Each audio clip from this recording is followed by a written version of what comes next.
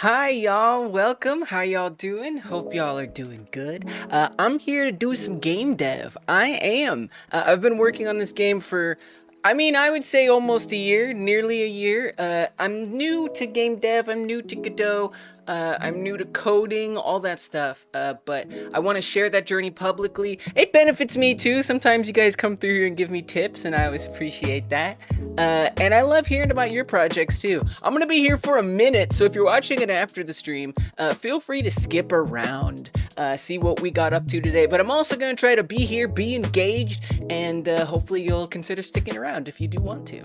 Yeah, so let's see what the game is. What is this game that I'm making? It's about being an alien and you invade Earth. Today I want to work on humans stuff. That is to say, you are alien who's abducting humans, and right now they just kind of stand there. They just stand there and let you abduct them. It'd be nice if they like ran away or something. Even besides that, I kind of want to think about like enemies, you know? That's kind of what I would like to have. Like, because right now the only enemies that exist, well, and that's the other thing, is like enemies in general. We have a lot of skins. So actually I'm using a cheat right now that has all of the skins unlocked that you get in the game. Normally this would just be a sea of green unless you unlocked all of them. We'll just play as the regular one for now. Yeah, so there's a helicopter that you can spawn in, and I can spawn in as the dev, but I really want, it'd be nice if they like actually appeared like on purpose, and then I want there to be human enemies, right? Not just humans that are innocent people running around, but humans that are enemies that you have to abduct and stuff. So yeah, so part of this game is that you don't have limbs, but you can grow them by eating these very docile humans, and then you get limbs. And these limbs are a bit, let's say, breakable. So if they're fragile, so if I run into obstacles here, by the way, all the obstacles are destructible. You can see there's like a green circle around the alien. That's the area of reach that you have, so the things that you can interact with. There's a lot of changes I want to make. There's still a lot to work on in this game, that's for sure, but the general kind of ideas here, so I could break off these legs, and now they're a little smaller, and that's going to confer, or that's going to actually give you less benefits if you have weaker limbs. So for example, with less arms, you might notice that green circle is smaller. We lost a little bit on the left side because we don't have a left arm. If I break off that right arm, you'll see it's a very small circle, which means I don't have as much room to influence things around me.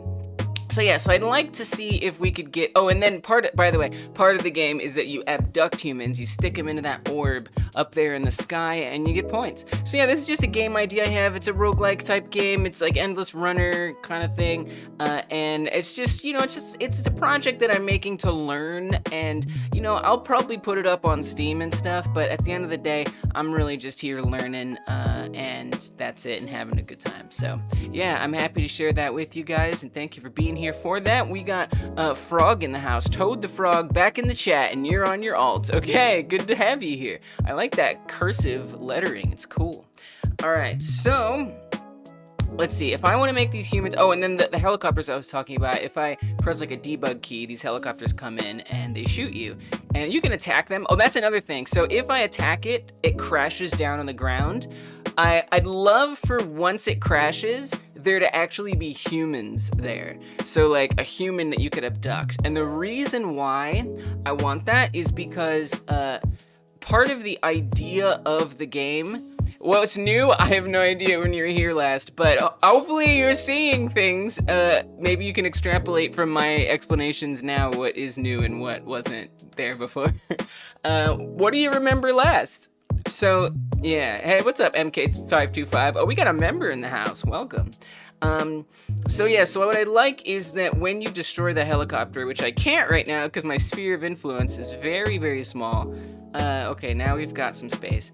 So what I'd like to see is that when you destroy the helicopter, it crashes and then a human appears. And the purpose of that is because in this game, a system I have yet to set up as well is like a morality system. So if you eat So you remember you were recommending parrying? Okay, so that was probably like setting up power-ups and stuff at that point. Yeah. So I remember that recommendation.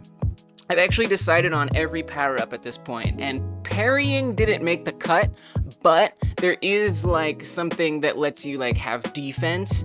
That's the closest that we got to have that in there. Yeah, all the power-ups have been decided on at this point. They all have not been implemented. Only a few have actually been implemented. So power-ups, by the way, you get when you beat the level. You beat the level when that abductions number gets up to 10. So once you, and then in the next level, that number goes up and it'll be like a different scenario and everything.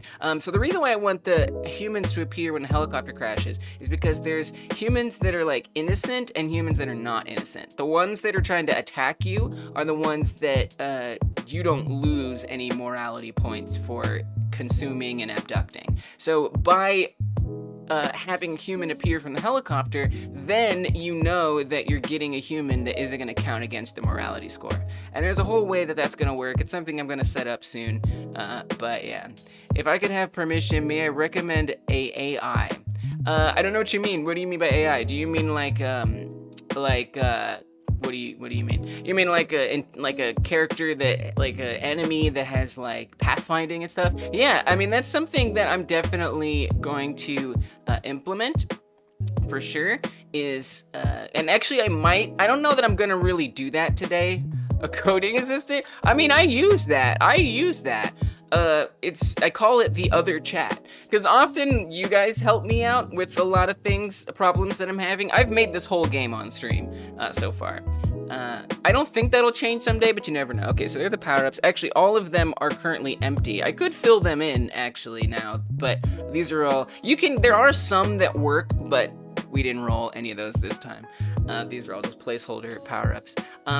But yeah, I mean, I use the other chat sometimes if I'm stuck and I need a little bit of help, for sure. I like Copilot myself. I've been totally happy with that. Haven't had any problems other than the problems that they all have. But you know, if you've got something, you're welcome to type it in. All right, so yes, MK525 is a member of this channel. During the devlog streams, if I'm feeling up to it, which is very rare that I'm not, I want to sing songs to members. And in advance, I apologize. But it's something I like to do as a thank you for supporting the channel, whether you got gifted the membership or not. I appreciate it. Coding assistant called Codium, I think. It also supports GDScript. Nice, neato. Yeah, I use Codium V, which is like a VS Code, an open source VS Code, but I don't think that's what you're talking about. But yes, member song is definitely incoming. Now, I did have a list of songs that I prefer singing member songs to, and I've been meaning to make it into its own little playlist. Okay, let's go with... Okay, so I gotta pull up my songs here. I can like search this, right? Nice. All right, let's see how this one goes. Oh yeah, this'll work. Okay, here we go, MK.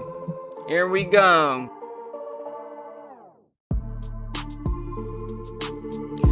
MK525, MK525, I think you're alright, I think you're alright. MK, I think MK is alright. 525, I think you're alright, MK. 525, today is here with us. MK525, I think it's MK that 525 is alright. Oh yeah, MK525, you think you're alright, MK. I'm gonna sing the song today because it's what I do for members. That's just how it is. It's the way.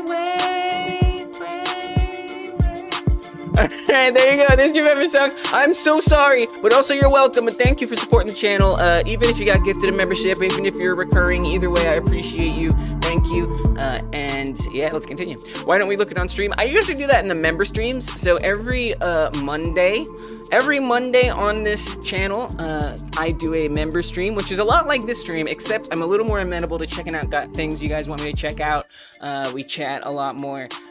Hit the join button below if you want to learn more about the members. You'll get songs like that if you want it.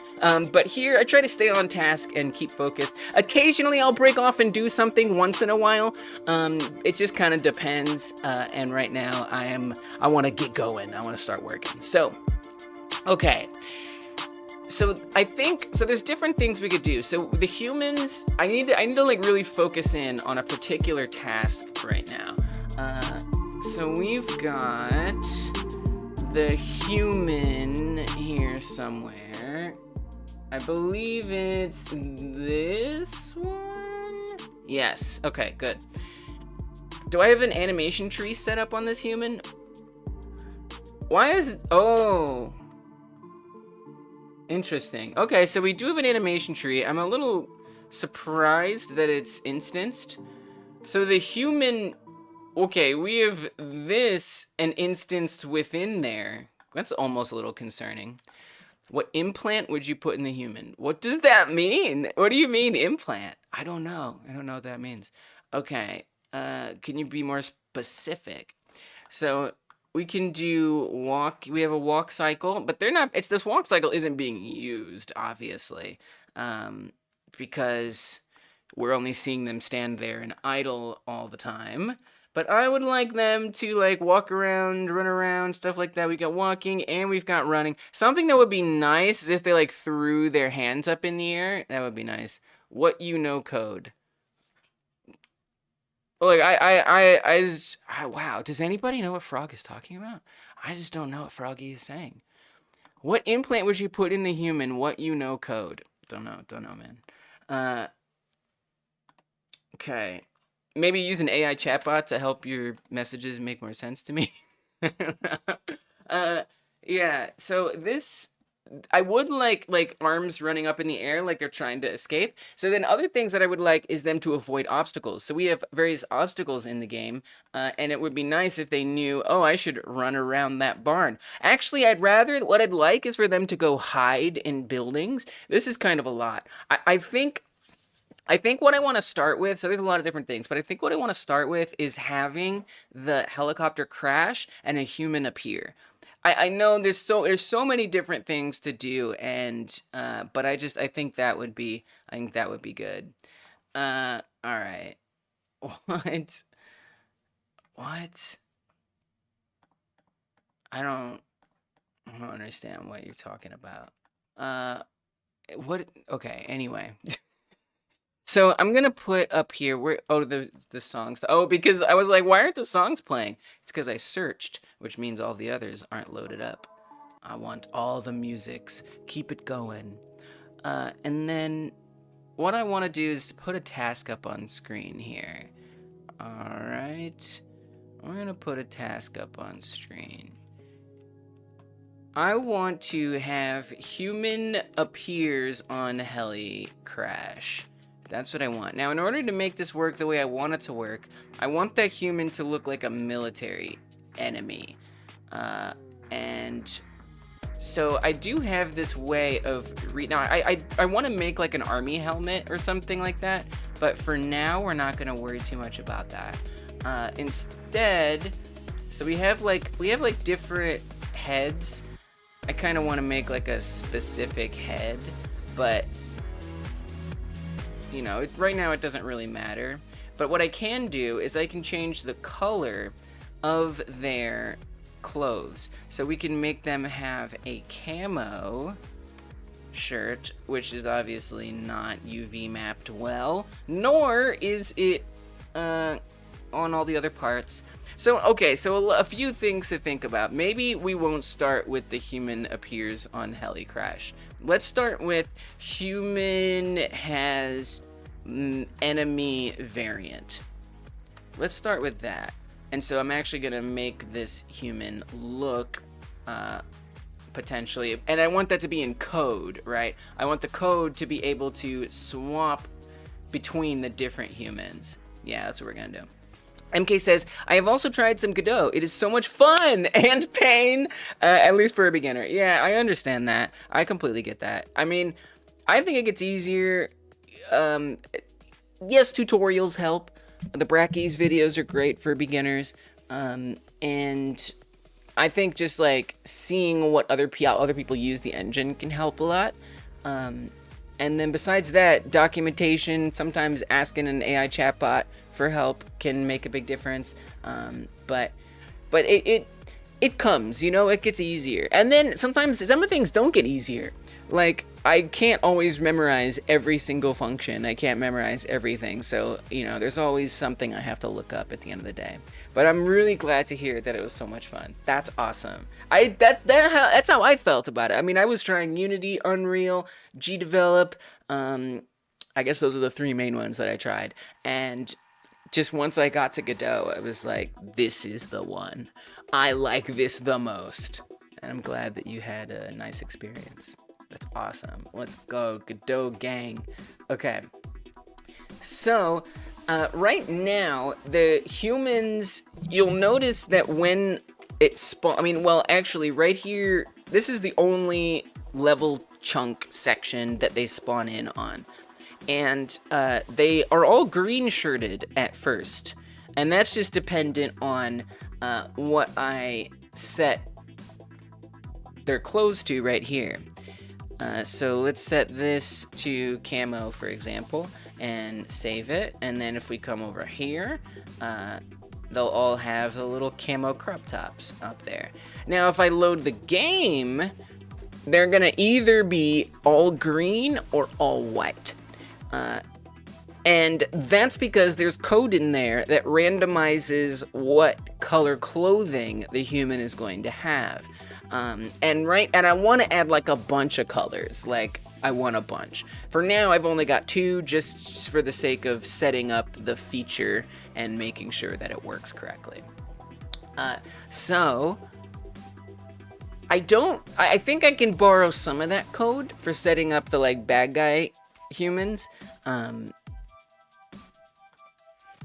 Yeah. I not all of it, because we obviously don't want it to like randomly be a enemy. I want to have some control over where they appear. So yeah, so here you'll see, oh, and they're still running because I left the running on. But yeah, so you can see that some of them are white, some of them are green, some of them don't even always appear. That's also randomized, whether they show up or not. But those are the same ones here. So we have a little flexibility to work with there. Let's make sure they're not constantly running in place. I think that would be ideal. Let's create a hiding character in Godot. Toggle character visibility based on inactivity. Trigger animation loops when hidden and display hints for player interaction. Yeah. Yep. That sounds good, Froggy. Sounds like a way it could be done. Alright, so I'm going to... A lot of that stuff is very universal, you know, whatever engine you're using, for sure. So, we actually use like an animation tree, which is nice to just like request either one of these different transitional states that goes between idle, walking, and running. And I haven't set up the code that actually changes it, but it will be pretty easy to do once I get there. But for now, I'm gonna just make the colors. We're just gonna set up colors stuff. So, the human script is actually called an abductee class. And maybe I'll make something inherit the abductee class. So that's something that I might want to do. So that way the enemies have all of the same code, except, they're handled a little differently. But that does mean, like, I just have to kind of reimagine a few things, which is just true. So here's where the clothing gets set here. And this is just, if it rolls, you know, well, depending on which it rolls. So it has a couple different options, which pick random. Okay, so there's like a, an array that has, it's gonna pick random. I'm trying to remember how this works. Let me look into this real quick. It's just nice to familiarize myself with the code. Okay, so this is actually an empty array. We have 2 paths here. We have the green clothes and the white clothes. So in theory, we could come in here, you know, someday and add in the yellow clothes or whatever, right? For now, we only have those two. Now, I should probably... I don't want to load in camo, because technically that would be for enemies. So maybe for enemies, I don't know that I really want variants too much on the human enemies. If I do want variants, maybe it'll be like their head pieces or something. But for now, I kind of just want to keep all the human enemies the same. Yeah, that could change someday, but I think for now, it's fine if they're the same. But yeah, so human tops paths, that gets loaded in via this function where it puts all the materials into the array. That is what's going to be that human tops array. That's like their clothes or whatever. And because we're not changing, currently we're not setting up their pants to change, right? That would be their bottoms. But maybe someday we can get that put in. And then this just looks for one of those paths that it takes the material from, and it's really just a color, right? It's one color, so it can set that same color to the arms and to the body parts, and then that will be the color. So either it's going to pull green or it's going to pull white. Now, if I want to have a enemy class that inherits from this, you know, I might want to think about having a human or an innocent human class, right? So there's like the humans, and then we'll say there's the, I don't know, the military. You know, I've already factored it all as human, so I kind of would like to keep that the same, which is weird to say like the military aren't humans, but that's just the way we'll just do it for now. So that means for the base abductee script, I might not want to have human variety on there. To some extent I do, but technically this version of it I don't want on the enemy. So this would go, so kind of, let me pull up a little Excalibur here. Kind of what I'd like is to say there is the abductee class on the top level, right? Make that a little bigger. Let's give it that color. And then from that, we'll inherit the human / innocence class or whatever. Okay, we'd like that to be together, please. And then the other one that's going to come from it is going to be human military. Or enemies, as it were. / enemies. That's a wide circle. Okay. And then this abductee, so right now that's not how it's set up, but this is how I would like to set it up. So then the abductee class would then be the parent of these two classes, right? Right now, the way it's set up is there's only an abductee class. That's all that actually exists, is the abductee class. And so I'm going to seek to branch it out into these two separate ones, which means there's some functions that belong in here, and some that belong in here. And then we'll create new ones that work for the enemies. So this is actually a pretty big task. This might take me some time, but I'm here for it. I got snacks, I got food, so I'm buckling up. I'm buckling up and I'm buckling in. And I gotta take a bite. I gotta take a bite of the old snackaroony. All right. Let's see if we can do this. So I think the way I'm gonna start out, if I can not knock over everything, I think the way I'd like to start this out is by asking if you guys could leave a thumbs up. If you're watching this right now and you haven't pressed that like button, remember to thumb up this stream. By pressing the like button, it means more people are going to see this stream now and in the future. So thank you if you're willing to hyper smash that thumbs up. It means a lot. All right, so the way I'm gonna actually start this is by let's just make a new script. Well, And the thing is, we have to make sure that script gets applied to certain things, right? The abductee script would actually be floating on its own. This would be kind of separated. So here's what I'm going to do. I'm going to actually detach the abductee script entirely here, and we're going to make a new script. This is going to be, yeah, sure, in humans, and then we're going to call this human innocent. Okay.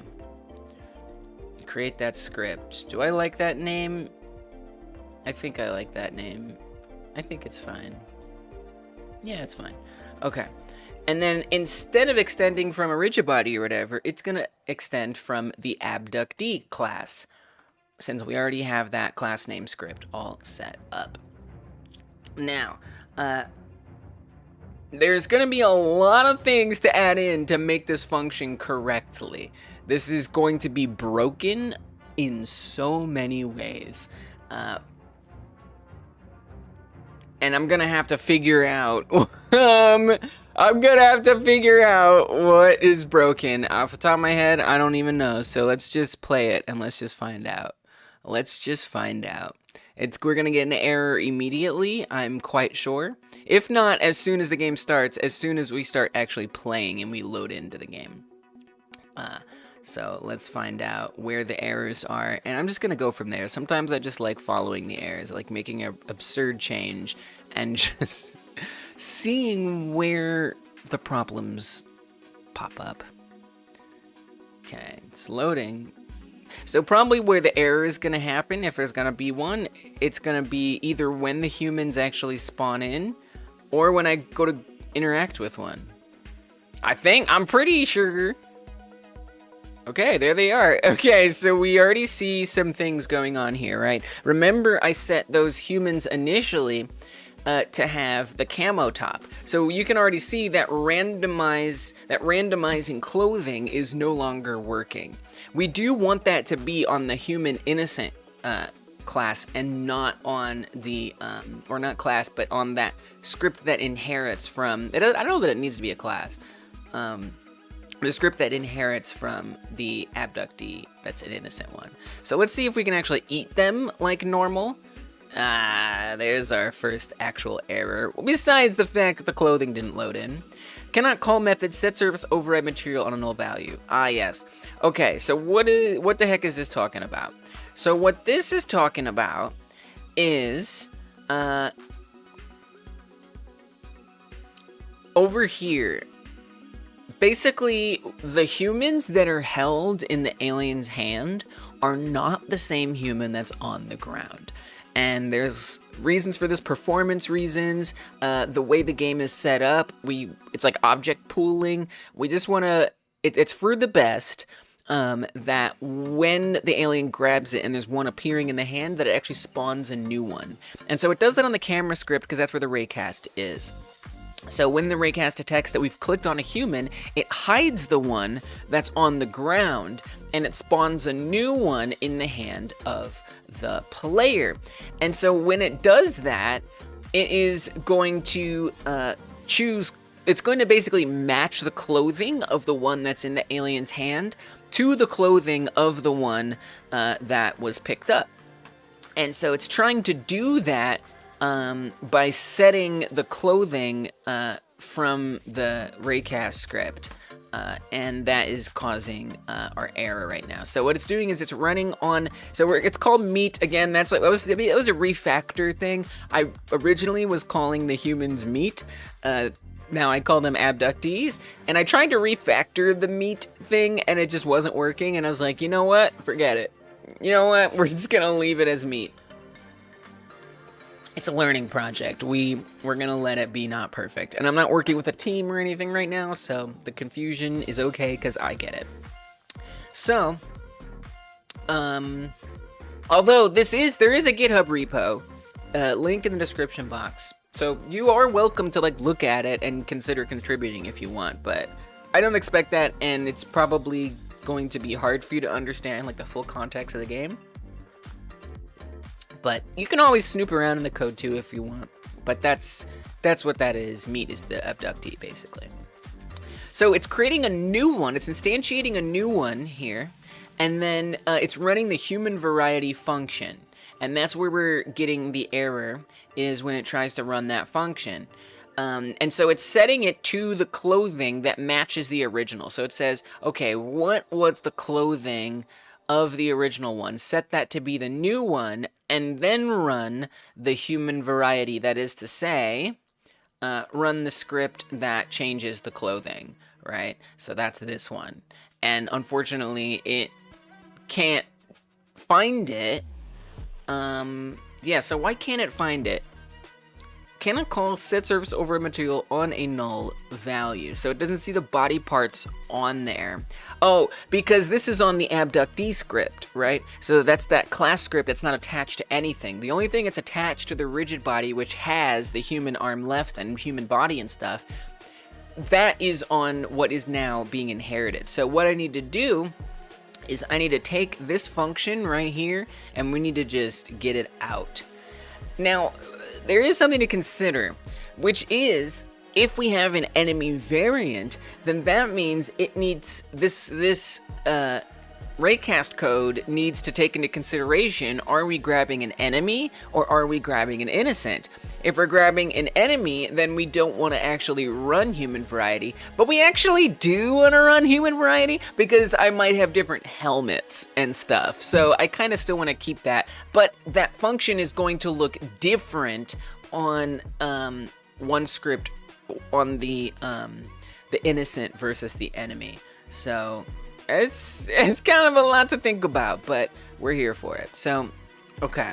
So what I'm gonna do is I'm going to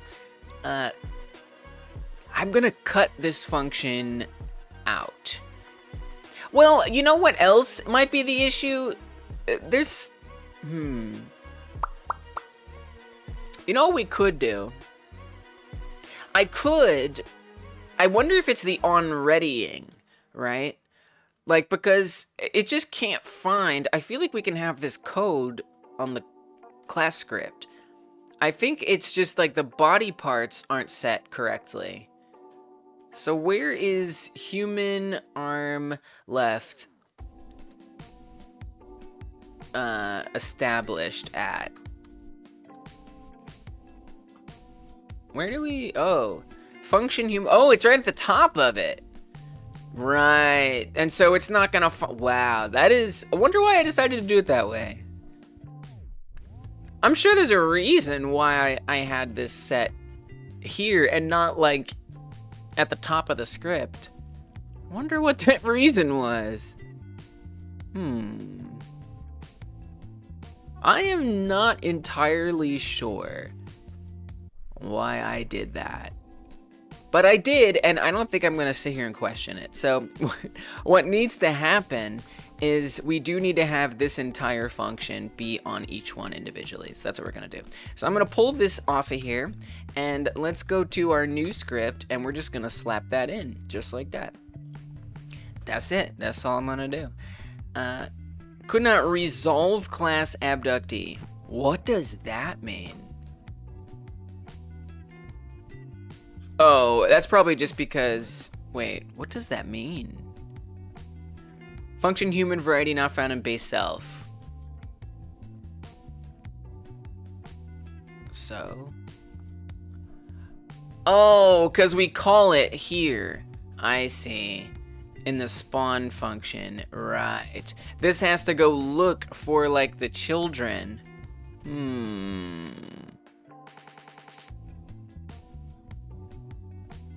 So if I want to call a function that's on an inherited thing from the class script, how do I want to do that? So what this is when the game loads in the human, it determines whether that human is going to appear or not. And in addition, it chooses what color are its clothes going to be. And then that's when it runs this function. I think it's signal. That's what I think. I think you do a signal. So that's what we're gonna do. So I'm gonna create a new signal, messenger, we're gonna say randomize human, or we'll just say, yeah, we'll say randomize human, emit, and we want that to call with true. And then I'm gonna pull this off of there. Now I need to go create that signal. So I'm gonna go do that. Over here, do we have other human related stuff, abductee related stuff? Sure, let's put it here. So I'm gonna create a new signal for randomize human. And it's gonna need to know some things. Let's not worry about that right now. I'm gonna pull up our innocent human script. And I'm still a little confused why it says could not resolve. I think if we resolve this, it'll resolve itself. So now we're gonna do a ready function here. And in here, we wanna connect that signal. Let me go save it so it auto-completes. Save it. I'm gonna come back to my innocent human script. Messenger randomize human. Connect on randomize human. Which I guess is what we're changing this to from human variety, apparently. On randomize human. Okay. And then that should run that just the way we need it to. Now, one other thing I do have to change, we got to come back over here. Instead of human variety, we've now refactored that to on randomize human. Let me just check throughout everything, make sure we don't have that left over somewhere. It doesn't belong. So I'm going to search for human variety. See if that is called anywhere else. I don't think so. All right, looks good.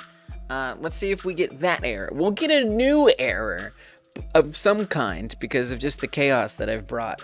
But it shouldn't be that one. And if it is that one, well, we'll fix it. That is the chaos I have decided to embrace today. But it needs to happen. It's the stuff that needs to happen so I can get this game working the way I want and the way that I need. We'll get there. We'll get there. Hope y'all are doing good today. I'm waiting for Godot to load my game. Actually, I'm waiting for the game to load itself. Okay, so we see a problem here. So notice how there is a green circle, an extra green circle under the player. So that's actually the green circle that's supposed to appear under the humans. So this one right here, that tells you that you're able to interact with it. That's what that is for. And it starts at the origin, which is the same place the player starts at. So this is another like problem that we need to sort out with this new structure we're setting up. These are supposed to move to underneath the humans or be hidden otherwise. So we have to sort that out. But for now, just taking note. Keeping on. Okay, so see how it just disappeared? The reason why it disappeared is because the humans just spawned in. So it just teleported over to the humans. So we got to look for wherever that's hidden ahead of time, and we need to make sure that it is. And actually, no humans appeared. Oh, they're supposed to all be right here. So I think that's our next problem, is that it is resolving the abductee script, but it's not actually running spawn me anymore. So none are appearing. Something that would be interesting, I mean, I'm sure, we could deduce what's happening anyway, but I'm going to turn on visible collision shapes, because I'm just kind of curious, like, are they just standing there invisible? That must be it. It'd be nice to see, though. And then we'll know because their collision shape will still be there. And that's how I'll tell if they're still there. Just like as an extra check, just to like double, triple confirm what's happening. Well, it's just double, it's not triple. So you're going to see a bunch of pink outlines. That's my collision shape color. You can actually see the player on the far right there, because we're just using the same everything, but the player is hidden. These are all those aliens, the skins that we were choosing. This is all of their collisions, because really we're just changing the color of the ground underneath them and making them invisible. You know, a few little tricks. Okay, so that green just went away, meaning humans just spawned. Okay, so the humans should be right here. I actually saw a little green circle right there for a second. So the humans are supposed to be right there. Their collision isn't appearing, which is actually a bit shocking. I'm a little surprised. Okay, so their collision isn't even being set up. Well, that's why we did the test, so we could find that out. All right. Now, let's go back to our abductee script and see where we're dealing with some problems. I don't think anything useful came up in the debugger. This is all stuff that isn't relevant. So, let's see where that gets controlled. So where does spawn me get called? Spawn me is called in the physics process. If it is not spawned, so I'm guessing spawned is false. Spawn starts out as false. And then, so this will run as soon as this exists, basically. I'm a little confused because when they do exist, are we sure? Spawned is false. Physics process, interactable index. So here you can see this is where the physics, basically we're not, which makes sense. Why would the physics process be running on a script that isn't even in the scene yet? That's why this stuff is happening. Because it's not running as soon as the game starts, it's running as soon as the human goes on screen, which isn't what we want. So actually, I think all of this needs to be moved elsewhere. That's a lot. Wow, look at all this. Put it in the trash? Maybe just put this in the freaking garbage, for one thing? That doesn't seem necessary. A lot of stuff in here right now. Wow. Let's get rid of that, probably. Okay, so it moves, the interactable indicator is that green circle. It moves it to the position of the human. We definitely want that to be happening. It runs spawn me, which determines if it should spawn or not. It checks to see if it's not spawned yet, or if it is spawned, if it is spawned, I would like to, something that I've just been meaning to do is stop doing it like that. It would just be more readable to me if we do it like that. So that way it's like, if it's spawned, this, if not, otherwise that. I just think that just is more readable. So if it is spawned and it is interactable, which is something that gets set somewhere, we want its collision layer to abductee to be true, so that way you can pick it up and grab it. Otherwise, it's false, so that way you can't interact with it. So basically it's saying, if it doesn't spawn, make sure the player can't grab it, is what's happening. Alright, so it spawns it. If it isn't spawned,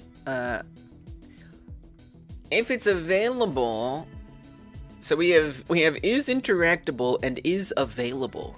Okay, so that's actual, that's not true when I said that this is how the player grabs it.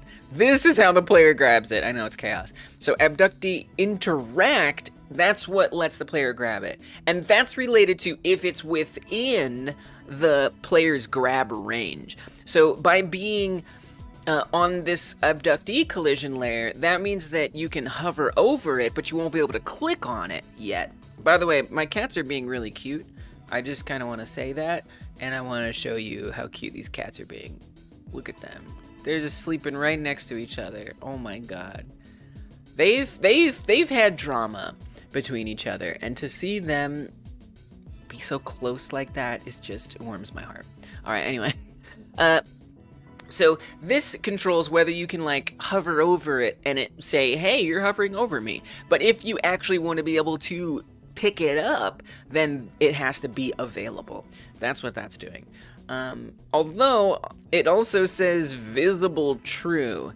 So that's also interesting and confuses me a little bit, but you know, I don't really need to understand it right now.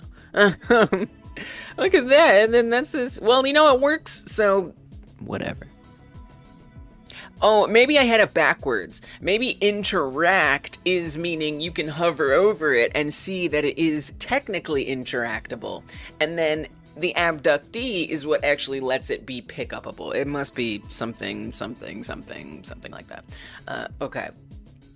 If self-global position Y, so this is if it destroys it, basically. So if it falls off the side of the level for some reason, it's going to make sure to get rid of it, basically.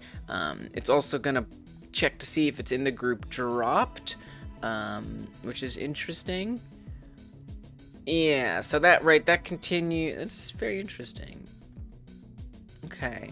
There's some interesting things here. I feel like this was set up more for debug purposes.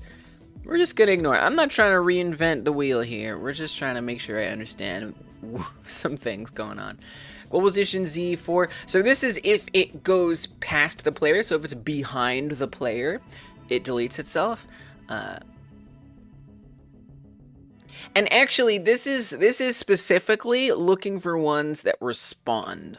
That is to say, or let me rephrase that, ones that were instantiated. That is to say, when you grab them, it instantiates a fresh one. And it only is going to delete those fresh ones. It's not going to delete the ones that are always there. If is in group grabbed, interactable indicator is false. Right, that makes sense. So none of that's going to work. Wow, there's so many things in here. And so I guess what I have to ask myself is, does this all need to be on each, you know, so when I look back at my drawing here, I think I need to put all of that on the human/innocents and on the human/military/enemies. I think I do. I don't think there's a way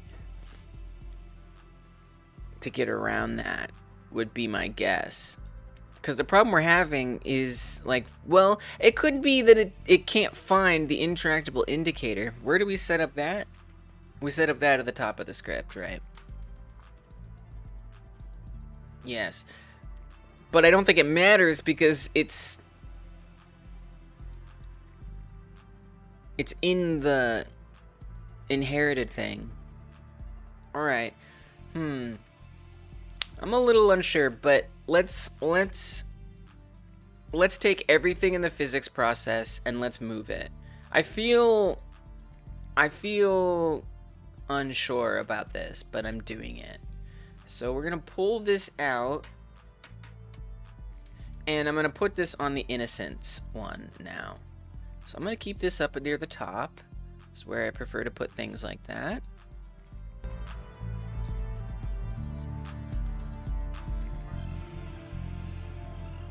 Okay. And then let's see if we've resolved a couple issues that are coming up. Alright.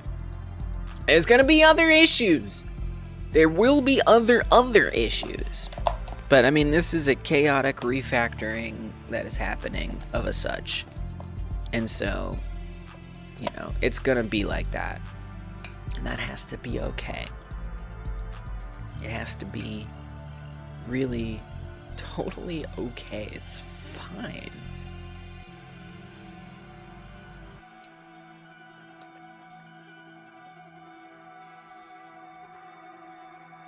I might put a little orange, like green, like a fruit, like an orange fruit hat on top of this one, because it'd be cute. Okay, so the indicator is still not in the right position, which tells me something isn't working right. Spawn me. I think we have to move spawn me.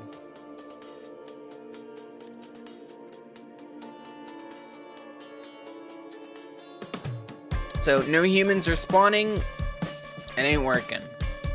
So let's move spawn me. It's you know, it's like, what is going to be left on the class script? I don't know. At this rate, not much. All right, back to the abductee script. Let's get spawn me. This is a method I don't use very much, or a technique I don't use very much. I've used like once on another project, and I'm not entirely immediately familiar with the best ways to make it work. All right. So spawn me has been moved to the same script that has that physics process on it. So hopefully it will actually spawn. So what I'm looking for at this point is I don't want there to be the green circle below the player. I want that to stay under the humans, basically. That's what I'm hoping for.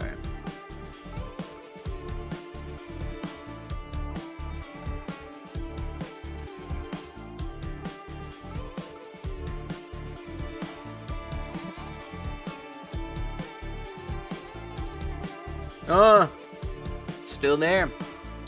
I'm a little surprised. I'm almost regretting doing this. Okay, what's our error? Non-existent function spawn me on base rigid body.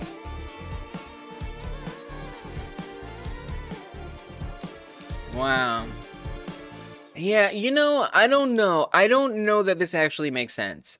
I thought this made sense, but I think trying to redo this is too much work. I have another project where I have something set up just like this with the a class script, and I have variants coming off of there.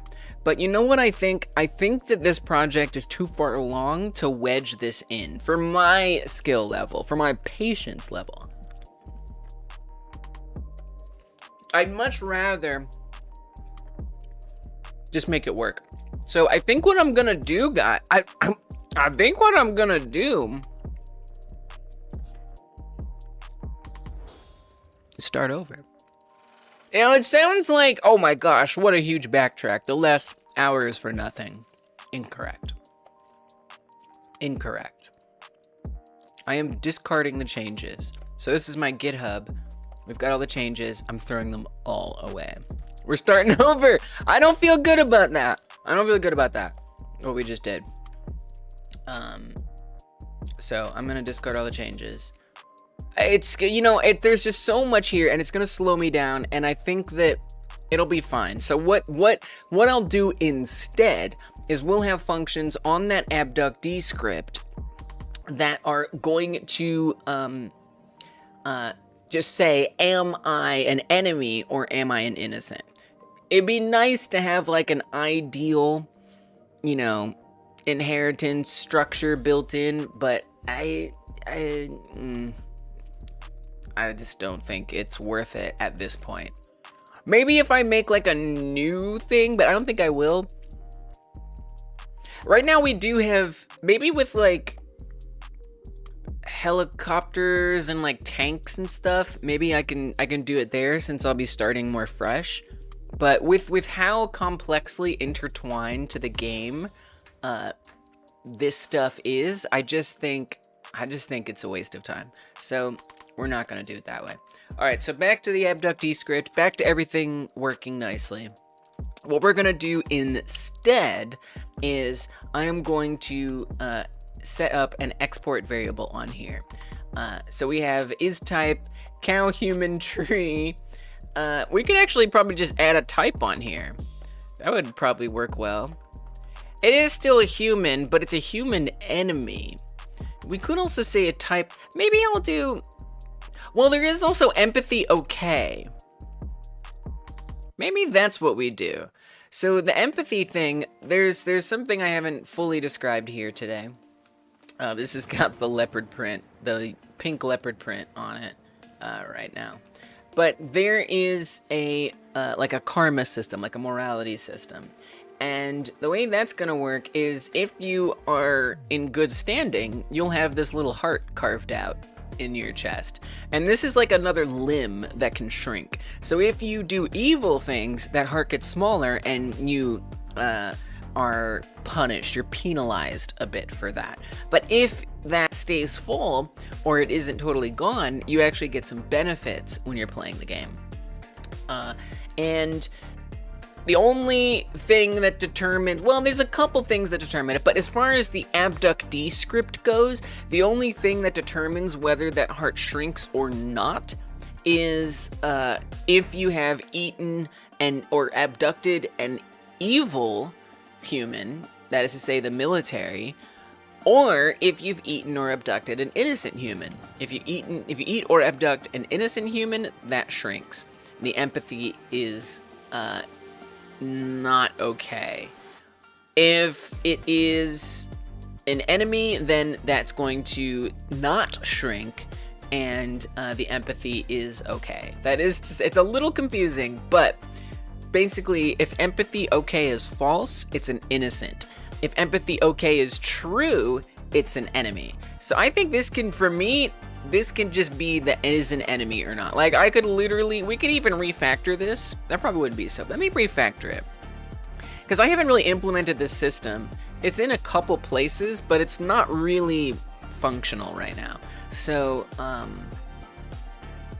I actually think we could just refactor this, because I don't really like that name. It's a little too confusing. So let's replace empathy okay, wherever it appears in here, with is enemy. Simple as that. If it's false, then the empathy is not okay. If it's true, then the empathy is okay. Simple as that. All right, so let's replace all those. That didn't replace anything. Empathy okay, replace with, what you call it, is enemy. Replace. Okay, do you just want me to save it? I'm just noticing that it's not replacing anything. It's not listening to me. Why aren't you listening to me, Godot? You have one job, and that's to listen to me. I'm a little surprised by that right now.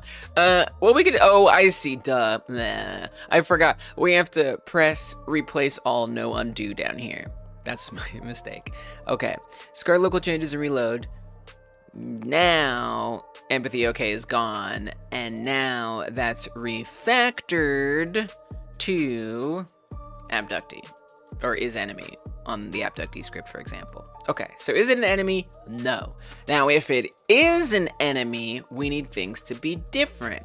So, I'm actually going to go back to the global script, and let's add a new array for clothes. So we have human tops paths. Let's say human enemy tops paths. And for now, we actually only have one, and I believe it is called that. So let's just select this string and pop that in there, just like that. And give it a save. Good.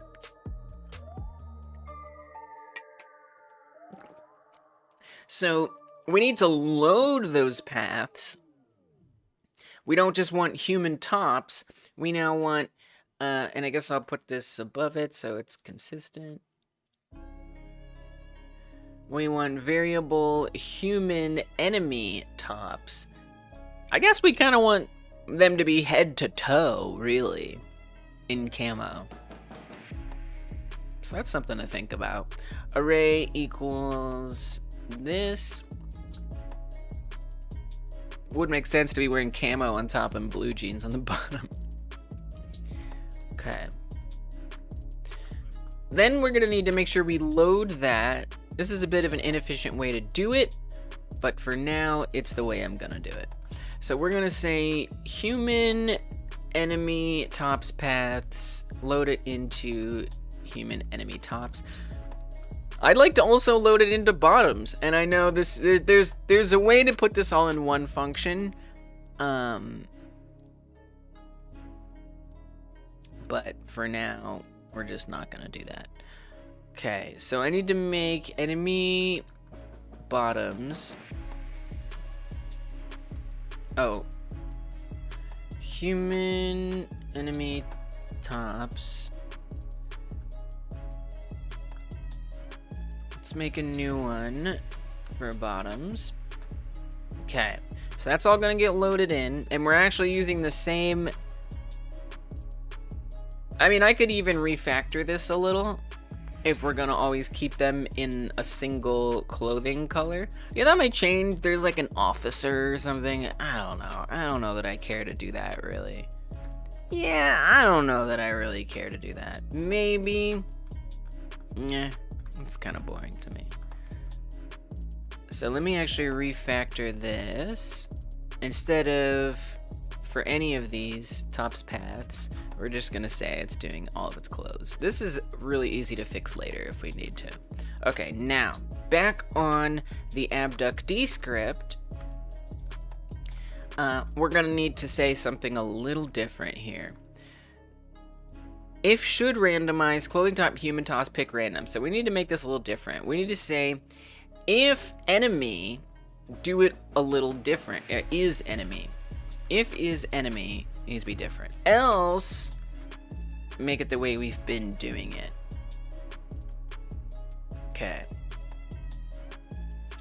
Now in theory, I'd want bottoms for the human. Maybe I should do. Let me set up the humans' bottoms as well while we're here, or the innocent ones. Let's do that. I think that would be nice to get set up. That way I don't have to have an if statement where the bottoms only apply to the enemy. So, we're gonna make a new one here. Human bottoms paths. I don't know what we call this. Do we have like denim? Yeah, so I guess it's just denim is what we'll put in here. So I'm going to just highlight over this, drag in denim. It's not really gonna randomize much because there's nothing to randomize there. That's okay, I don't care. And then we're gonna make a new one, human enemy tops, human enemy bottoms, human tops, and then we want human bottoms as well. And then, very inefficiently, I know, but it happens at the beginning of the game, so who cares?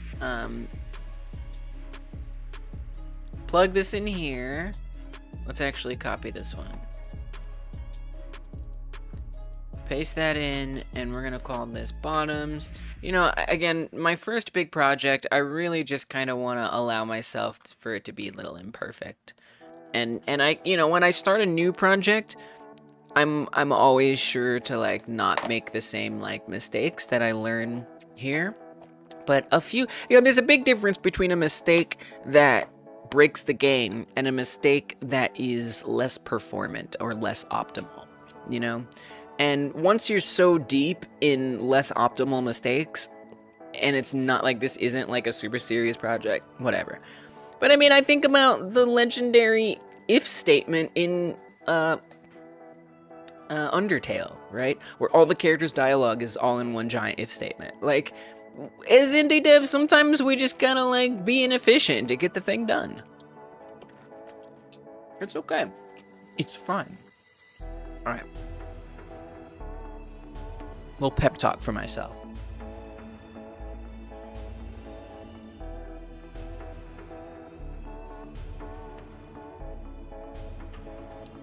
Wait, what's the parse error this time?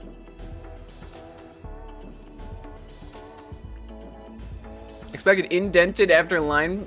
Oh yeah. We'll get there. Patience. Give me a second. Dang. All right, I think I set all that up correctly though. So if it's enemy, we want clothing top to be globals. Let me actually go back and save that. So that way it'll auto-complete, hopefully. Alright, come back to the abductee script. Human... I gotta type globals right. Human bottoms. Pick random. And actually, we want this on both of them. Oh no, human bottoms goes on here. That's what that is. clothing top equals globals human enemy bottoms and human enemy tops. I will spell clothing correctly. I've decided. Array cannot be assigned variable. Oh, right. Pick random. So it picks one of those. And then we could do the legs here. I obviously haven't set them up. So let's set them up. Call it leg left. I think it's just pretty much the same format there. Leg right. Human leg right. Okay. Are there sections to the legs? Nope, I think there's just one legs. Okay. And then we'll duplicate these. Put it down there. Change the arm to leg. And then instead of top, it's bottom. Oh, looks like I have a little error here. Forgot to forgot to do that.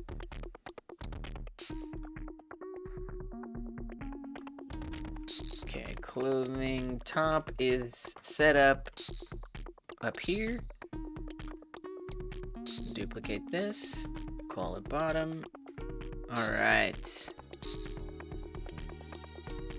Good. So if it is an enemy, it takes from the enemies, tops and bottoms. And that should be good. Okay, so now I don't actually have any set to be enemies, so I need to do that. I need to make some enemies. It could be nice to just, like, drop it from the helicopter. We could probably set that up. I kind of think the helicopters have too much hit points right now. I kind of think it should be one hit and they die. Because I'm finding that it's really hard to actually take out the helicopter. You know? Like, it doesn't... by the time I destroy it, I can't actually get a human out of it. So maybe I'll adjust that. The copter hit points are handled... where? I'm actually not sure where we handled the hit points of the copter. If I'm being honest. It should be up here, but it's not. So where does how does it know how many hit points? How does it know? Because, like, for example, on the, like, buildings, all right? Let's pull up a cow barn for now, which also has insufficient hit points, or too many hit points. Oh, it's not, yeah, it's on the obstacle script. But we're not, the obstacle script isn't quite the same here, is it? So the max is 7. That's the hit points, which is way too many. It is 7 hit points. We could bring it down right now. Just bring it down. You want it to be less? Make it less.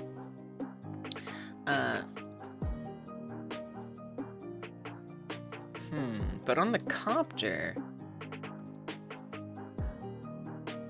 it doesn't actually become an obstacle right away. It becomes an obstacle while it's flying through the air before it hits the ground. That's when it becomes an obstacle. It doesn't start out as an obstacle.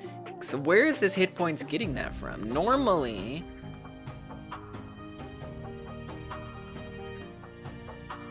and this is the same hit point script. Hey, what's up, Sable Spirit? Welcome. Normally it gets the hit points, update hit points. Let me see where this happens. Health max. So we don't even refer to it there. Health max. We create the variable based on its parent in here. Okay, so then where is it coming from on the copter? I'm setting up human enemy variants. So I'm trying to make that work, and then I want those humans to appear when a helicopter crashes, the enemy humans. And so I am examining the copter code, and I want to make them have a bit less hit points. Okay, health max. Oh, it's just not an export. Why not? Make it an export. Let us change it. Okay, that was the problem. Good. So we're going to give them 1 hit point now. And good. So now when they actually crash, we want to set that up. How your project been going, Sable? Hope you're doing well. Good to see you. Hope your streams are going well and everything. Copter stopped, is attacking, is dying. That sounds like. But what about when it actually does die? Don't we have a, like, exploded or something? A helicopter that spawns, yeah. I know it's kind of wacky, right? Because, like, when it crashes, wouldn't the humans die? No. Because that wouldn't work for what I'm trying to do. So in this world, they're just gonna be standing there. Ideally, they'd, like, you know, rush the player or whatever. We'll get there. Welcome, Frank. Table says they have too many HP. Meanwhile, the HP... I know. But hopefully you'll, like, see... It's... Part of the reason is because the game is always moving, right? And I've given the player a limited range of attack. So what that means is the enemy isn't going to be attackable until it's right in front of the player. So that way it's in that range of attack. The player attacks it, and by the time it falls and crashes, the player's already past it. And if I want, when it crashes, there to be a resource that you can extract, the player's not going to have time to actually get it, because by the time they can grab it after it crashes, the player's already going to be way past that. So that's why it needs less hit points. Even though I know it seems like already nothing. The alien's very strong. It's a very strong alien. Even though its limbs are also very weak. It doesn't have to always make sense. So... So is dying, if is dying, blah blah blah, copter mesh rotation, detect copter death, is colliding, is destroyed, emit. Interesting. So where do we connect is destroyed? On the obstacle. Wow. This is on every obstacle script. That's amazing. If it has signal, if its parent has the signal is destroyed. Wow. That's amazing. On top level is destroyed. Okay. Alright, so this is where we're going to want the human to spawn from. Because, again, it becomes an obstacle. Once you attack it and it's flying through the air, it becomes an obstacle. That's how this works.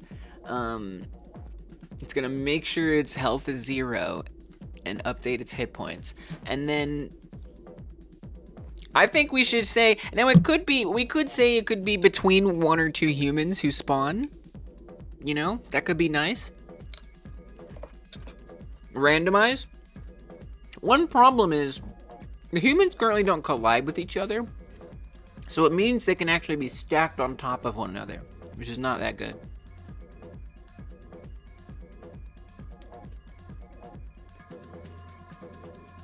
So for now, let's just have it spawn 1, but at some point, I think it'd be nice if, like, you know, if you get lucky, there's 2 humans in the helicopter. And then you get 2 that you can abduct or eat. All right, so now I gotta set up some instantiation here. That's gonna be, That's gonna be tough. I don't know, I'm worried about performance, but we'll see.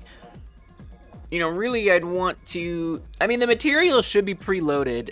It shouldn't be that bad. It needs to eat. And that's the thing, is it's like...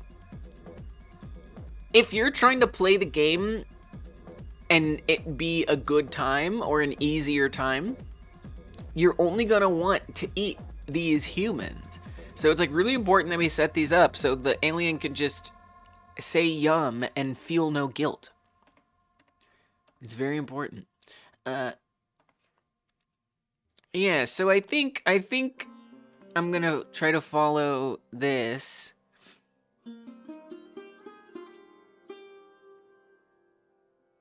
Variable meet new equals the instantiation. Yeah, right. That makes sense. I get that. Okay. This is gonna be some experimenting. It's gonna be some experimenting. All right, back to not the copter script, but the obstacle script. This could be interesting. You know, obstacles should also spawn humans. There's something going here. We'll see. This is gonna take a lot of work because I also want to have a power up where you can,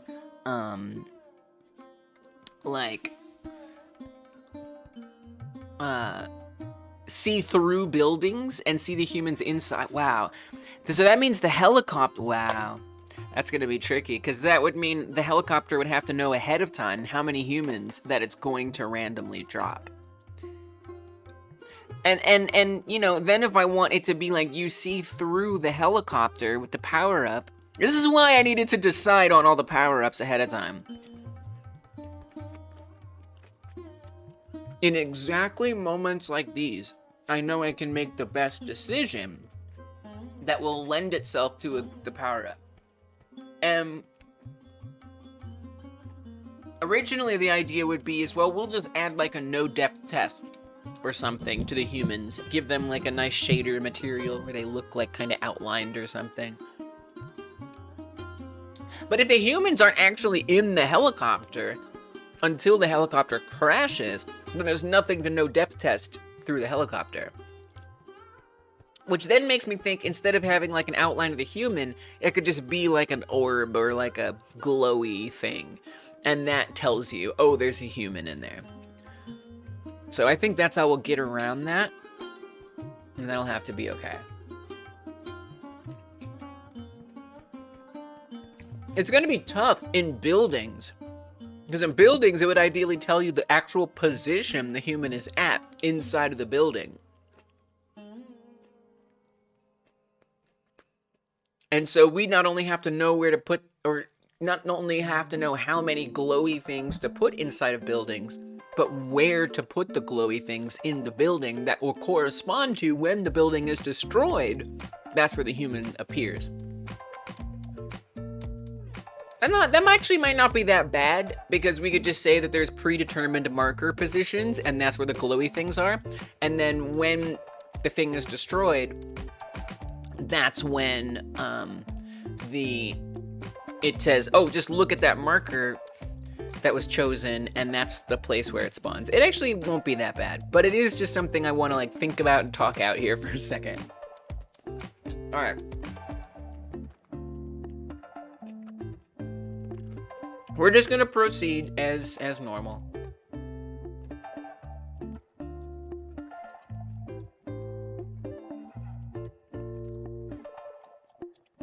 Okay. So we don't need to worry about all of this mess here.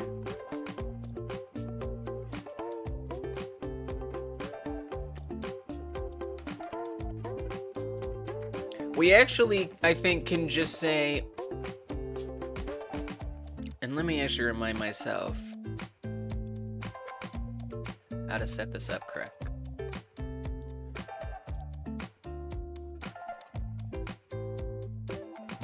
Yeah, like this, right. Okay, so come back over here. And instead of a helicopter, we don't want a helicopter to spawn a helicopter. We need it to be a human, but we need the human to be an enemy. That's very important. So I'm gonna add the human scene on here.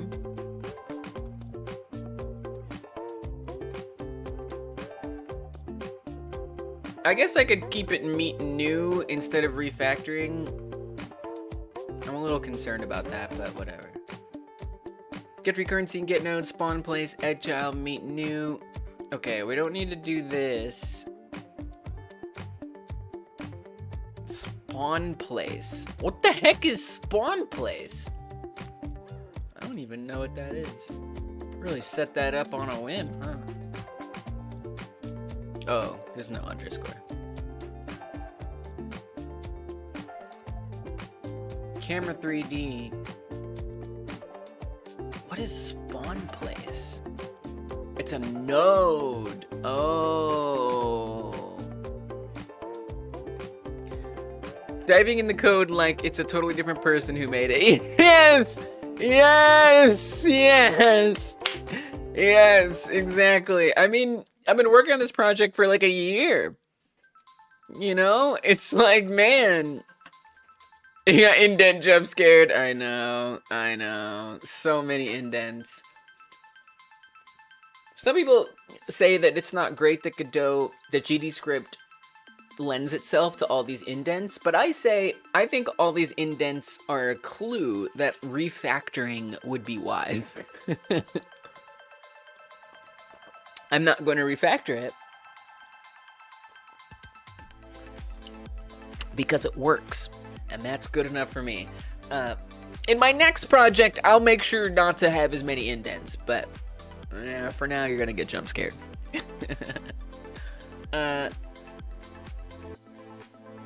Okay, what are we doing now? I think spawn place. I wish I could search nodes over the whole project. That would be super nice. I think that is on, where is that? Where is spawn place? Oh, there. It's right there. It's just in the main scene. Okay. All right. I guess because it like starts there, and then what, does it like teleport somewhere or something?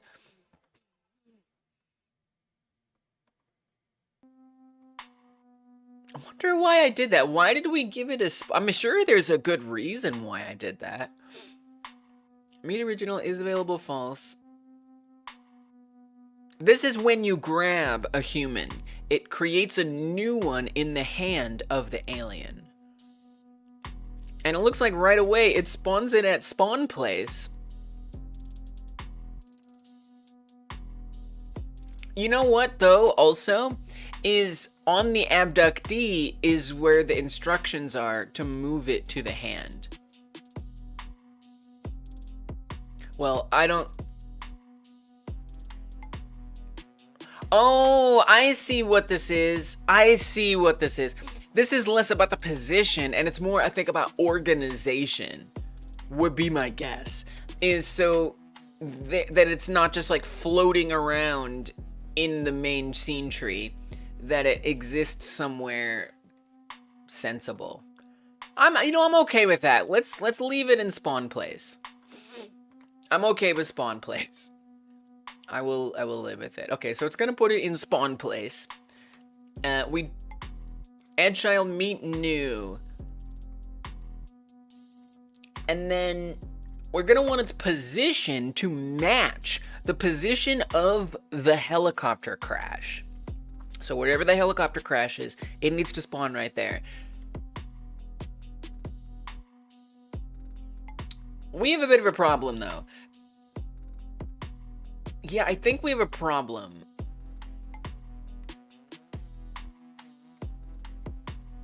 I don't know. I'm worried. Yeah, because doesn't it queue free somewhere in here, right? How does it delete itself? When does the copter delete itself? It has to. So remember, the copter starts out as this Area 3D copter class, which has hit points. When those hit points reach 0, it becomes an obstacle. And then that obstacle has hit points too until it hits the ground, then it explodes and copter death occurs. Where do we... There's no queue for... It has to be queue free somewhere. It must be somewhere. Okay, on is destroyed. Ah, here we go. Maybe I want to put the code here. Let's see what calls on is destroyed. The is destroyed signal. So we won't have a position anymore. We won't have a position A. Well, if you queue free it before, okay. All right, so here's what I'm actually gonna do. We're gonna move this.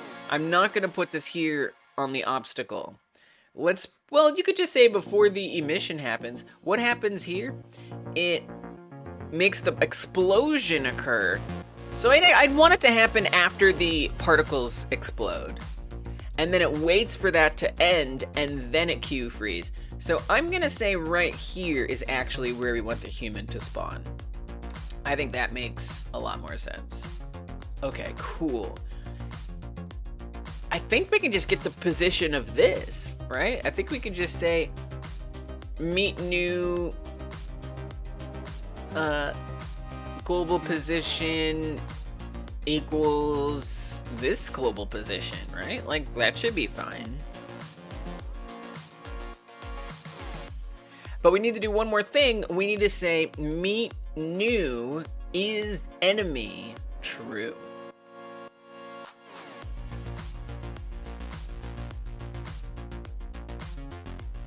I feel like there's more that we want to say. Let me go back to the camera script to make sure that it doesn't behave like the other humans.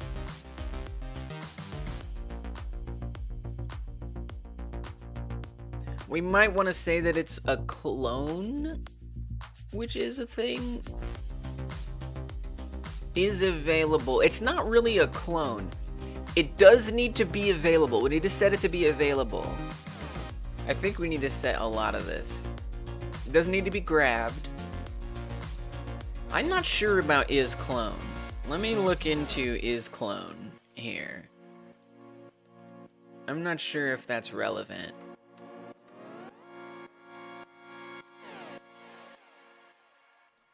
Oh, I guess is clone is only relevant to the camera script. And how is it relevant to the camera script? That just determines if when you grab it, should it spawn a new one or not. So this actually would not be a clone, because we do want to say that when the alien grabs it, it needs to spawn a new one. Yeah, oh, okay. So we definitely don't want it to be called a clone. Absolutely not. Now, as you see, we actually are only defining clothing top here. So that's a bit of an issue. We need to also add in clothing bottom, and we need to check if it's an enemy or not. Yup. Yup. It's a little chaotic. If meet new, in this case, well, no, it could be. If meet new, well, it's gonna have to make sure it inherits the enemy information. Oh my. This is where the indents will continue, Sable. It's only gonna be indented more.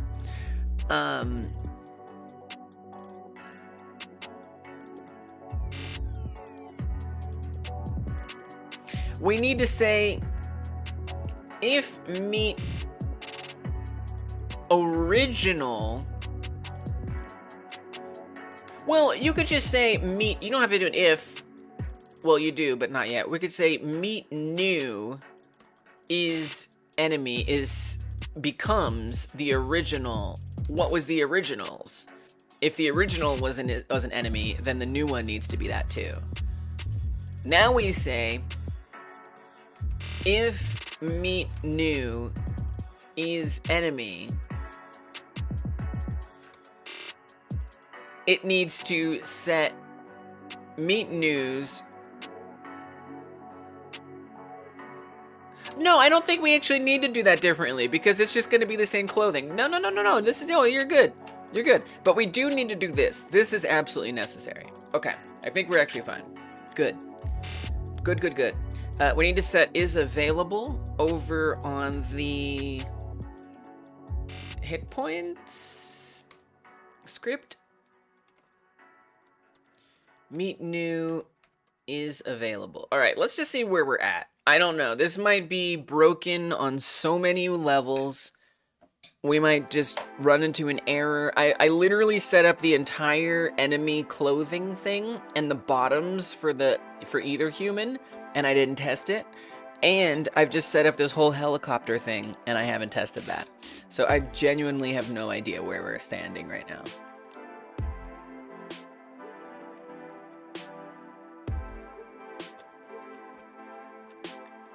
It's time to find out. I expect errors.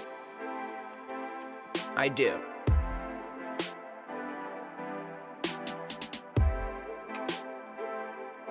What if it just works? No.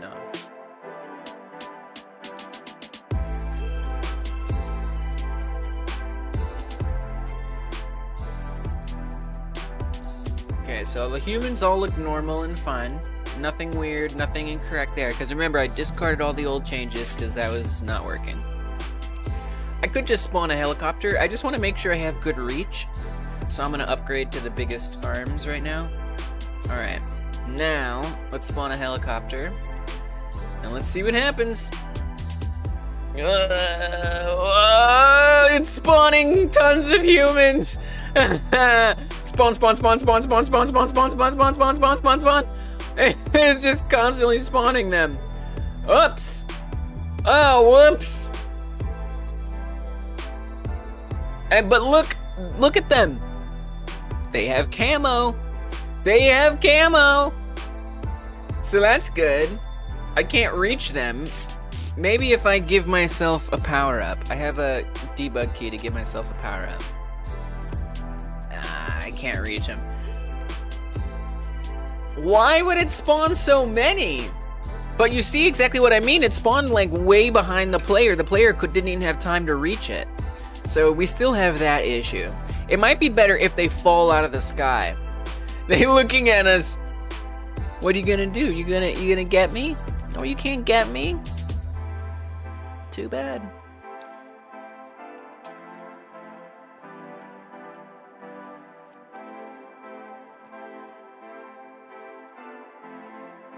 I mean, it shocks me because it should be deleting it. It should be deleting the owner anyway.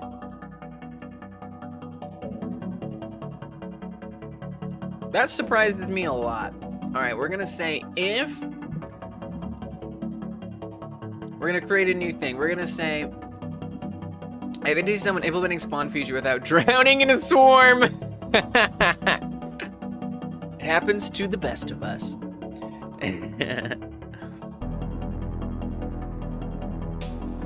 If new meat spawned, if new meat not spawned.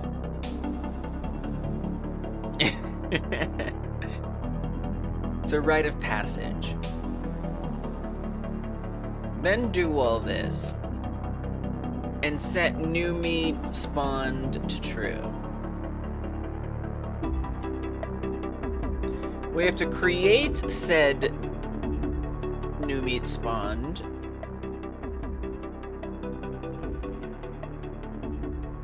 Variable new meat spawned. And that's gonna be false. Look at all these untyped variables. This is Godot, okay, this is GD script. We have to type our variables in this house. Okay. I don't know what target's supposed to be. Get no player.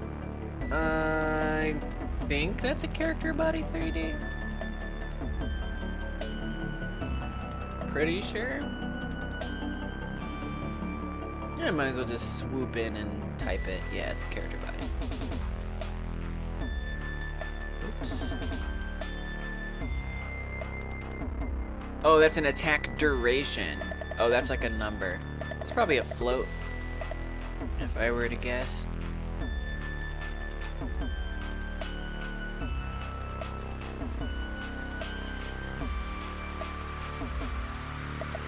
Yep.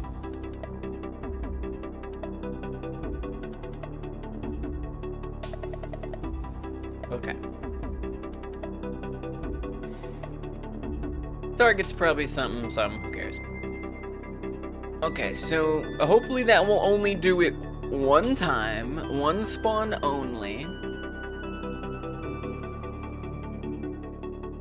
I wonder if just like that was keeping Q free from happening?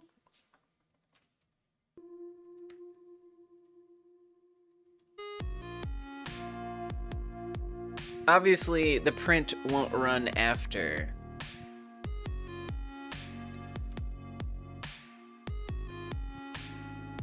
Okay. So just to like get some more information, just to make sure everything kind of makes sense. We'll see how this goes. But I'm glad, I mean, a lot of things worked. The camo colored human, total absolute workage, utter workitude. No problem. It spawned a human in the right place at the right time. It just spawned too many.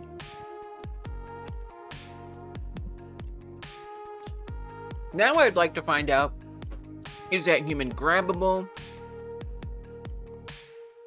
That kind of thing. I am thinking that we need it to spawn as soon as the helicopter starts going down. Like maybe they can parachute out? Dude, that would be awesome. Because it's just too hard to try to grab it when the helicopter crashes so far away.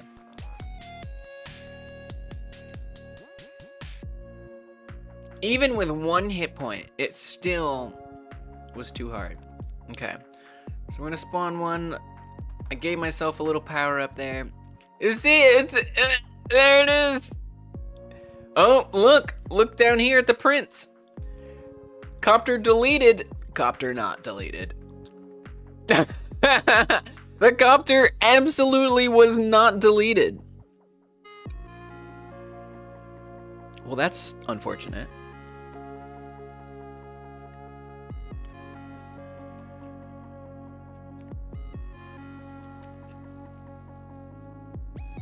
Are we sure about that? Also, where do these spawn?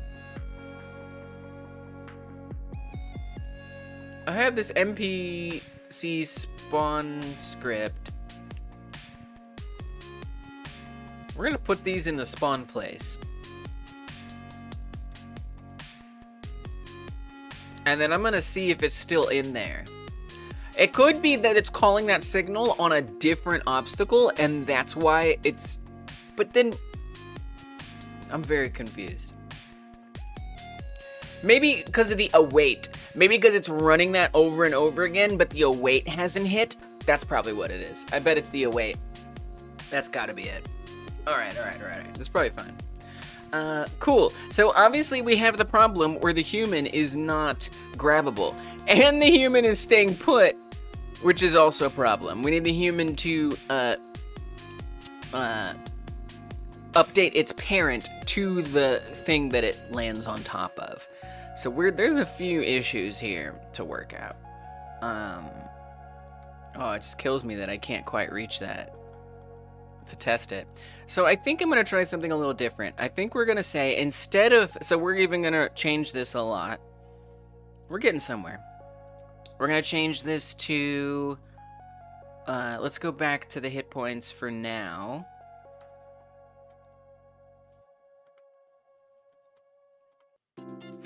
Come down to destroyed. And we're gonna grab all of this out of here. It all's gotta go.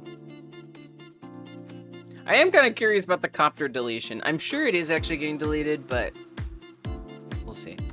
Okay. So I'm thinking when the copter detects that it's destroyed, so then we can have a human like parachute out. I think that's gonna make more sense. Because then the human won't land so far away from the player in a bad way. So I think is dying is gonna be what we want.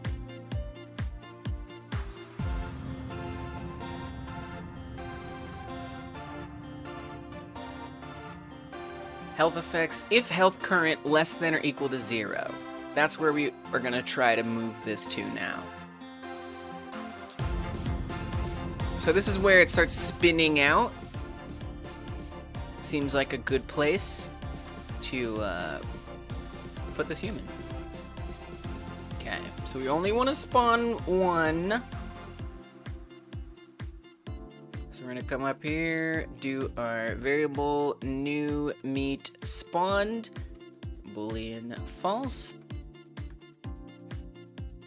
That should resolve our little issue over here. Look at all this code. I guess I'll leave that stuff. I think all this can stay the same.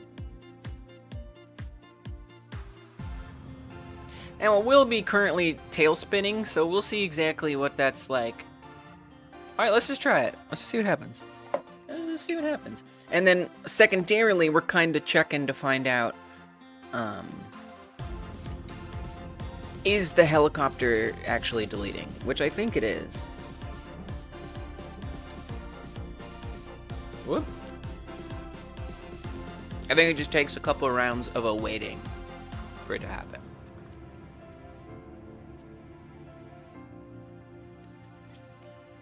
I'm optimistic. I think already things are going really well. And I'm having fun. Like, that's all I can ask for, you know? Okay. Let's get some arms.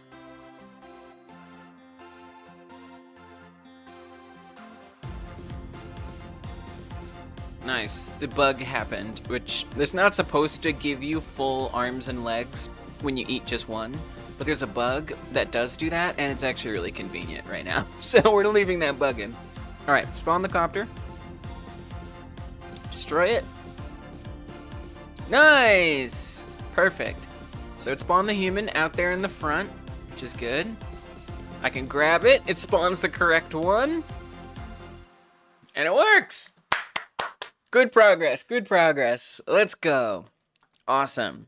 I love to see it. Commit! Dying copter spawns enemy human. Enemy humans. Enemy humans exist and are spawned when, and are instantiated when a helicopter is dying. Added bottoms/pants to humans of both enemy and non-enemy kinds. Added globals and such for that. And for enemy clothes, all is set up on the abductee script and stuff. Gotta do a little and stuff. Okay, commit it. So let's just check up on that copter. How's that copter doing? Is it gone? I'm gonna look at the main scene in our spawn place. Oh, I closed the game. So we're gonna check that. We'll check that next time. Because I can only check to see if it's gone if the game is still running. Okay, so things that needed to be fixed. Well, the human isn't reparenting itself to the block that it lands on. So we need to make sure it does that. So, I'm gonna do that. I'm also gonna ask everybody who's here and hanging out with me today, hit that thumbs up button. Like the stream if you haven't yet. Hyper smashing that thumbs up button means more people will see the stream now and in the future. Thank you guys so much for doing it. Let's get those likes up. Thank you.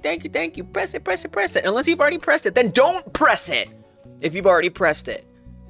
But if you did already press it and you pressed it, press it again. Okay. But that's it. No more pressing. Unless you haven't. Just shut the stream down. Okay, we're back. So I want to make sure that It reparents. Now, why isn't it reparenting? I'm a little shocked. I thought it would know to just do that. I think it only reparents if it's a clone. Or we put it in the dropped. Oh no, we need to put it in the group dropped. That's what it is. I know what to do. That is in the copter script now. This is something to think about because, you know, there's going to be other types of things like tanks. You know, there might be other stuff, so I might want to at some point make this like a function that is called elsewise. I don't know, we'll see. Okay. So we need to also say that meet new add to group dropped. And I think any of the abductees that are in the group dropped are designed to automatically reparent to whatever level chunk that they land on top of. I think it'll be good. Wow. I mean, this almost makes me want to set up the morality system. Now that we have the two separate ones,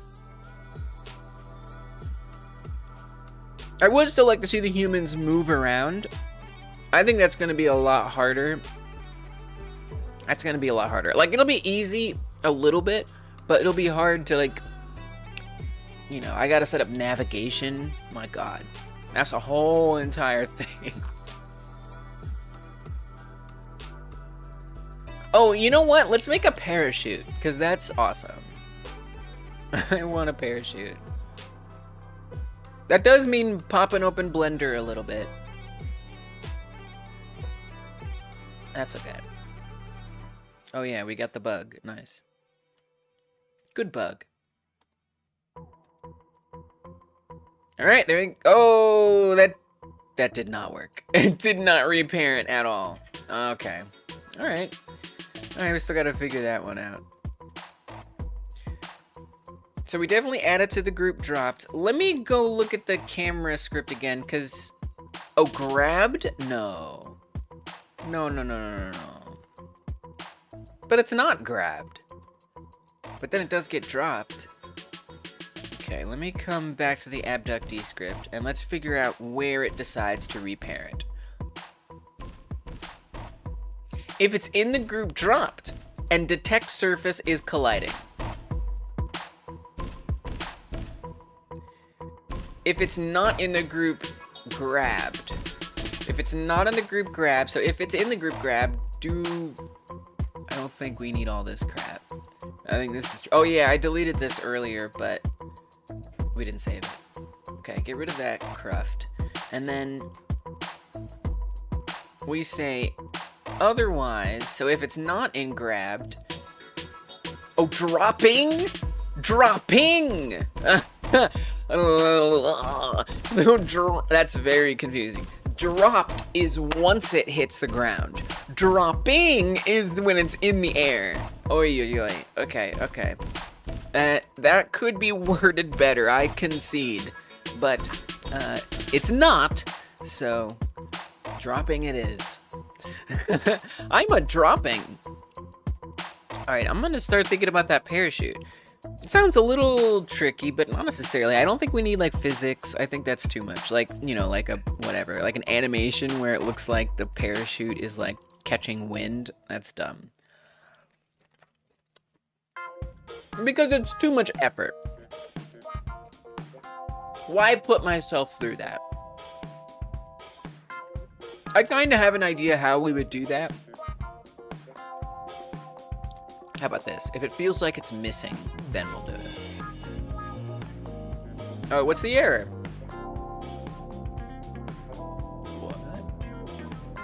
What? Huh? What? Oh, okay, looks like I accidentally just like deleted something at one point. Huh. You never know, man. You just never know. What? What the oops? What in the actual oopsie daisy? At least that wasn't like a sneakier accident. Just think of all the things you don't even notice accidentally get removed sometimes. It's wild to think about. Alright, so I'm also opening up in Blender the human. I think I have the correct one open. So we can add in a parachute, because that just sounds fun to me. I think this is the correct human. There's a couple variants. Obviously this looks really weird, so I'm not entirely sure.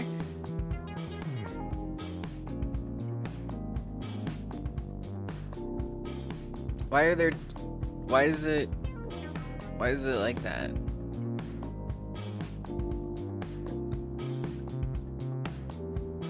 I need to double check that this is the right human. We'll get there.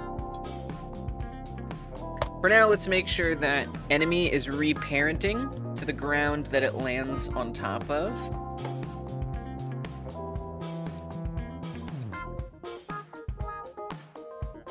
This is the sponge skin. I like it a lot.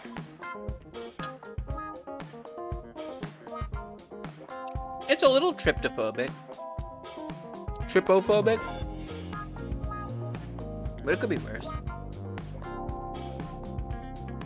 We didn't get the bug. Only tiny arms for me. Alright. Helicopter. Looks like it still needs 2 hit points, which is weird. Oh, the human didn't drop! What? I suppose making it dropping had another consequence of some kind? Oh, there it goes. Okay. I don't know why one didn't drop. Did one drop? Maybe I just didn't see that one did. There it is. Maybe it was hard to see. Oh my god, is that Lee's Hyper Game Dev? It is Lee's a Hyper Game Dev. Welcome. Is that Coda?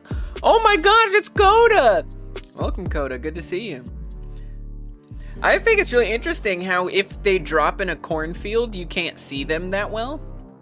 I actually kind of love that. Oh, this helicopter is really far. You're a huge fan. Thank you.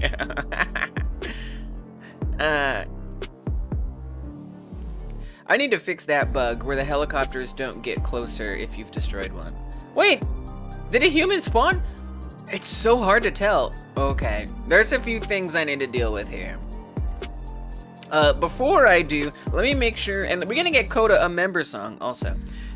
Before all of that, let me see if that helicopter, if those helicopters are actually deleting. I believe that they are, but we're gonna just confirm. Go to the remote tree, main scene, spawn place, wherever that is in here. I'm just gonna search for it. Click on spawn place. Yep, it's deleted. There's none in there, so we're good.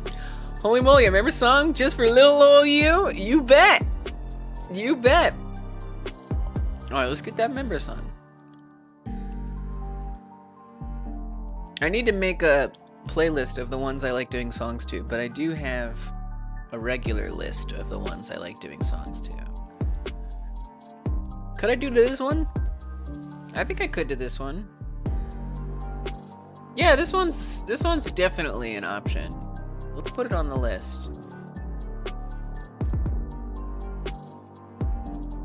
Okay.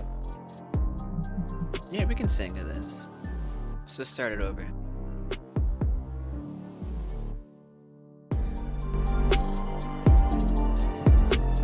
Oh, Coda. Oh, Coda. know about you from reading your TXT. Godot has a file, I open it in Notepad and I see all the while what you're about. Coda, I know you're a Yoda, cause you've got lots of information contained in your TXT files. Oh, Coda, I know that you're a Yoda. From reading all your TXT files, it seems you're a tiny alien who's green and your name is Yoda. Oh, Code, I'm decoding your TXT files. Coda, all the while I will appreciate you for being here today.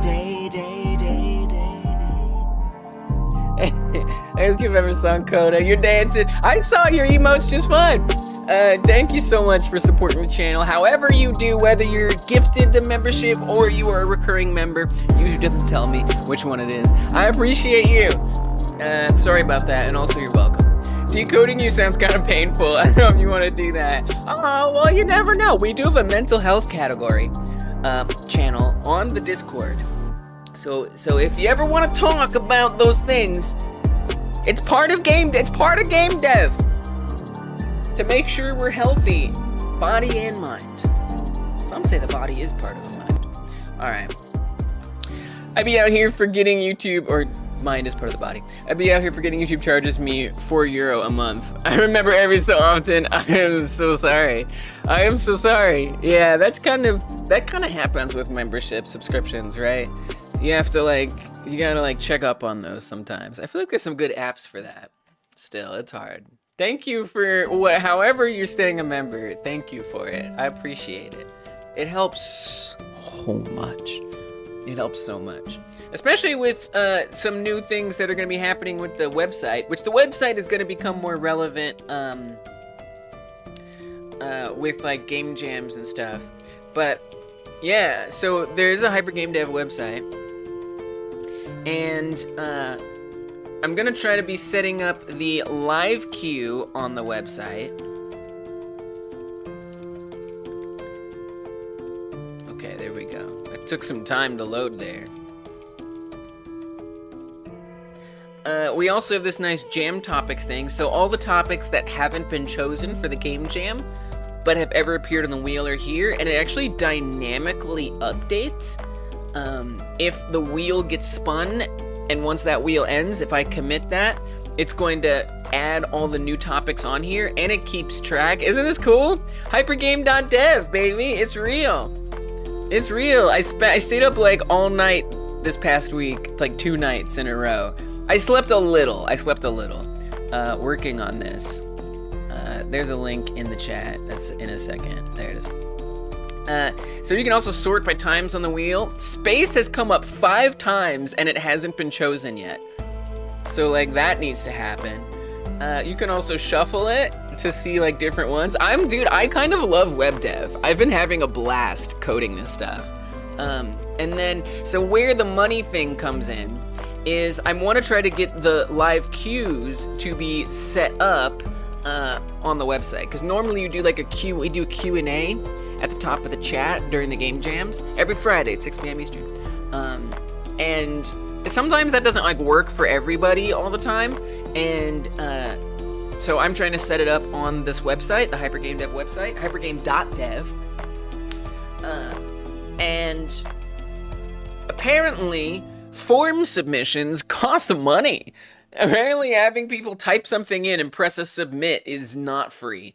And so it's free up to a point, and then once we get too many, it's gonna start charging. So eventually I'm gonna have to deal with that and pay up for that. So yeah, so that's something I'm really excited about. I'm still working on getting it so it shows you who's in the queue right here. So when you add yourself to the queue, it will actually appear on here. I'm working on that. We'll get there. I'm making a database. It's gonna be cool. And then the other idea I have, there's a lot of things, so many ideas I have for the website and how we'll interact with the stream. Even like things you can click on, especially if you're a member, you can click on something happens on stream. I really want to settle that up. But one thing I want to do is I want to have jam topic choosing and voting happen on here.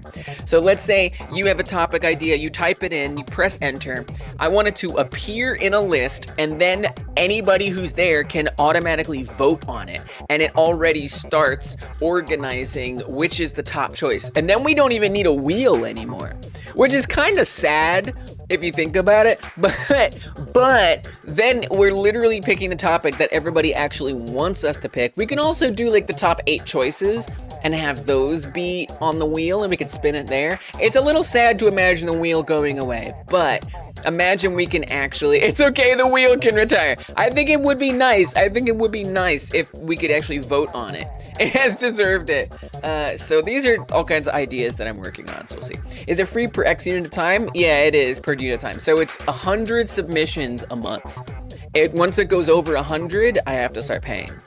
So it's like, you know, right now, if we get, I mean, this is a high number. If there's 20 forum submissions every game jam, plus the community stream, which might be another 10 to 15, depending on how that goes, you know, we could, it might be fair on a good day to say 30 forum submissions every Friday. Yeah, we'd probably hit that. Yeah, exactly. And then especially if I want to do the topics thing where you type in the topics, that's a whole other, so that would be like 10 to 20 more every Friday. So we might want to budget for 50 a week, which is like, you know, obviously we're gonna need to deal with that. So yeah, and that's where channel money will 1000% go to that. That is that's what channel money exists for, is for that kind of stuff. We maybe surpass it, not by a ton, but still, yeah, exactly. How expensive is it? I don't know. They won't tell me how expensive it is. They're like, you'll find out once because I don't know. It's like some kind of like calculated amount. And they don't tell you. They don't tell you. They don't tell you. I hate it. Because I guess if it's like 1 or 5, they want to charge you something different. And then maybe the rates change over time. Like, I have no idea, but it doesn't actually tell me how much it costs. What I do know is that limit will be a little higher and it'll be a little safer if I pay a subscription fee. So it's safer in that because I'm not paying any subscription fee, once we hit that 100, it's gonna actually suspend the website. So I need a subscription fee to make sure the website doesn't get friggin' suspended. So there's a lot of things to like sort out, but we'll get there. I'm assuming it's, well, we'll tell you when it's time, I guess. Stay tuned. I know. I'm assuming it's probably not super expensive. It's just like 20 over. Yeah, exactly. Right? We'll see. Coda says, technically my bank account tells me about recurring payments. I just don't look. I pretend not to see. That is so ADHD. That's the ADHDest thing I ever heard. Thankfully, the YouTube subscription is tiny enough to not really bother me too much. Oh, I love that. Yeah, you know, and I wanted the subscription to be small. I didn't want it to be super high. Well, mostly so it didn't feel like you have to pay a lot. But I guess it has that side effect of people being like, oh, okay, I'll leave it. The channel isn't complaining. As long as it's just one. Yeah, right, because they add up once you get a bunch. Space is going to come up on the wheel 20 times and still never be chosen. I mean, right now with the wheel having 8 options, there's a 1 in 8 chance, right? So if it's come up 5 times, surely within the next 3 or 4 times, it should be chosen, right? Like just by the sake of logic. Can you add jam topics through the site directly or the Discord member channel for that? That's what I want. That's the plan. The plan is that it will be all through the website, ideally. That's not going to be ready by this weekend. I don't even think these live queues, I'm not even going to bother using this weekend. We're just not ready. I wanted to have it showing up here, but the plan is to, have it all be submitted through the site. I think that'll be a lot of fun. Hey, what's up, Gamer Therapy? The other thing I want to do is I want to make sure that, you know how we do the Patreon stream? We do a secret stream every Friday after the Game Jam, patreon.com/hypergamedev. You can join the Game Dev, the Patreon for free and then you'll get a weekly newsletter in your inbox. And that newsletter comes with the secret live stream. And we check out people's in the community's creations. It's a lot of fun. We play games, we check out art, things like that.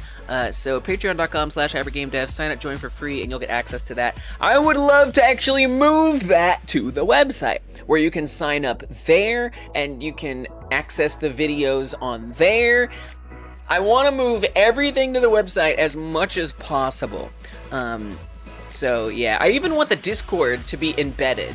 I haven't done it yet, but it's doable. So in theory, you could do everything. You could watch the stream. You could do everything Hyper Game Dev on the website. Why? Because I think it's awesome. I think it's freaking awesome. All right. We got to sing a couple member songs. We got one for Gamer and for Dungeon to sing. Time to put in 100 submissions. I know. I got a little thing in here. I'm like, FAQ. Can I submit here for fun? Please don't. It can literally cost a channel. I'm calling it an FAQ because often people do submit multiple times in a Q&A, and I'm like, don't. So that is frequently a thing that happens. Frequently happened irritation is what it should probably be called. We maybe surpass it, but yeah, we'll definitely surpass it. Time to put in 100. I know. We'll deal with it. We'll deal with it. Our membership subscriptions will help pay. Yeah, exactly. Like, I haven't touched a single penny of the YouTube channel money. There's been $600. That's about how much we have at all from ever on that I've been on YouTube. That's it, $600, which is a lot, but it's also not a lot. And I've only spent money that came from Humble Bundles, which I don't really do anymore, and Patreon. That's where I've spent on different things, new headphones, stuff for the stream that I do. But for the website, that's gonna come from the YouTube money. I'm still gonna suggest retro every time until it gets chosen. Please do. How many times has that been up there? Retro has been up... Oh, twice! Yeah, it's been up there a couple times. That number, and every time you do, that number will increase. Gambler fallacy. Wait, what is that? That sounds relevant.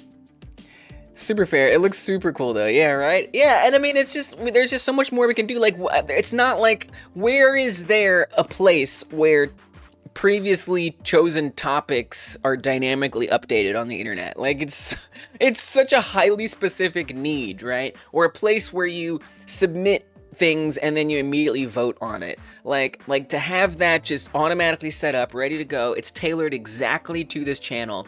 A queue that just asks exactly the questions that we need. Like for the community share, you know, we want to know where can we find it. You can now post links. You can put a URL finally, right? And then if you want certain feedback, right, we can like ask specific questions. We can tailor it to exactly what the channel needs. And that's what I love about having this website, is we don't have to just sort of, you know, be like, well, the best tool I can find that exists is this. No, we're making the tools. You know what else? Oh, and I'm thinking, actually, you know what? Okay, actually, I'm thinking for the Jam Topics wheel, they're not the wheel, the replacement of the wheel, I think I'm going to make it in Godot. And I think it's going to be like a multiplayer game that's embedded on the website. I think that makes a lot more sense, actually. Then we don't have to pay for form submissions. I just have to figure out how the heck you make a multiplayer poll game. I think that would actually be better. And then we can embed Godot project right on there, which is super cool. Also, in unrelated life news, got my first physical debit card today. Financial independence, let's go. Last time I tried to order it got stolen. Oops. I'm glad that worked out. I've lost 5 gajillion times in a row. I'm bound to jackpot soon. Yes. Oh, yeah, the gambler fallacy, that space. Eventually, the odds are that it will, right? Yes.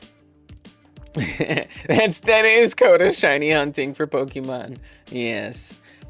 We got a family in the house, man. I did 10,000 encounters. Surely the next one. You still never got it? Oh, I'm so sorry. Big stacks of YouTube money. Hey, Henry, welcome. Good to see you. Gamer's fallacy is if you have 50-50 odds, no matter how many times you've lost in a row, your next flip is still 50-50 odds, even if you've flipped. Oh, yeah, right. Just being like, well, if there's 8 slots on the wheel, and it's gone 5 times, it has to within the next couple, right? No, it doesn't. It does not. But kind of generally, maybe. Yeah. Even if you flip 60 tails in a row, your next coin flip is still 50-50 tails. Yeah, makes sense. That's cool. Coda says, I kind of stopped shiny hunting for a little bit because of the move, but no, I haven't gotten it yet. I'm so sorry. All right, let's get these other member songs going. Dungeon and Gamer. I don't think this is a song I prefer to sing a member song to. I mean, it kind of has like a rhythm. I don't think I'm gonna do it to this one. It feels like I'd be interrupting the melody. It's also terribly unlucky to miss a coin flip like 58. It is. Absolutely. I would agree with that. All right, let's go with this one. Okay, apparently I've decided this is a member-friendly song. Member-friendly song, a member song.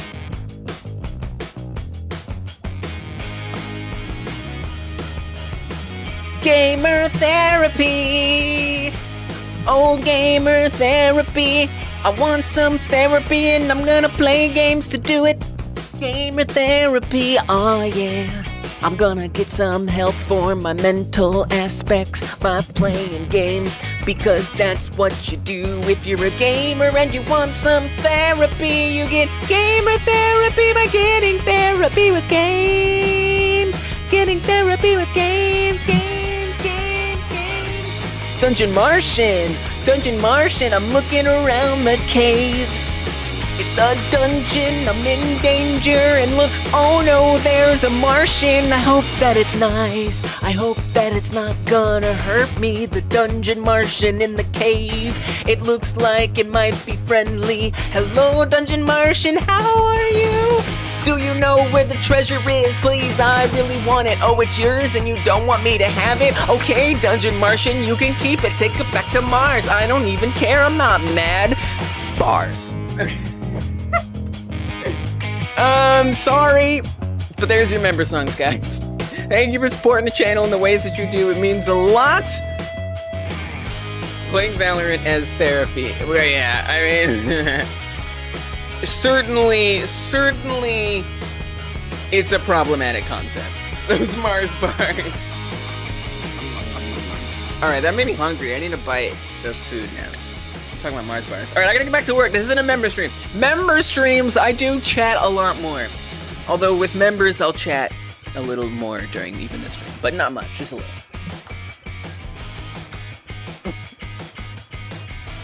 It's Valorant therapy.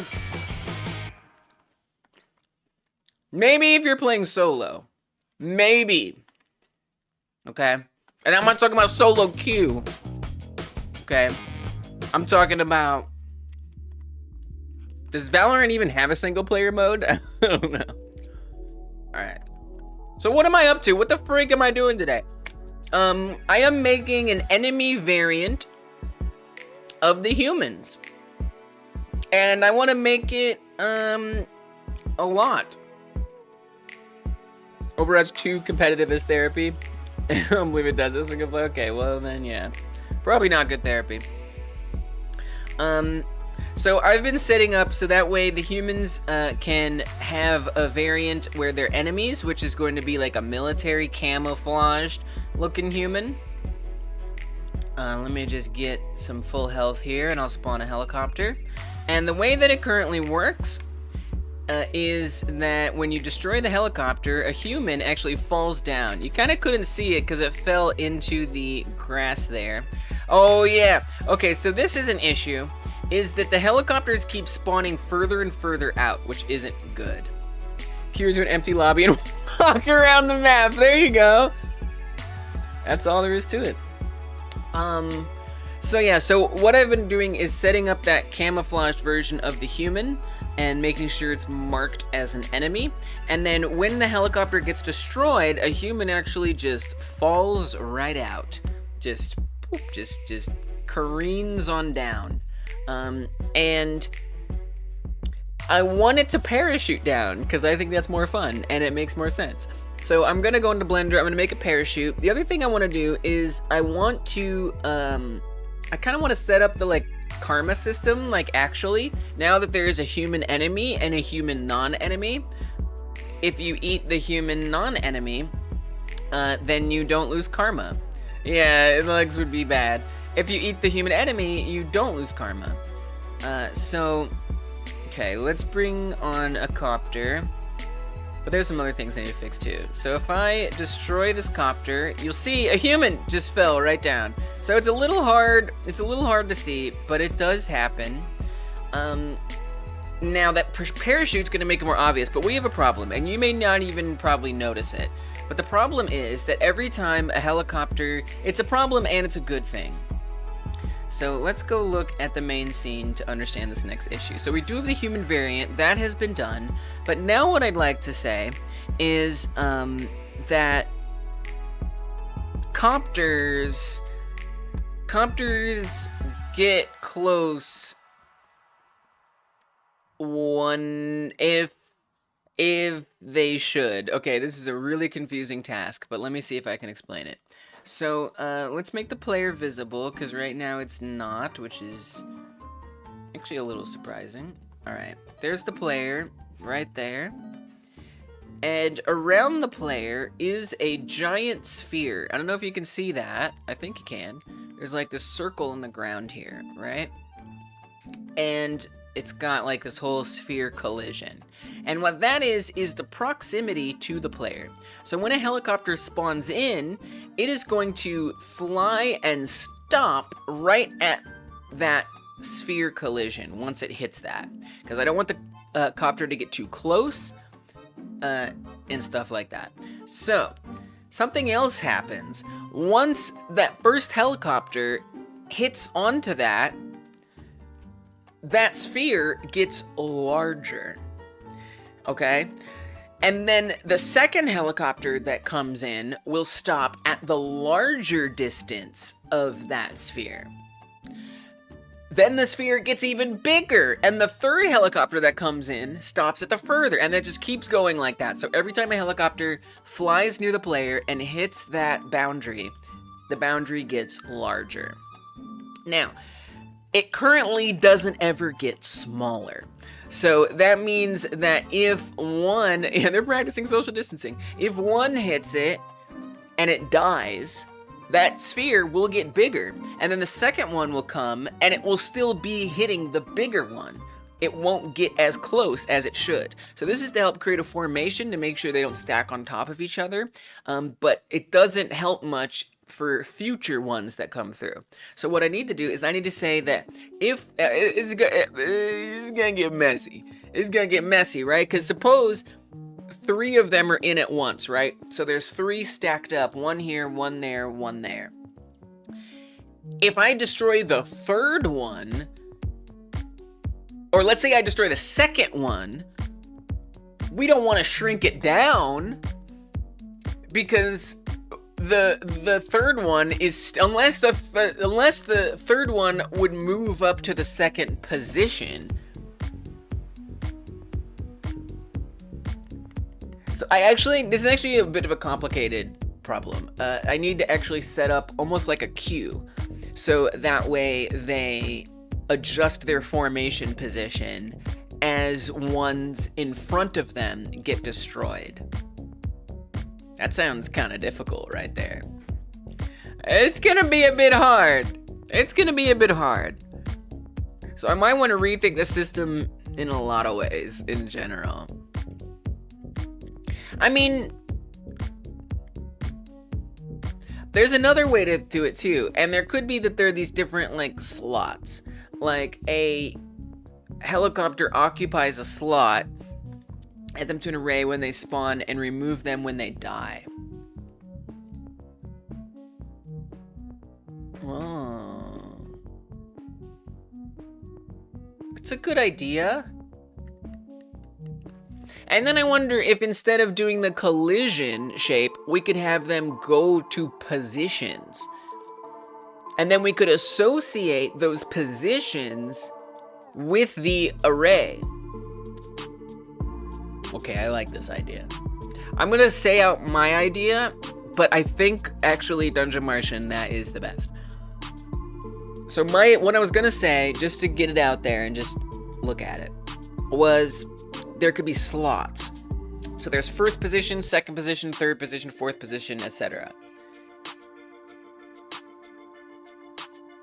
And let's say you kill a copter that's at third position. Then the orb could shrink down to the third position since that slot is open. The next copter that comes in goes to third position because that's the lowest slot that's available. Yeah, there might be bugs. And then the next slot that's available is, so that's gonna be filled, and then slot 5 would be the next one.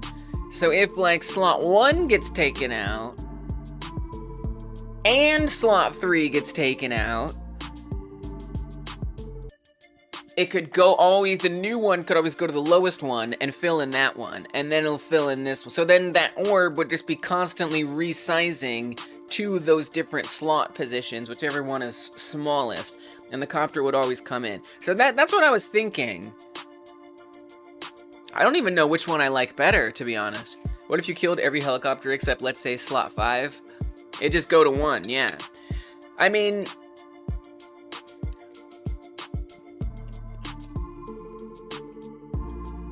yeah, the sphere and the next copter would always go to the smallest slot. What I like about Dungeon Martians, it might be harder than just an array. Yeah, I think I like Dungeon Martians better. I mean, the thing about Dungeon Martians is I do have to, well, there's a couple things. There is a maximum number of copters that I want to even be possible at a time. So I don't want it to be like there could be 10 copters. I think the maximum I decided on was like 5 or something. And then I think I like Dungeon Martians better, because Dungeon Martians would mean that it'd be a lot easier to get them to like form, because my idea, the slots idea, means they're gonna stay put. So if all of them but the 5th one are deleted, the 5th one are killed, the 5th one is still gonna be all the way in the back, and the player can almost never actually reach that. So we really do need them to move closer. And with the array idea, it can constantly say, what position in the array am I at? If I'm at that position in the array, then I need to move to the corresponding global position. I think that's actually the best way to do it. You can check the max size of the array when you go to spawn a copter and refuse a spawn if it's full. True.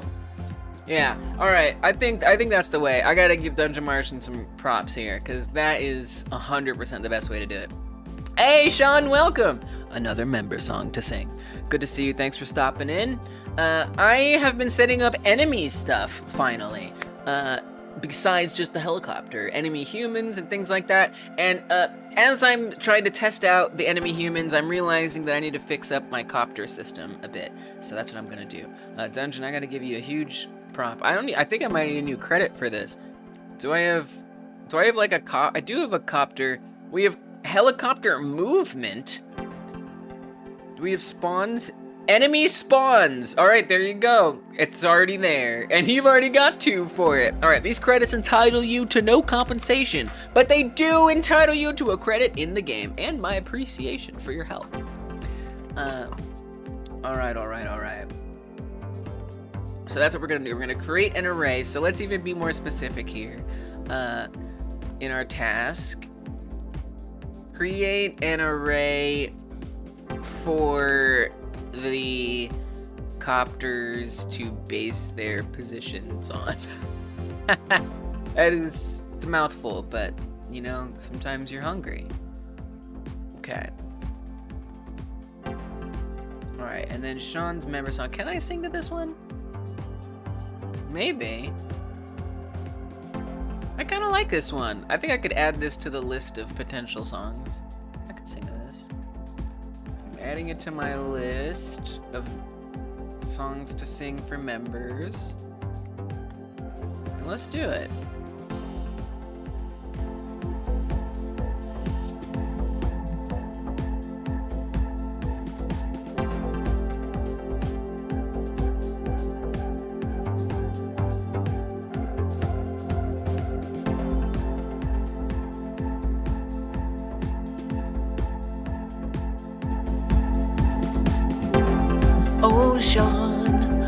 Oh Sean, good day to Sean today. You're on deck to be sung a song to Sean. Sean's on deck to have a song sung to them. I don't know your pronouns, so we're saying them. Oh Sean's on deck to have a song sung to them, so here we are doing that. I can't promise that it's good, but it's the best that I can do. Oh, Sean is on deck to have a song sung to them. Oh, yeah, yeah, yeah. I said, Sean's on deck to have a song sung to them. Yeah, yeah, yeah, Sean, I appreciate you. That's your song. Hey, it's your member song, Sean. Thank you so much for supporting the channel. I appreciate you so very much. So very much. Yeah, I like that one. That one works. It's like, it's a different vibe. It's a good vibe. Let me catch up. I feel like I missed some Coda messages. I've been trying to gamify my tasks by giving myself experience for completing things and then rewarding myself for little level ups, like a little RPG. That's amazing. Yes, ADHD coping mechanisms that are healthy. I love it. Now I'm debating on making a small tool for myself to track that, which means I'm distracted again. Oh no. Kinda. It'd be fun though. Yeah. Boys will do anything but work on their projects, I guess. I mean, to me, that's straight up ADHD. That is the ADHD, another ADHD-ist thing I've ever heard. Coda bought a new PC recently, and I am impatiently waiting for it to arrive. That's very exciting. I heard that, like, this last Black Friday was, like, the biggest ever because people were buying tech. So, nice. Good job. Like, honestly, it sounds like a smart decision right now. New PC time, the best of times, I agree. Truly the way of ADHD. Okay, so, wow, this is gonna be something. So I think what I'm gonna do is I wanna record down these positions that we're gonna want the copters in the array to be at. If you're not bouncing around in 7 projects at once, what's even the point? I mean, I think that can be a coping mechanism in and of itself, you know, is making sure you're not getting bored working on, like, one project. I think that's fair. Like, for me, it's important to, like, definitely make sure I'm focusing on as few projects as possible, but that doesn't mean only one at all. Sometimes I change my position on that, but for now, I'm doing okay with multiple. Really, as long as I have time that I devote to my most important project, then it's okay to do some others. As long as it doesn't encroach on this precious time.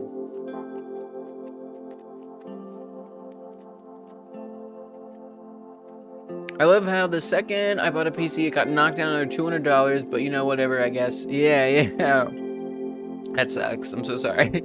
I want to finish projects, but I also love harnessing my energy when I have it. Yeah. When I'm real brain rotted on something. Yeah.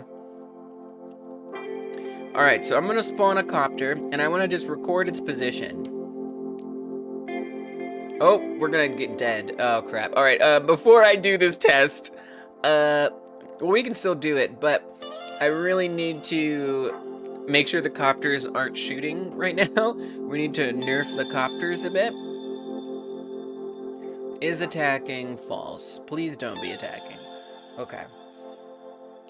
But we can go see where this copter's positioned, and we're just gonna set these as the different positions that correspond to where in the array queue that it goes.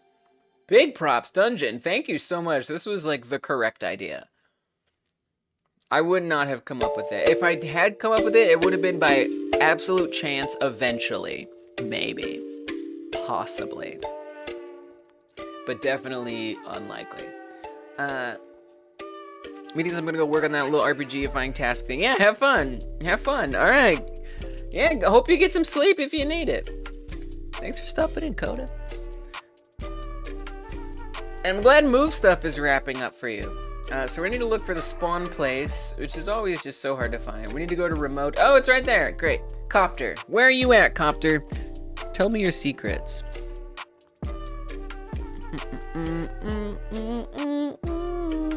Oh, we got a cat back. Welcome back to the kitty cat. It's good to see you, meow. It's good to see you, meow. Okay. I like when the cat's here. Liking. Oh, by the way, if you haven't hit that thumbs up button, remember to like this stream. Press that like button. If you hyper smash that thumbs up button, it means more people will see this live stream now and in the future. So thank you for willing to do it. Hyper smash it or gently press it, I don't care, but only press it once. Unless you did press it twice, then press it a third time. Thank you guys, I appreciate it. It means a lot. Get those likes up for us. Like. Yes, the cat is here. Look at the cat! Look at it! So, I'm sorry for yelling. I really apologize for all the yelling. And also, I don't apologize. Okay, so the position is 1.958. Oh, okay, I think we only need to worry about the Z position. That's the only thing that matters, in my opinion. So, we want to say... I'm just gonna round it to -11. I think that would be nice if it was a clean number.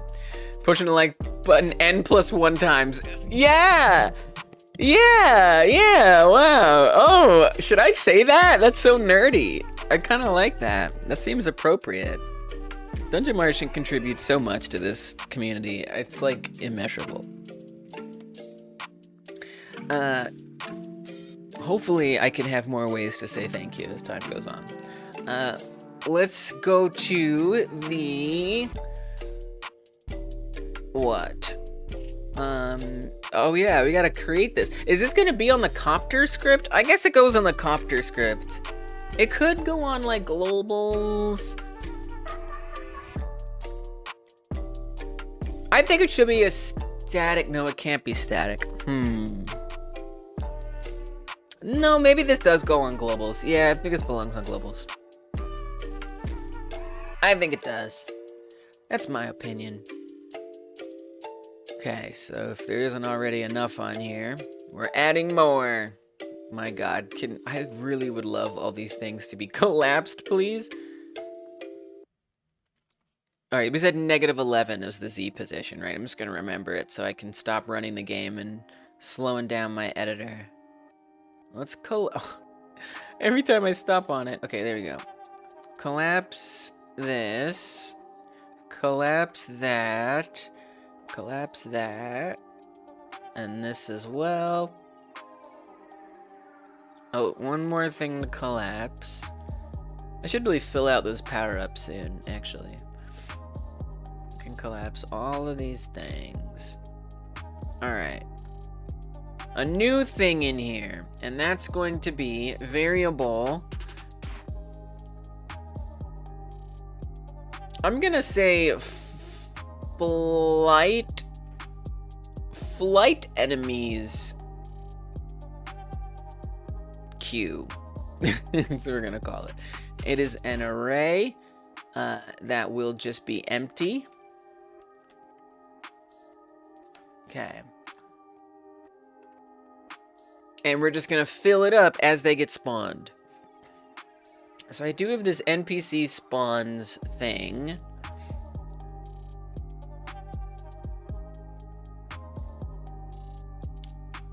Spawn NPC. I haven't looked at a lot of this code in a long time, very often at all. So I have to, I gotta like kind of realize what it is. So this is an auto load script that just exists. And we don't do automated spawns anymore right now, really. The only thing is I press a key and it spawns. That's kind of how it works right now. I do want to do that more intentionally at some point. For now, that's it. So I probably press this spawn NPC thing, and then it matches it. It says we put copter in there, and it spawns a copter. I think we could add a little more to this.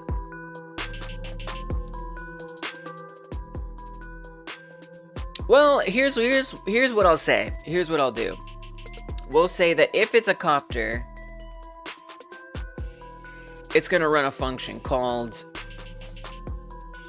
flight enemy spawned. I don't know that it matters that it's a copter, so for now we're not gonna call with anything. But someday that might matter. Spawn copter fleet. Oh yeah, this is something we don't do right now anymore, but at one time we did ever do that. I'm gonna put that down at the bottom. We're gonna say function flight enemy spawned.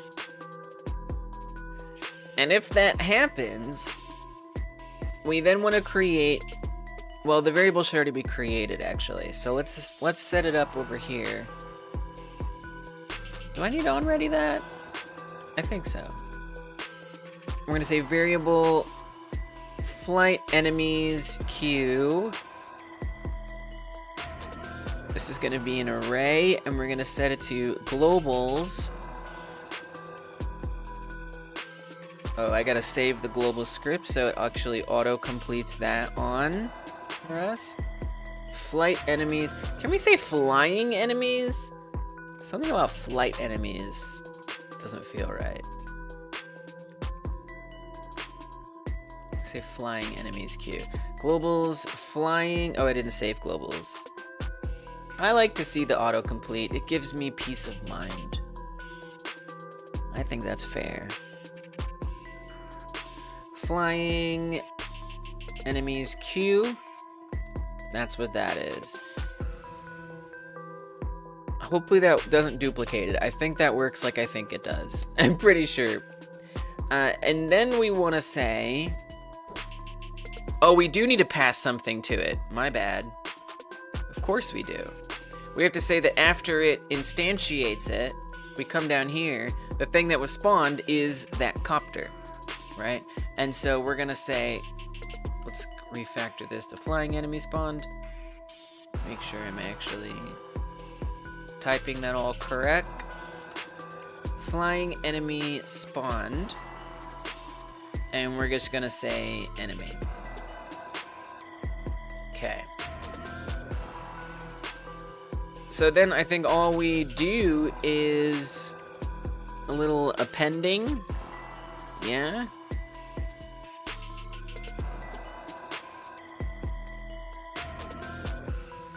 I think, let me just remind myself how append is. The append, do we put what is being appended in the parenthesis, or do we put that before? Not append array, appends a value, so the value goes into the parenthesis. Okay. So then we want to say flying enemies queue append enemy. All right. And then let's just have it print it so we can just see what's going on in there. And I'm actually going to have it fetch the globals one just out of curiosity to make sure that that's all working correctly. So tell me what everything is in the queue right now. Current enemy queue, or we'll just say enemy queue. Like that. Okay. There's a couple other prints I just want to get rid of real fast. I believe over from the hit point script, we were checking to make sure the copter was destroyed. I'm gonna get rid of those prints. Here. Okay. And then we're obviously still gonna fetch the position of everything and assign that position to a number. And that's going to have to...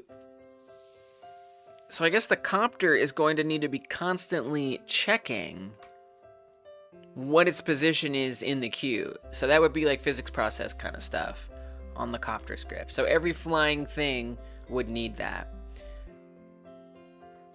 This is an opportunity potentially for a class script. I might worry about that or not. I don't know. I'm really kind of not going to for now. So we're going to say in the physics process. Now, right now, so what it does is it moves itself. Oh, so there's some things to think about here. So there's the isMoving variable. IsMoving by default is true. So as soon as a copter spawns, it's on the move, right? And then in the physics process, if it's moving and it isn't dying, it's going to fetch the direction based on the player proximity. So that's actually looking for the collision, that sphere. I think that's what player proximity is. I think it is that big sphere that gets bigger and never gets smaller. That's what player proximity should be, but let's double check. Area 3D. Oh, okay. Right. I mean, we can have it go to the player. It doesn't have to go to this. It can just go to the player. We could even say player head since we already have that set up. That would be fine.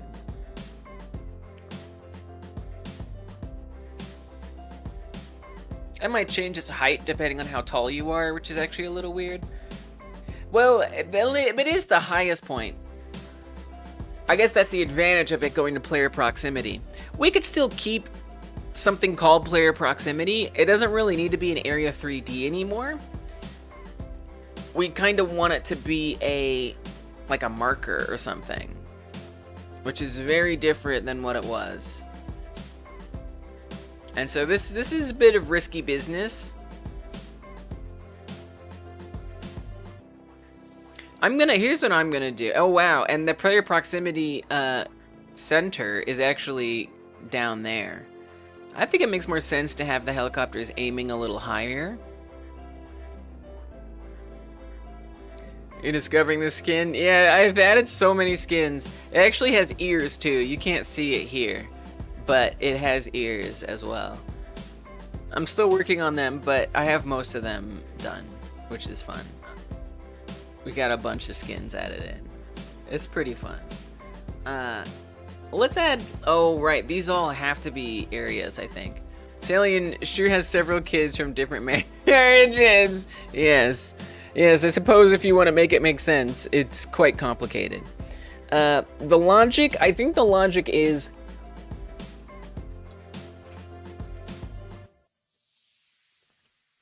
that the more abductions that you send back to your home planet, the more just like variants inexplicably are happening. Like aliens are being born in different variants inexplicably. It could be maybe they're getting the technology to allow aliens to change their appearance and get cosmetic surgery or something. Because their civilization is advancing with all the great abductions you're sending back home. So something like that. So maybe they're just imitating things they see on Earth. You can just go to the League of Legends route with the skins. We wanted this guy in a cowboy outfit. There is no lore explanation. I mean, there's that too, right? There's also that, yes. I like that.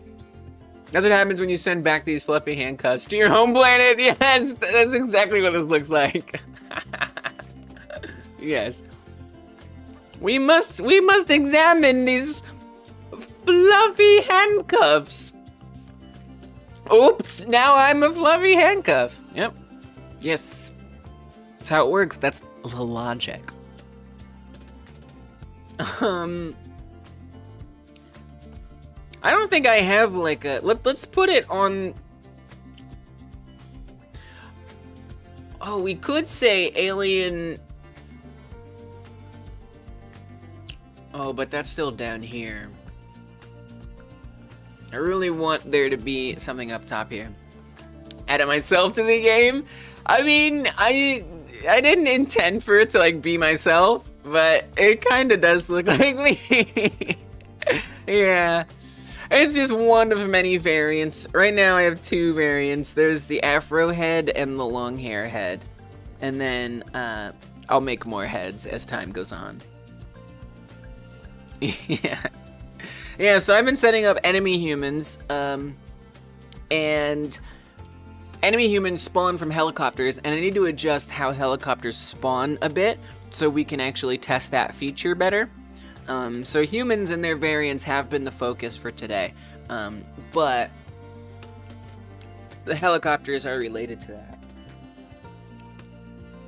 So I'm doing that too. Welcome, Dark Resin. And the skin tones, there's going to be different skin tones and things. All in good time. Oh, I don't need to move over here. So I think maybe in here, the cat is nice. The cat is nice. I agree. He's actually the nicest cat I've ever met in my life.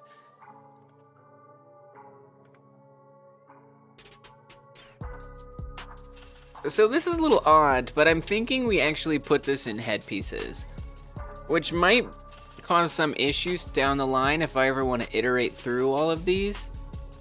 Well, but you are iterating through them. Well, I'll wait for the error to pop up. For now, we're gonna call this player attack target. It's a really weird thing, but I want everything to come in around there. And the reason why I'm putting it here is because this point will bounce up and down. So that's what we're gonna do for now. This might change, but for now that's what we're gonna say. So that is right there. This might need to change. What's the add-on to get a cat in your Godot inspector? That would be kind of awesome. We need to go to the copter script. Yes.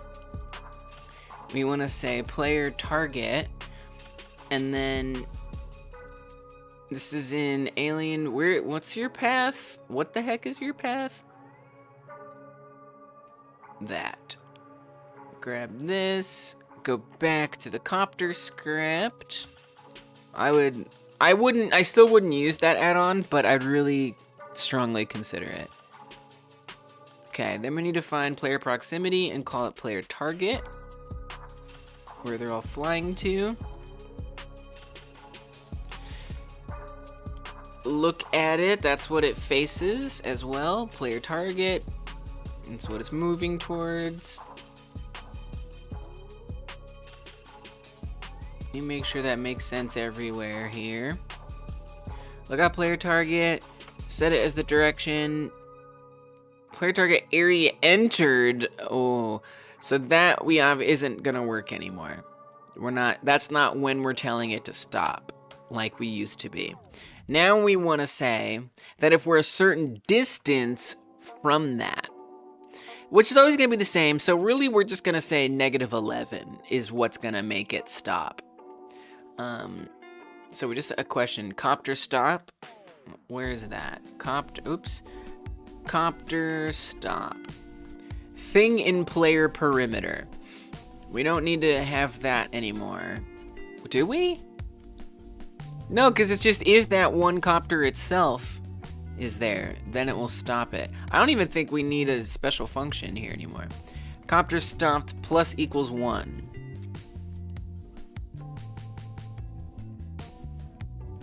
Copter unit stopped. Okay, so and I think copter unit stopped there's a lot of things to deal with here. I believe that is for increasing the size of the sphere. Yeah, so this isn't really relevant anymore, so we don't need to really worry about that, but let's just see what it did. Yeah, it just increased the size of that sphere, which we're gonna be stopping that. Now, I don't want it to stop yet. I just realized I don't actually want it to stop yet, right? Well, I mean, how much do we add it to? Shape radius, copter stop times 2. Plus the existing radius. So the number of copters stopped times 2. So if 1 has been stopped, it will be 2 plus the shape radius.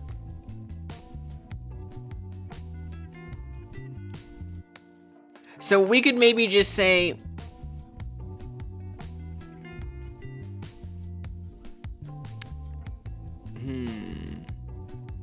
maybe I'll just experiment. I mean, I don't need to record every distance. We can just experiment. It'll be fine. I would rather just start setting this up than worry about leaving it in place while I figure out the positions. Thing in player perimeter not declared. Yeah, I think I'm just gonna get rid of all this. I just don't think we need to do any of it. Is moving does need to become false. I think we can just throw this in the trash. I mean, I'll keep, you know what? I'll keep it as a function just for the sake of neatness. I should really make things into functions more often. So let's do that. Put this here. Now in the physics process, well, remember we have to associate a position in the array with another array of positions. So I guess I need to go back to globals. And we need to say flying formation positions.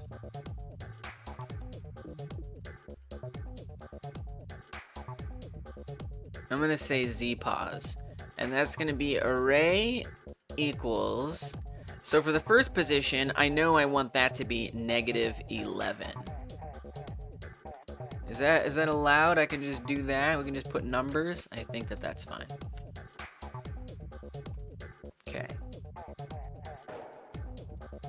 And I mean, I could guess some of the others just for fun.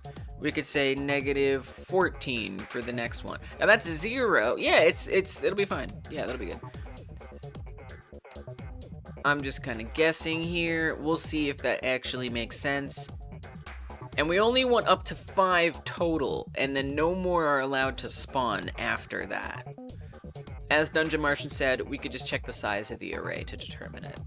So let's bring that to 20, 1, 2, 3. I think 5 is the maximum that we want to be possible. And then we'll just say this for now. Okay. Then I need to actually make sure there's a cap on how many can spawn.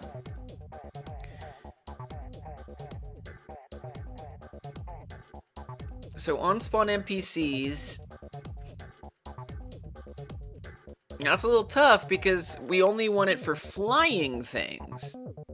So we kind of want to run a function, right? Since a copter is a flying enemy. We want to say flying enemy check, we'll say. Make a new function here. Func flying enemy check.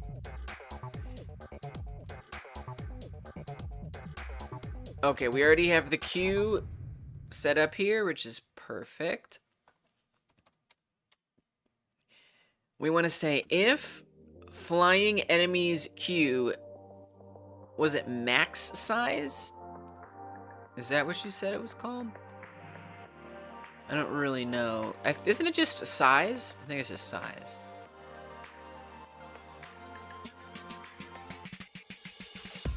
Yeah, I think we can just check the size. I think that'll be fine.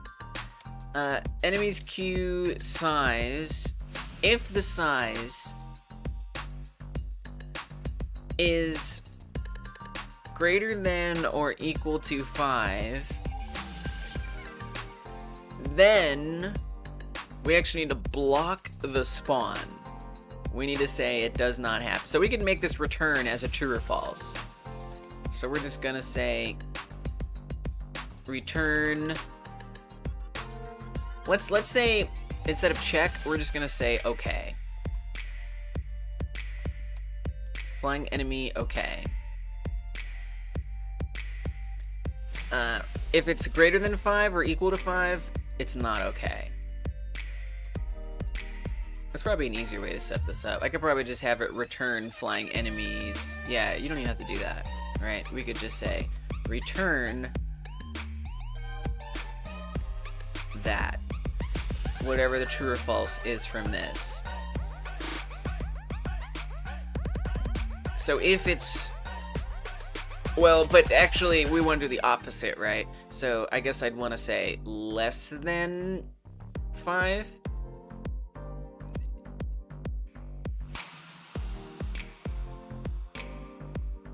I guess I could do less than or equal to 4.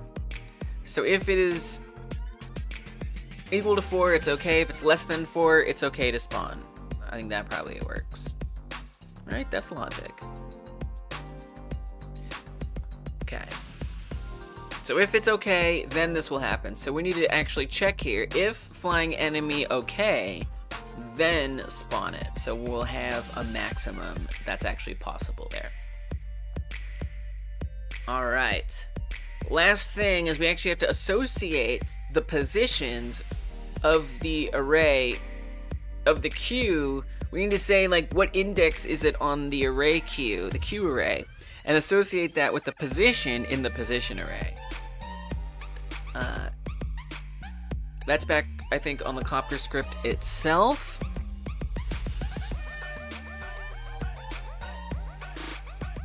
Physics process, we're moving. We also needed to, right, so it's its stopping position that we're going to be determining, basically.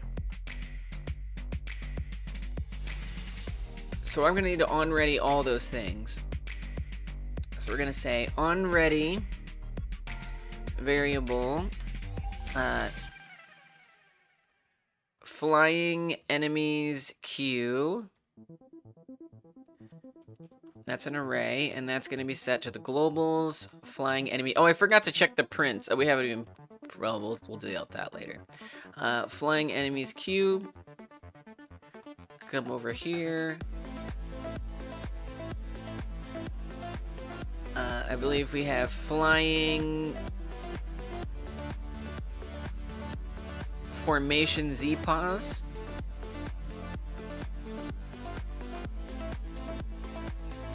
I'm gonna say Z pause for stopping. That's what I'm gonna call that. It's a little chaotic, I know. Well, what you'd actually want it to be is the first. No, you want it to be the corresponding. So I wouldn't actually refactor that yet.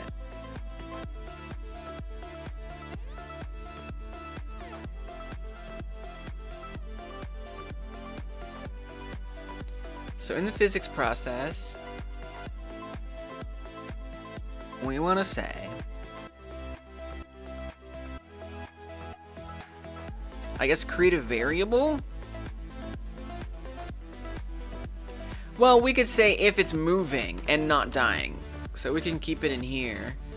It's constantly moving as it should be. And while that's happening, if it's moving and not dying, it needs to, I guess we create a variable. We say variable Z pause for stopping, this being a float. Really it's an integer, but also it's a float. We should definitely leave it open as a float. Let me actually come back to globals, and we're just gonna add a little point on the end. Okay.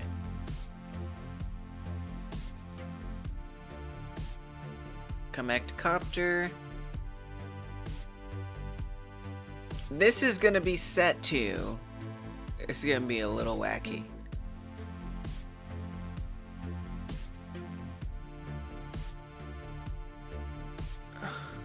I think you need more information than this. We have to say a variable for current array index.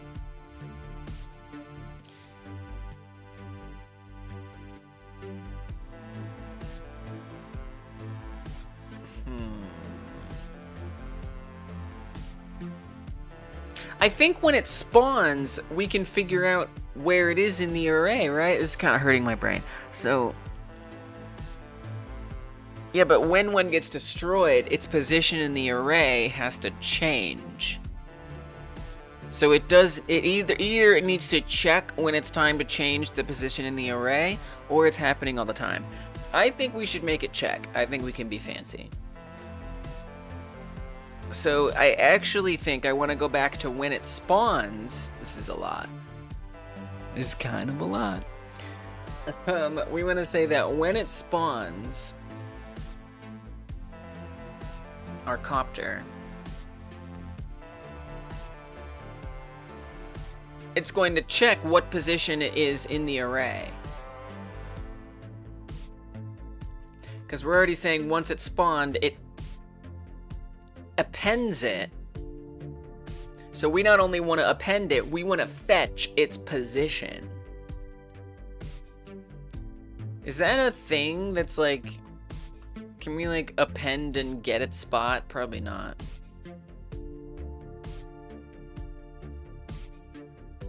We could say has. That's a Boolean though, that it returns.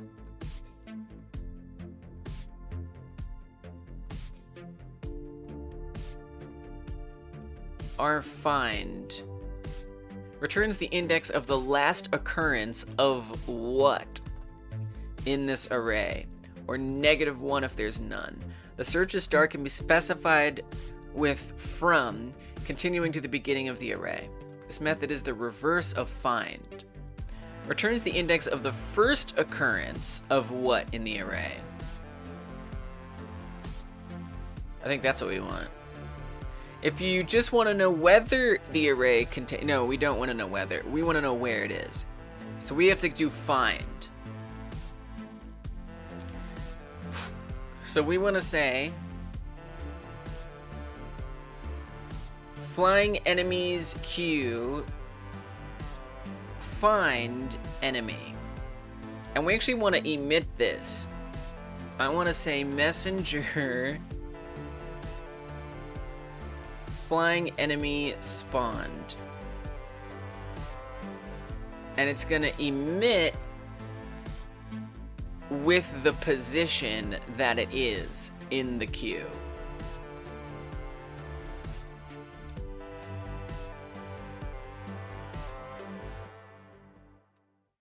Find enemy. Okay.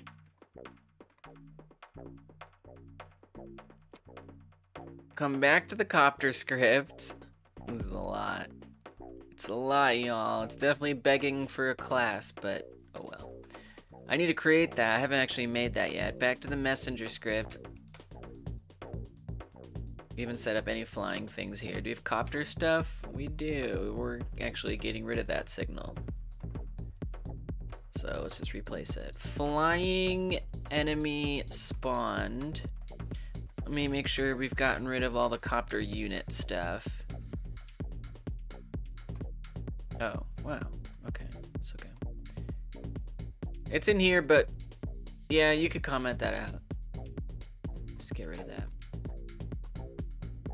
All right. Whew. Oh my goodness. It's kind of a lot to hold in my little brain.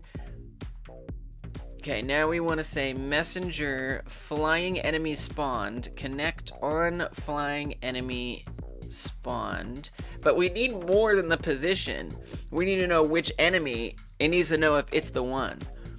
So I gotta go back to NPC spawns.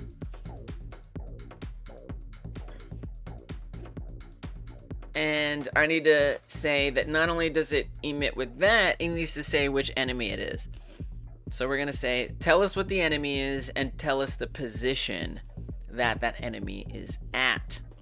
Now come back to the copter script. This is chaos. Now come back to the copter script. On flying enemy spawned. It is chaos and it isn't also.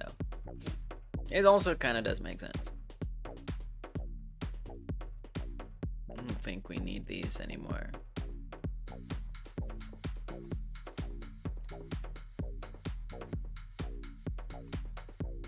And then what is this? Oh yeah. Yeah, let's leave. This says custom pathfinding, but that's based on the nav agent, right? And we don't want to do nav agent anymore. So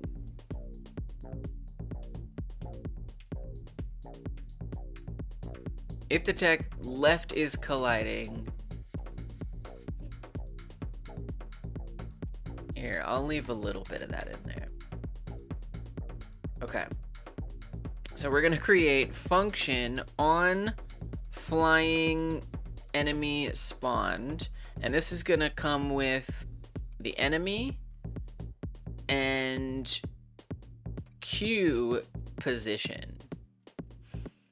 Make sure I wrote that right. On flying enemy spawned. All right, good. Now we need to save the variable position of where it is that it is at. Where am I? I'm lost. Here we go. If enemy is set to self, then we need to say formation Q position equals Q position. Now I gotta come create that. Oh, what'd I do? Colon. Now I need to come create that. Variable formation Q position. That's gonna be an integer. Let's type that as Boolean here. Okay. All right, so Z position for stopping is going to be flying formation Z position. We specifically need to get the index that is relevant to its formation Q position. Right? Okay. Okay, now. Now, we got Z for stopping. That's good, but we need to actually tell it to stop there. Right? So, and I'm not even running the function. Or wait, maybe we are. I think we are. I think we're good. Right? Where is it? On flying enemy spawned. Yeah, I think we're okay. I think we're okay. Was I thinking of making that? I think I was thinking of it. Making it a function. Z position for stopping flow equals that. And then we want to say if global position Z is greater than or equal to Z pause for stopping is moving becomes false. That's a lot right there. I'm gonna make a function check for stop.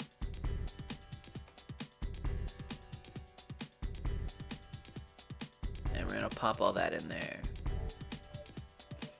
Oh, copter stop. Well, okay, let's just call it check for stop. Check for stop. Okay, copter stop I don't think is anywhere else. Come down here and get rid of all that. Paste this in. Okay. Oh, now that was a lot.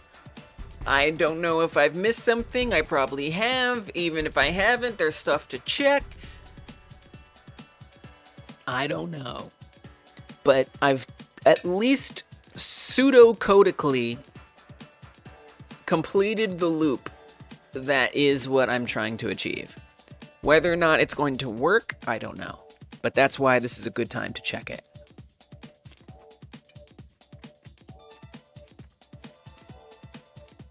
And we'll just base our next moves on whatever happens here.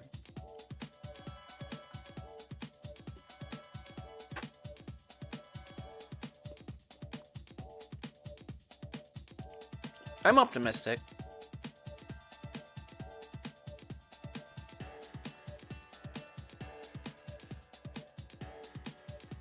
So I guess we just start. Well, let me get limbs. Start spawning. Oh, they're not attacking. Oh, okay. Immediate problem. So I just pressed the button to spawn a copter. Oh, I spelled target wrong. I called it target. No, just kidding. Okay. Oh, forgot to change this to a marker 3D. All right. All right. All right. All right. All right. I can fix that. I can fix that. No problem. Easy. Easy. It was a type. Oh. Easy because it was like typed. It was a type. Static type. But anyway.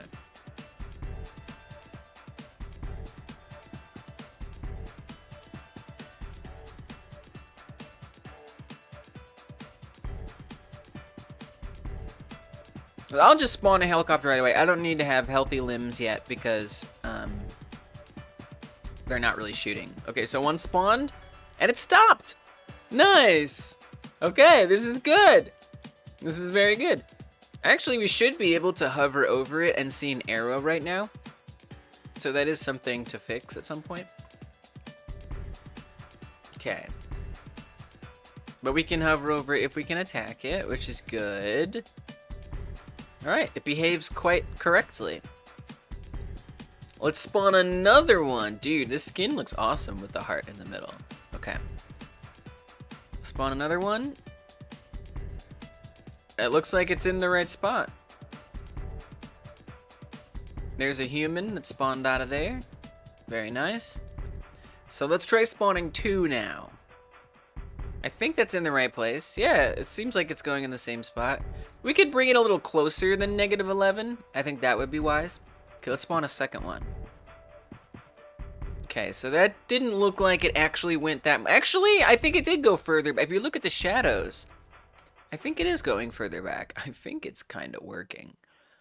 And then we'll look at the print statements too. I put out another one. Yeah, they're going further back. Nice. I'm not actually able to spawn anymore. I'm pressing the spawn key, but it's not actually doing it. Oh. I think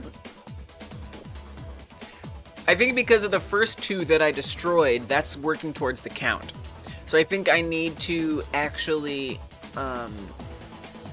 reduce the count, apparently. Apparently that count is going up, but it's not coming back down. All right. This is not bad. Let's see what's going on in here. Okay, so there's freed objects in here, which is not good. That's not good. So the array isn't actually adjusting the positions. That's bad.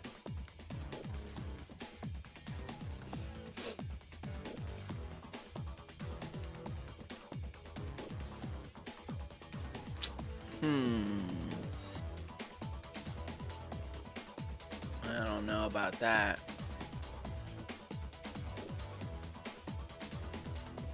How to... Oh, look at this. Look at this that just popped up when I type in how to from things I've searched before. How to handle freed object in array.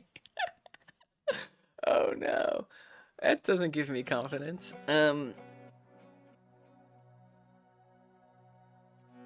How to remove freed object index from array. GD script, I should have said that. Splice.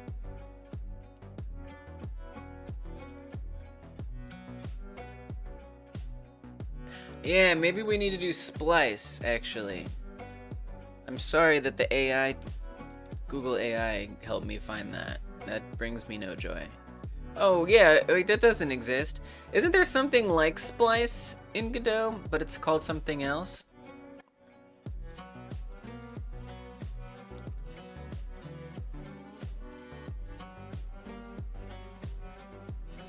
I mean, okay, we'll look at this, but I mean, at the time I was looking for a different solution.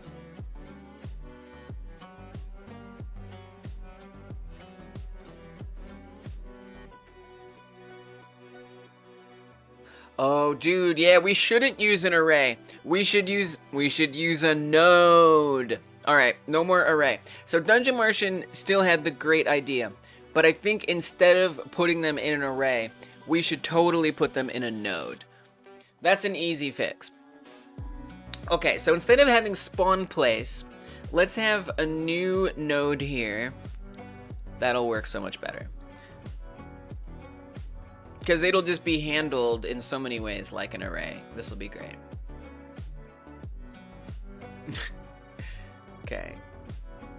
It'd be kind of nice if it was near spawn place. Whatever. We're just gonna say this is spawned flying enemies. That's what I'm gonna call that. It's kind of wacky, but that's okay.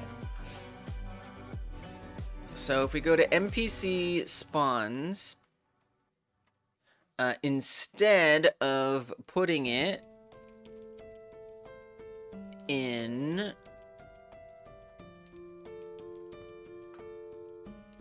let's see here. Instead of putting it in spawn place, we just put it in, and I could rename spawn place, that would be nice. Spawned flying enemies.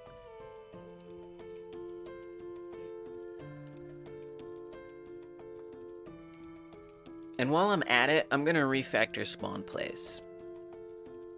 I think it's a good time to just implement that consistency. Spawn place is used, well, it's not used there anymore. That's literally only... Really? I thought we had it in one other place. I saved this. It shouldn't be in Copter anymore. Oh, that's on. Oh, yeah. Right, so this is when we do. Yeah. Okay, so we're going to change this to spawned humans. Actually, let's change this to spawn human enemies.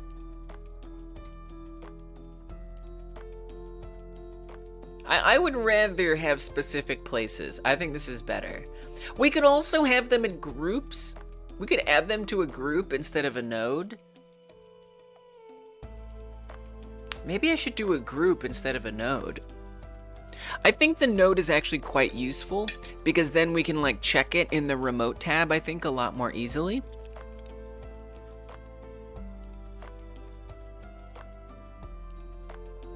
So we're gonna keep it like this. There's a lot of ways to do this. Spawned humans. Oh, he's way in the corner. He's a corner cat. You can like barely see him. It just looks like chaos back there. All right, we'll just say he's not there right now. Okay, so I'm gonna create those nodes. I'm gonna get rid of spawn place.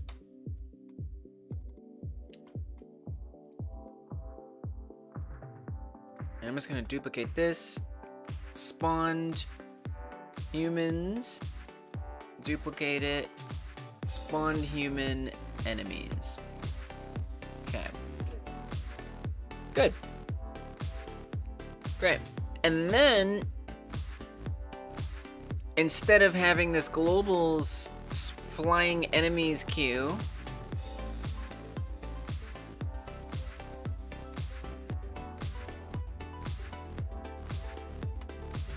we're gonna go to the copter script. Well, let me just make sure everywhere.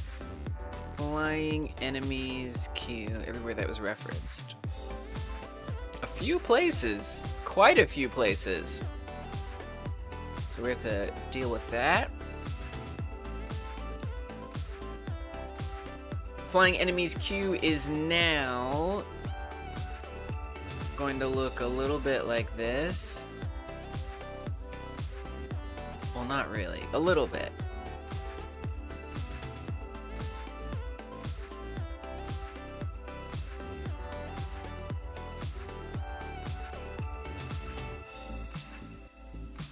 Instead of doing globals, oops.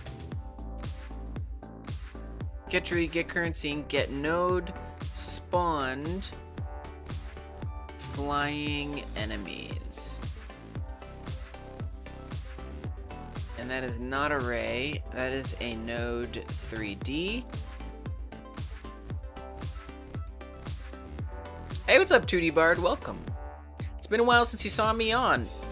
I'm on all the time. I think YouTube just didn't show it to you. Welcome. Good to see you. Things are going great. I don't know where I was at the last time you were here, but I think it's been going great. Right now, I'm managing the formation to an extent that helicopters who can attack you take. I'm doing it in kind of this kind of complicated, not so complicated way right now. It's basically checking a list of node positions, or not node positions, but it's looking at when the helicopters spawn in, they go to a certain position, like order on a node, and then associates that index, if you will, with a position that it should stop at and stuff like that. Last time I saw you, you had the alien running around and stuff. Wow, that was a long time ago. That was a very, very long time ago. It's come a long way, I would say. Yeah, once I get this fixed, which is actually not going to take too long, I will be very glad to show you how it has changed. Because it has. It has. I just gotta update this, like, momentarily. Update this, and that should all be the same. I think instead of size, I don't know that size is gonna work on a node. I think we have to say, like, get children instead. I don't think node 3D is gonna have a size, would be my guess. So we need to refactor that just a little bit. And get children returns an array. So we actually want the size of the array. Okay. So get children size. I think that would make the most sense here. All right. And then I don't think appending is gonna work. That's a little different. I mean, it's gonna automatically do it, so we don't even need to tell it to do it, because it's going to do it on its own. But we do want to emit the signal. We don't want to say find. What instead we want to say is dot get children, and then in there we find the enemy. I think that might work. Tonight's work's over. Yay! I assume that's what you're saying. I'm happy to hear that. I don't know. We'll see. I might run into some errors here. It looks like we got rid of this print, which seems fine.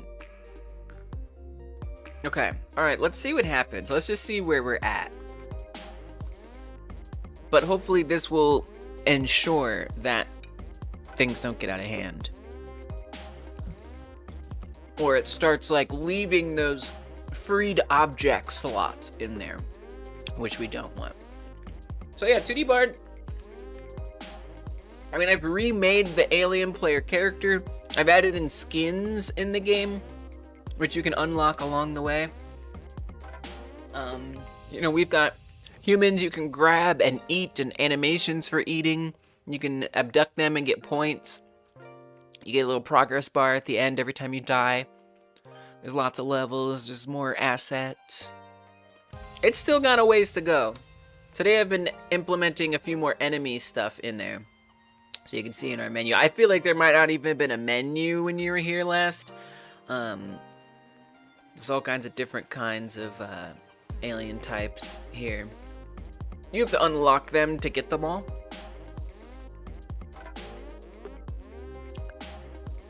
But I've got a cheat that lets me have them all unlocked.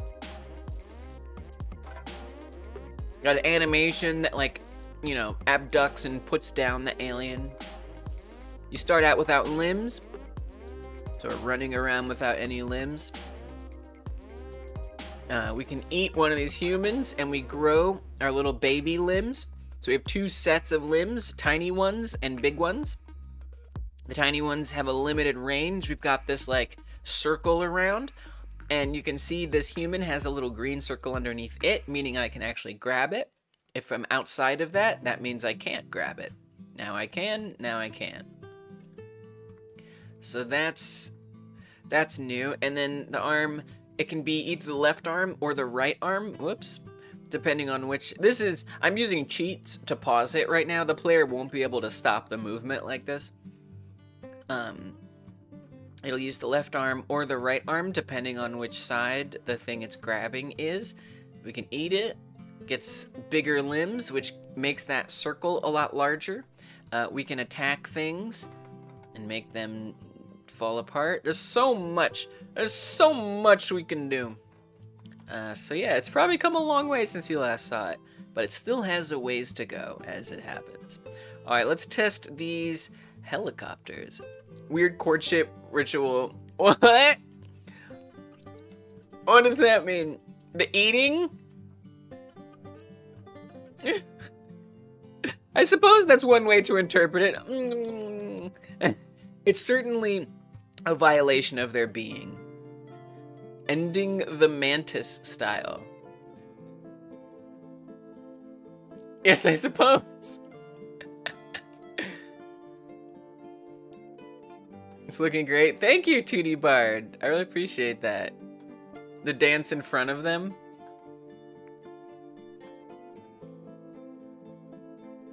I don't understand, but I bet you're saying something that makes a lot of sense. Alright, so let's try spawning the helicopter, see if we get errors, see if it works. Alright, helicopter's coming. It stops. This is good. Reminds you of dancing spiders. What does? The alien? Okay, I need to get some more limbs so I can reach. Can destroy it. Good and great. Let's spawn another one, and hopefully it goes to that same spot. Yeah, it looks like it's at the same spot. Let's spawn a second one. It's a little close, but again, if we look at the shadows, you can see that it is indeed further back. So that's good. I think we could push it to be even further back. They're a little close to each other for my taste. So that would be something to think about, but they are further back. So let's see if we can get 5 in there. There's another one. It's also further back. Let's get another one. Yes, it spawns. Good. And one more. Yes! All 5 are here. If I try to spawn a 6th one, it won't happen. Just like it's supposed to. Nice. Excellent.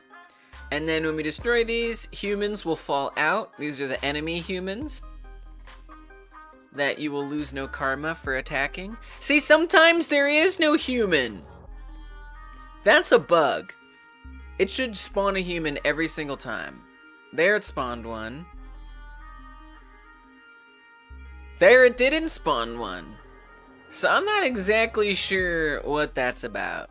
I actually think those distances are good because now you can attack every helicopter from this, which is the standard healthiest distance. Like, you can get a power-up that gives you more reach here.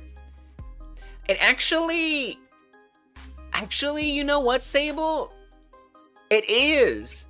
You're right. I kind of didn't want it to be random, though, for the helicopter, because it doesn't make sense. You're right, it is. And the randomness is set up for when they spawn, when they're just standing there, or they're in a building. Then it's supposed to be random. But if they're coming from hell, like somebody was piloting the helicopter, no matter what. And you could say, oh, they died in the explosion. No, I don't care. No, they survive. So, because we need to give the player as many enemy abductions as possible.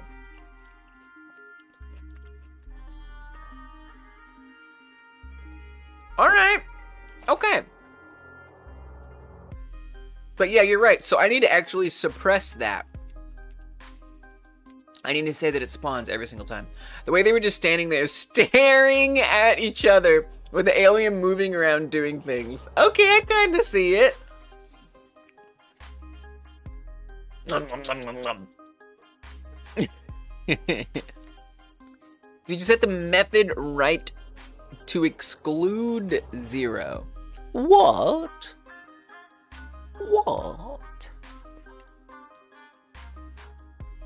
So on the abductee script, when a human spawns, there's this function that runs called spawnMe. And what it does is it checks to see, it runs a Boolean. It basically flips a coin is what this is doing. And as long as that Boolean ends up being greater than 0, then it actually appears. I don't actually want it to flip a coin in the event that it's coming from a helicopter. In that situation, I want it to always happen. So we could say if Boolean is greater than 0 or is enemy. That's gonna be problematic at some point. I think we should say or always spawn. Let's say that. You should go for much simpler ways. Thanks. I mean, look, everyone does things different, right? Oh, I see what you're saying. Yeah. I mean, I pulled this off the internet. I just pulled it off the internet. I just looked it up and I copied and pasted it. So that's a good idea though. Random integer range 1, 2.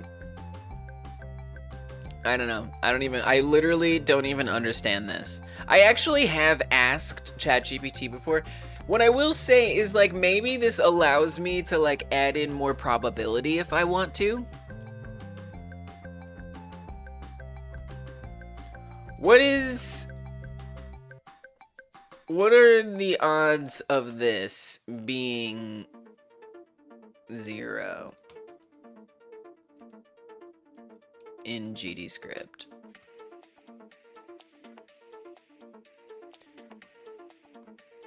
It generates either 1 or -1. Oh, sorry. It results in either 0 or 1 because it's taking the modules of a random integer by 2. Sorry, I messed that up. What are the odds that it will be negative or positive? So it's either gonna be -1 or 1. You can't understand this coin flip thing? Your brain refuses to look into it. Brain is like, no, Randy range works. Yeah, I'm not gonna sweat on that. Yeah, I understand. I just copied and pasted it from some Godot forums post. So it's 50-50% chance. So what it's doing is Randy %2 generates either 0 or 1 with equal probability. When Randy %2, so really random integer %2 is either 0 or 1. And then it says that power to the power -1, 0. It like chooses between those two and makes either positive or negative. I don't know. I like it. I'm okay with it. If I wanted to change the odds, how would I do it? Maybe it allows for that like flexibility, potentially.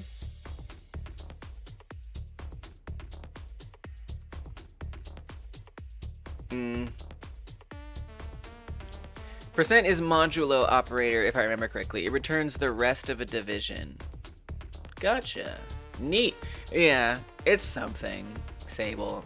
It is what it is. It gets the job done.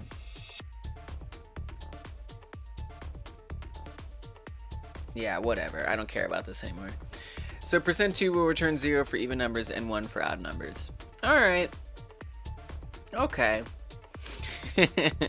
So if Boolean is greater than 0, it's interesting. You know, one day I have more ideas for these live streams. Right now, I just do these live devlogs. One day, I will replace these live devlogs. Obviously, we're fixing that right now, Stable. One of these days, I'll replace these live devlogs with more community-oriented streams. So, like, what you're saying right now, like, let's explore modulo and different ways to flip coins. It would literally be the purpose of the stream to, like, discover those things. And that would literally be the whole stream, was just like, let's just go on random adventures and figure out stuff. But that's not happening yet, but one day it will, and hopefully it'll be more fun. But for now, the goal is to work on this game, so I do have to focus on that. But I like that you're observing things and you're noticing things. Hey, what's up, Kai Guy? We got a member in the house. That means a member song is due. So let's do the member song. Do I want to sing to this one? This one's a little tough because it has like different sections. So I don't think this is a good member song. So we're gonna pick a good one. Let's do this one. I'm not an Uber coder, but I have looked up modulo. Results in the remaining after division. Yeah, it's hard for me to remember that.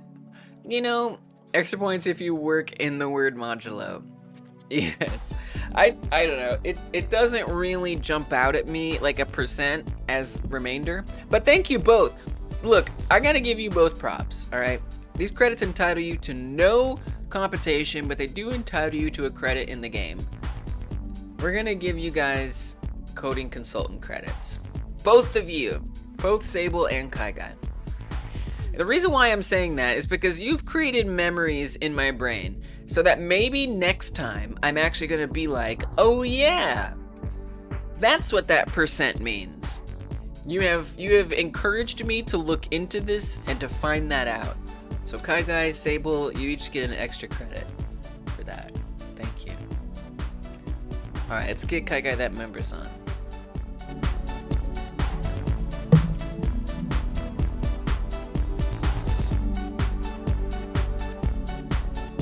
Oh, Kai Guy said hi with some information. You taught me things I didn't know, that's the way you say hi. Kai Guy keeping my brain educated by teaching me things about division. I'm so appreciative. I don't see you as a divider, I see you as a uniter, 'cause you're so cool. Kai Guy, hi is what you said, but you said it with some information about division. Kai Guy said hi by giving some information about division. Not a divider, Kai Guy, a uniter. I appreciate you so much, Kai Guy. I say hi to you, Kai Guy. Oh yeah, you are uniting us with your knowledge. Oh yeah. Okay, there's your members. Well, we did our best. I did my best. I'm sorry, and also you're welcome. Thank you for supporting the channel, Kai Guy. I appreciate you so very much. Including your talk of modulo. Not a divider. Not a divider. Someone took work in the word modulo very seriously. Yes, of course. Of course. This will be my outro song. Work's done and I'm cooked. Yeah, get some rest. You've earned it. You've earned it. You're getting Michael Jackson songs in the spot. Michael Jackson vibes in the song. Nice. Yeah, I got a little Michael Jackson musical ability. I don't. Thank you, Donnie. Welcome. Good to see you. I've just been setting up enemy stuff. Oh. A cat almost jumped up here. Hey, you want to come up here, buddy? Come up. Come on, yeah, it's okay. Come on. It's okay, Tubby. Here, come on. Come on.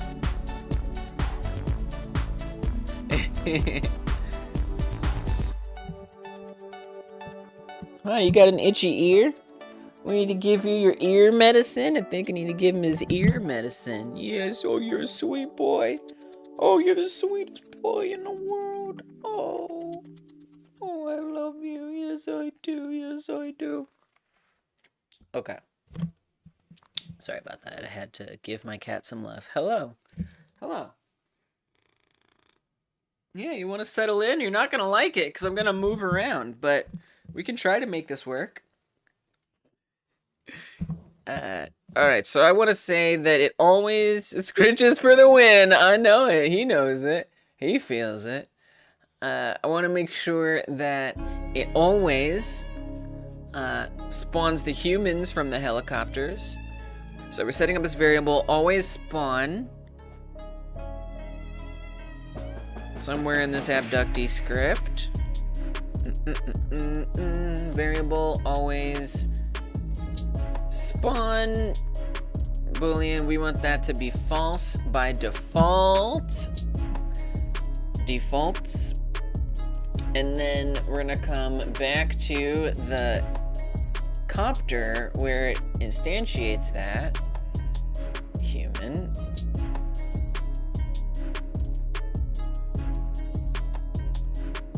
Down here, we want to make sure that it is set to be always spawn.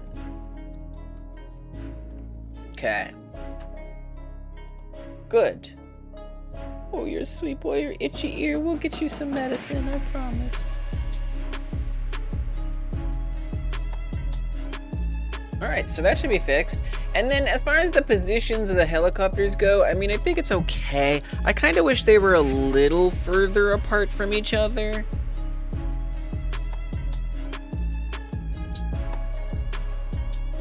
But the only problem with that is the further apart they get, then the less likely the player will actually be able to reach it without getting power-ups, which seems really ridiculous, you know?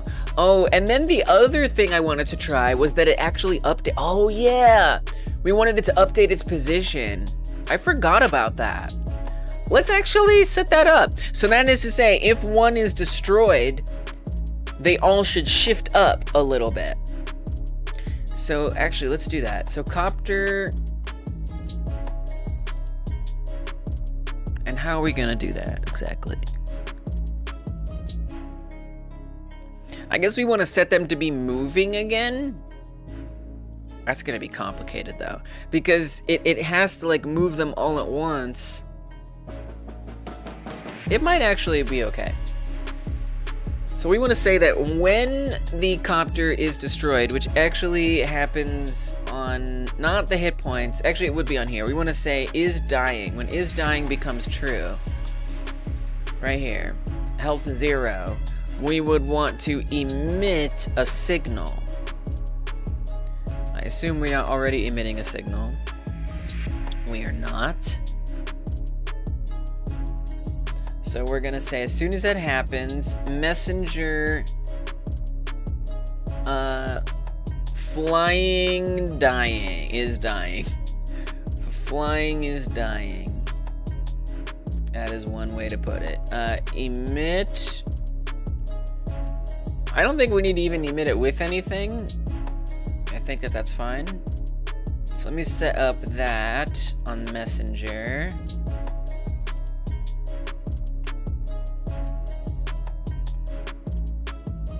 Add a new signal. Flying is dying. Then we want to connect this on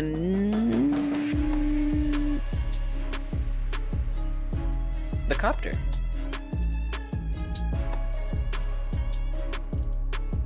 Which is weird. I mean, that's its own. You don't have to connect it to itself. That's not necessary. Don't do that. That's not necessary. I just realized it's the same script. Excellent. I love that. So instead, what we'll say is, well, what is the thing that actually updates its position?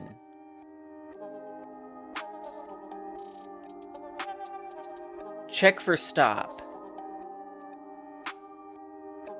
Check for stop creates a new Z position for stopping. But this is updating in the physics process. So actually, it should already be... But what it doesn't happen is it doesn't become true, right? So what we'd want to check, we'd want to also say that if moving is false, double check, or if moving becomes true, double check that its formation queue position hasn't changed, pretty much. Let's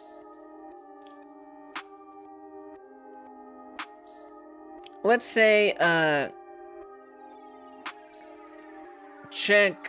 recheck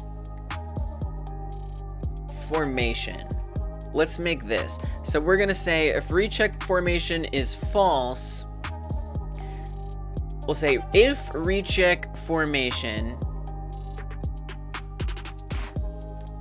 nothing for now, else do all that stuff.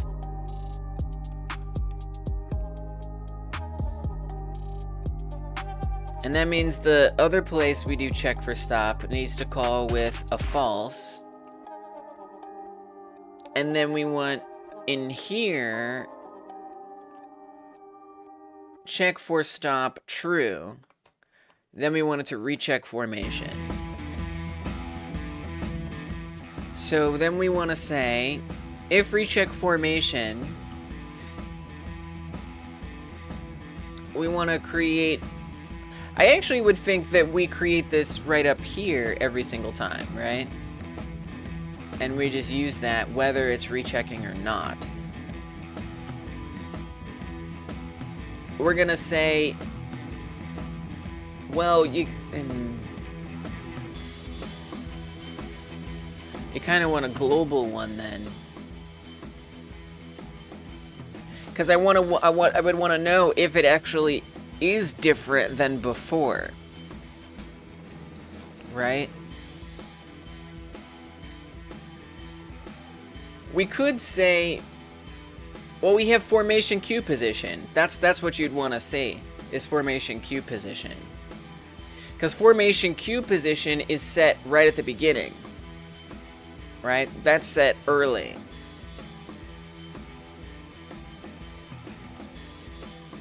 So we already have the old on-flying enemy spawned, so one time it sets it. So we already have the old one. Got it.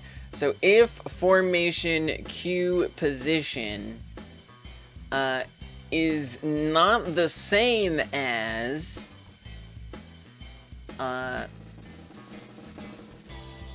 so I guess we then have to, I don't think, have we on-readied that at all anywhere?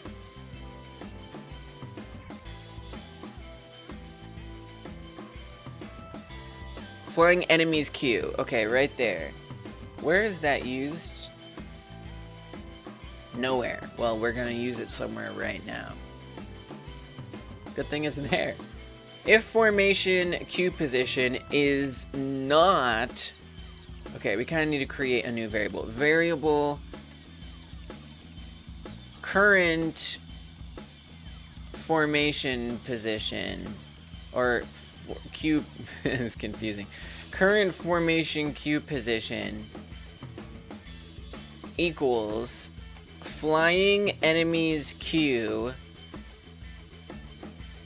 find self. But I think we actually have to say get children and then find self.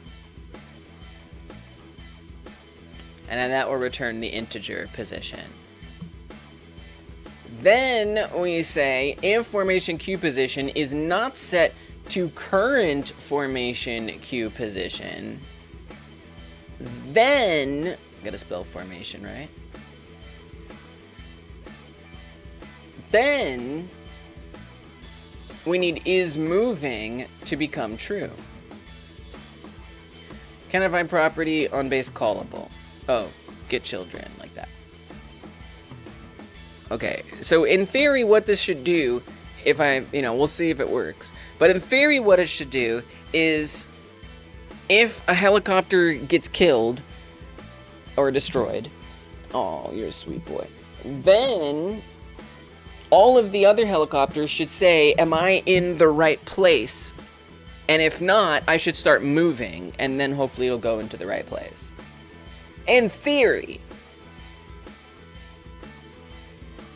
I don't know if that's actually how it's gonna work out. But so far, things have been working out pretty well once I set them up.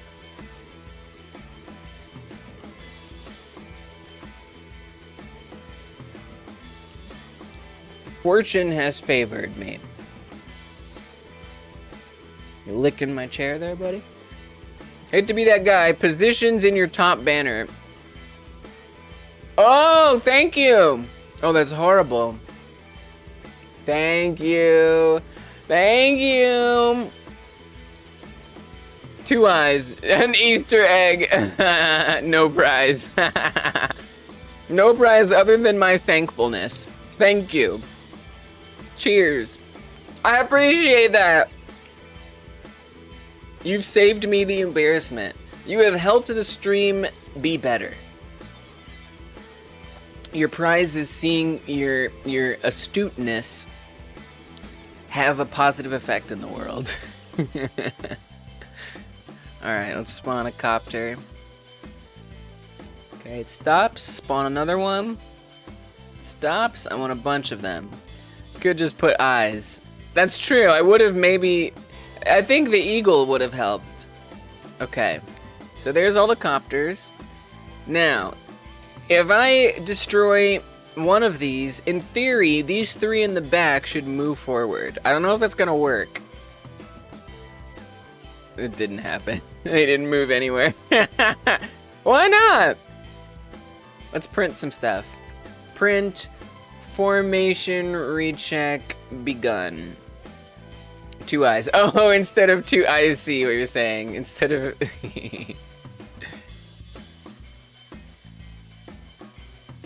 I would have known because I understood what you were saying before I even got to that part. So yeah, you could have gotten away with that and it wouldn't have confused me. Okay, let's destroy this copter. So the formation check is running. Formation check begun. However, it doesn't matter. So let's see if this much is happening. We're gonna say moving should be happening. Let's see if we get some movement. See, I knew he jumped out. He does not like to cuddle when the cuddler is moving. The cuddly. Okay, so I'm gonna move or delete this one. Moving should be happening. Okay, so this is actually good. So that is all correct. However, the movement isn't occurring. I will say the humans are all dropping down, which is good. You shall look in later. Nice. All right. See you then, Kai Guy. Thanks for stopping in. Leave a thumbs up if you haven't. That goes to all of you. If you're hanging out with me right now watching this, don't forget to hit that thumbs up button. Like the stream. It means more people will see it now and in the future. So thank you for willing to do that. I really appreciate you. Thumb it up. Thumb it up. Thumb it up. The stream, I mean. Press the like button. Thank you guys. Appreciate it. Okay, so it seems like just setting moving to true isn't enough to get it moving. I need to do a little more than that. So let's see what needs to be done.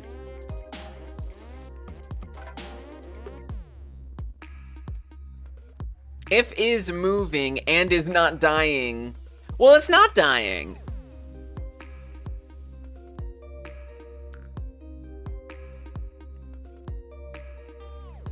I'm a little surprised. So this is gonna be a lot of print though, if we have this printing. I'm a little surprised because the physics process should be constantly happening. That helicopter shouldn't be dying. Well, we only have 2 right now. None of them are moving, so we'll just say, well, it's fine. It's not gonna be printing a lot yet. Right now, it's just gonna be nothing. So I'm gonna destroy this one, which in theory should move it forward, but it's not.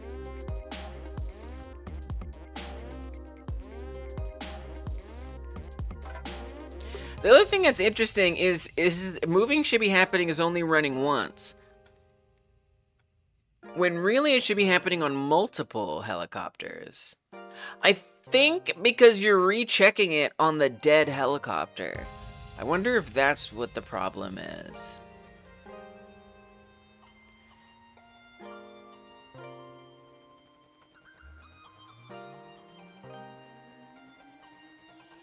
Check for stop true.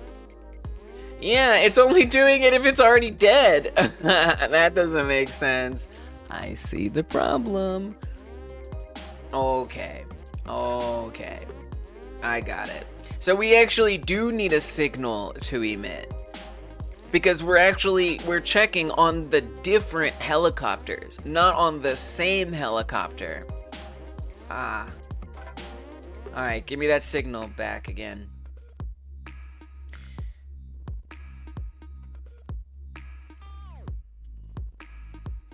We're gonna say messenger, flying enemy, flying is dying is what we were gonna call it.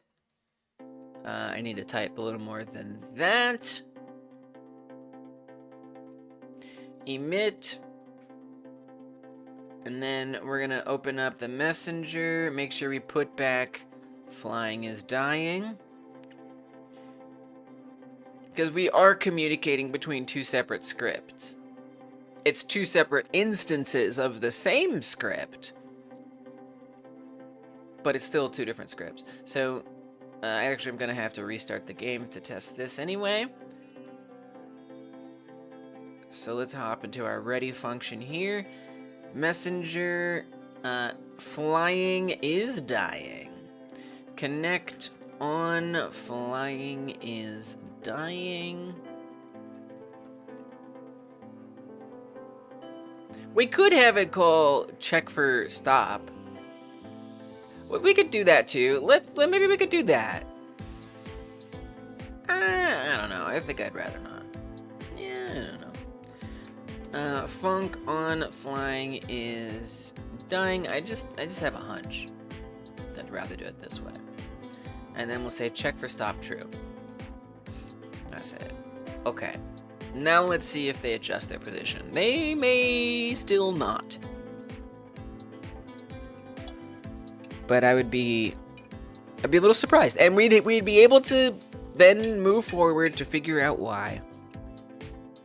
As I continue to get this functionality to exist. And then I'll make a parachute.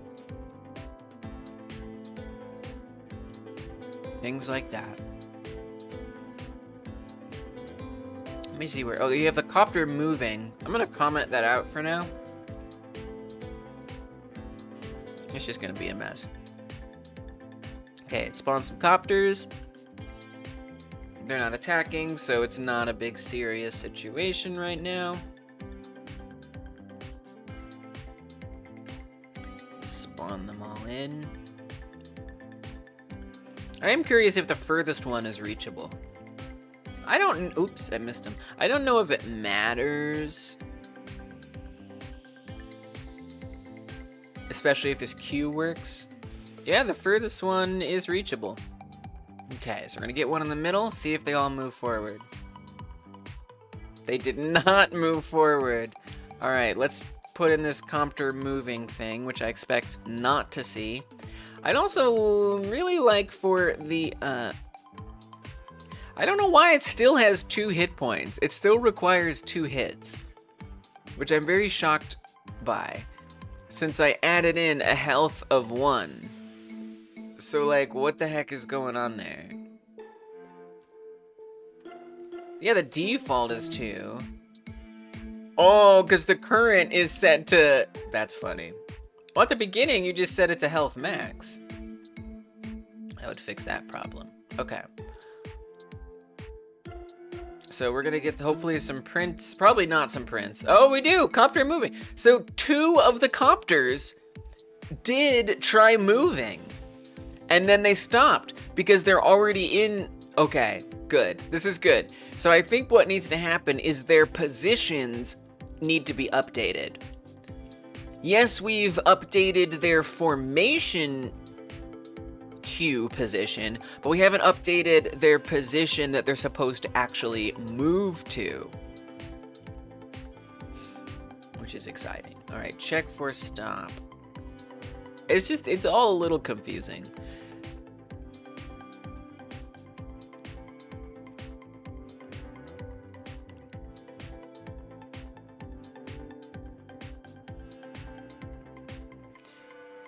So every time check for stop runs, it's going to... Actually, it reassesses its Z position every time. If it's rechecking the formation, so if that's true, which on flying dying it is true, it's going to update the current formation queue position. And it's going to check if the formation queue position is the same as the current. Otherwise, is moving becomes true. We know this is working because copter moving printed, which means is moving was true. Now we are missing what this else has. This is if it's not rechecking the formation, and then it's going to see if its global Z position is set to Z for stopping, is greater than, and so then is moving as false. But they're not moving. That's what's confusing me, is they're just staying put. I don't understand that. Why aren't they moving?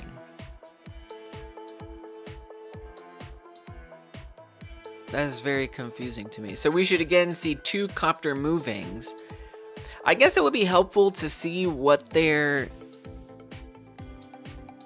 formation queue position is set to. We might want to, I think we might want to update their formation queue position. I think we need to do that too.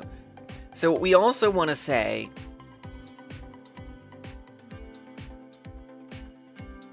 not only set is moving to true, we want to say formation queue position becomes current formation queue position, right? Let's see if that makes a good difference. Okay, I'm gonna destroy this. I missed it. I don't think they moved. I wasn't really looking when I did that. Let me look at the replay of the stream. It's hard to tell. I don't think they actually did move. Let's try this one. Oh, it does! It did move! Yeah! Okay. Okay. Good, good, good, good, good. Yes. Functionality. Let's go. Awesome. And we got enemies. Frick yeah. Let's freaking go. Okay, cool. Give me all the copters. Give me all the copters. All right, so we can do it again. I'm gonna hit the one that's closest, and they all are gonna move forward. Okay, they didn't. There it goes. Wait, so sometimes it does move forward and sometimes it doesn't? Why? Why does sometimes it does and sometimes it doesn't?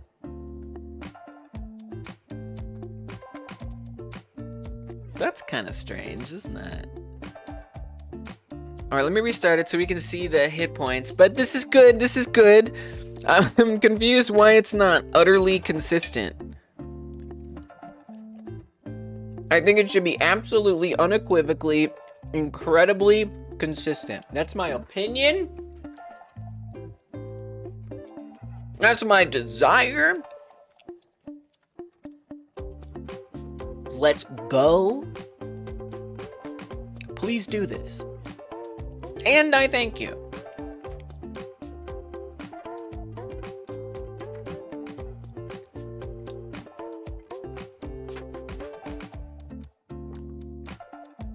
Really weird. I don't really know why that would happen. Alright, spawning all the copters. I can't destroy them yet because I don't have long enough arms. So let's get him. Oh, I missed the human. That was an oops. Alright, we got lucky. We got the bug that gives us full length arms. So we're going to delete the first one. Oh, it still took 2 hits. And it did not move forward. It absolutely did not. There they move forward. There they did not move forward.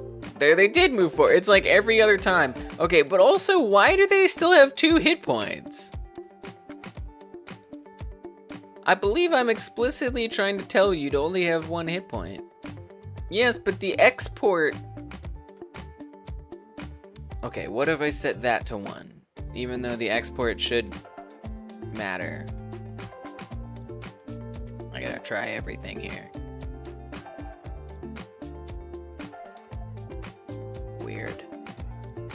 Weird. Now that's not gonna update here in this version, but that's okay. Alright, spawn all the helicopters.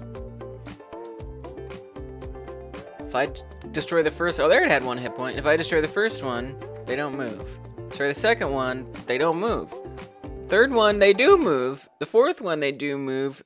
The fifth one, there's nothing to move. Okay. Give me 5 more, baby. Orange alien, yeah. Dude, I'm thinking we got it. You're like the 3rd person who's thought about it like a fruit, and I think it's time to like put a little hat that has the orange leaf on it. I think it's time. Not that I've ever seen an orange with a leaf on it, but if that's just a way we think about it, then that's the way it should be. So I'm not really sure how it decides when to move forward. I'm very confused about that. Oh, now that's interesting. Wait, 1, 2, 3, 4, 5. It seems like it spawned 2 on top of each other. There's some weird going on here. Okay, that one moved forward. There they moved forward. There they didn't move forward. I don't understand why. I think if anything is gonna help this make more sense, it's going to be printing where they think they are in the queue.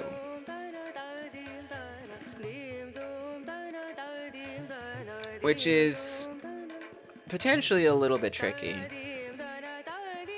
But yeah, Frank, since you said that, it's time. It's time, and I'm gonna give you a skins credit. I am. You're on 14.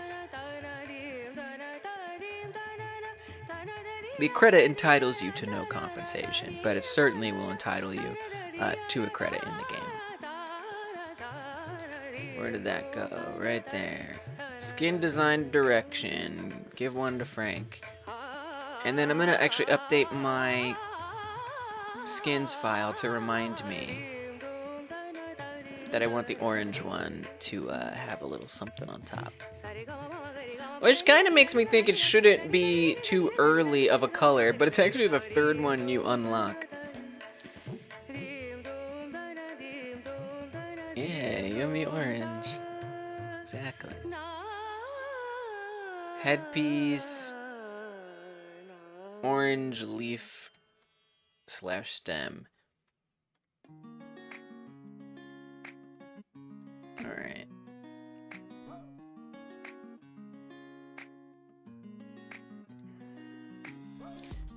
So how do I want to print this so it's a little clear what's going wrong here and how to fix it? Oh, we got a cat over here. Oh, and he's being cute. He's being cute. Why is he being so cute? He's rolling around.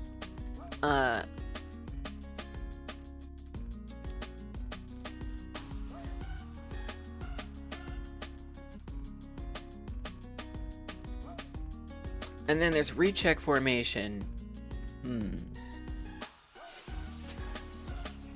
So I guess we could just say maybe every time it checks,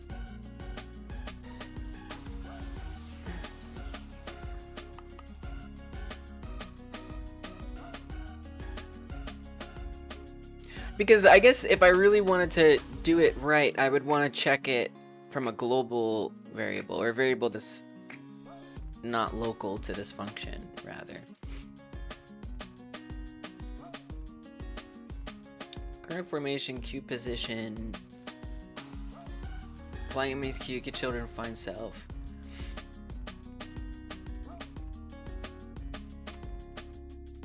So well, it gets its Z position for stopping. At that moment, we could say print, because check for stop false runs constantly while it's moving, which is kind of often. I feel like I'd rather it tell me that when it spawns. Oh, we're printing. So maybe I'm gonna come over to the NPC spawner.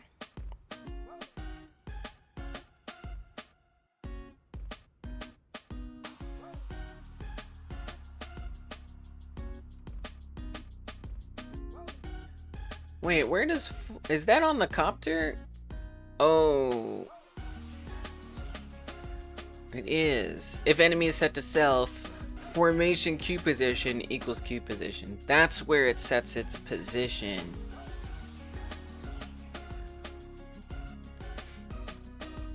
Alright, so we'll say here... that's a little weird. I wonder if when it spawns, it doesn't this doesn't necessarily line up, but the timing makes it so it knows this. This is interesting. I'm gonna say print enemy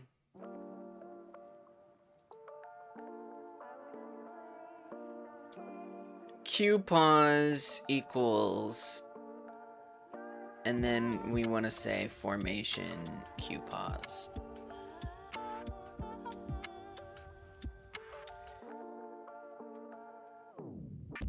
And then when we check and it's true, that recheck is true, I'd then want to do another check.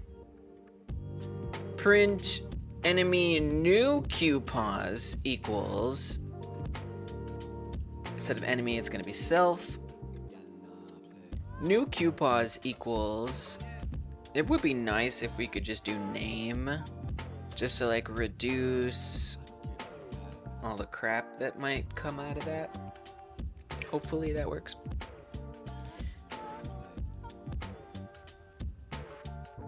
And actually, I'd only want this to be here. Let's do it like this. Let's put it here for now.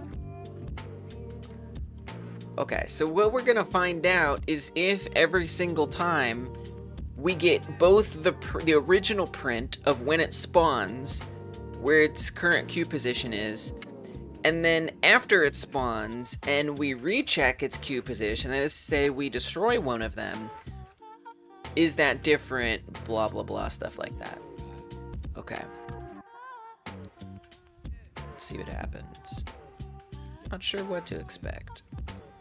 So bring on the copters. Alright, so we spawned 5 copters. Let's see if I can zoom that. We've got Copter 1, Q position 0. The first one always comes with the name, and then the other ones don't for some reason. But we can see that they're all unique. So area 3D 211 is at position 1. 213 is at position 2, 215 is at position 3, 217 is at position 4. So all of them are accounted for in a position on the array. Okay, good. Got it. Or in the queue, I should say. So I'm going to destroy the first one now, which will be Copter 0100 at queue position 0. Nothing happened! It didn't run any of them. That's interesting. That's very interesting. We didn't see any prints or anything happen. Okay. So let's destroy this next one. Now we got updates and they moved forward. So 211 previously was at 1, now it's at 0. 213 previously was at 2, now it's at 1. So it shifted all of those down. But something didn't print. Let's see if that happens for all of these. I'm going to destroy the rest of them now. So that it moved forward. I don't think it did for that one. That one, it didn't emit it. Nothing got emitted. Why? Why does it miss it? So sometimes, that print just doesn't occur. Or rather, it doesn't see that its current formation queue position, it doesn't know that it isn't set to... Why? Alright, so...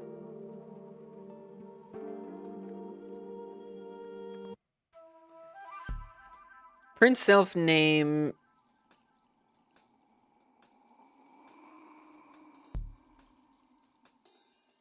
We jammed the print. The printer is jammed! Exactly. Variable Z position for stopping, flying formation Z position, formation Q position. If it's rechecking the formation, why would it sometimes...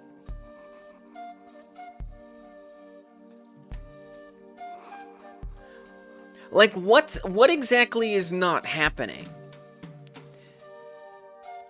Print formation recheck. What I'd kind of be curious is if a formation recheck isn't happening. Is it that it's not meeting this criteria, or the recheck isn't being detected? I think that's what I'd like to know next. So there we got a formation recheck when that one got destroyed. Let's spawn in 5 more. Let's bring them down. Okay, so destroyed that one. We got formation rechecks. Destroy this one, formation rechecks. Wait, we got formation rechecks, but none of their positions changed. So the formation recheck is happening, but it's not always finding. So we do know that that is firing, but what we don't know, or we know that we don't know, we know that it doesn't know that its queue position should be different. So why is its queue position not different?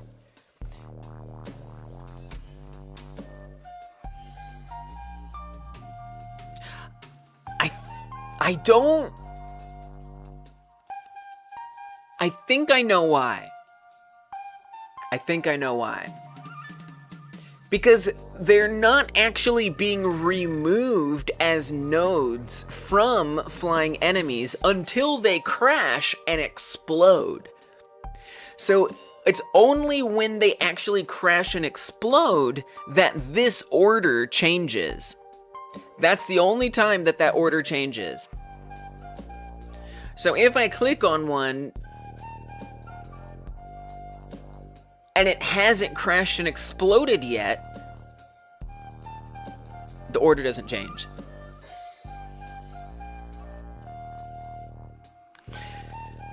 The solution, then, would be to create another node that they move to. It's kind of a lot. And I'm starting to think I need a node for things that are spawned. I think that's what we need. Okay, we're gonna do some things here.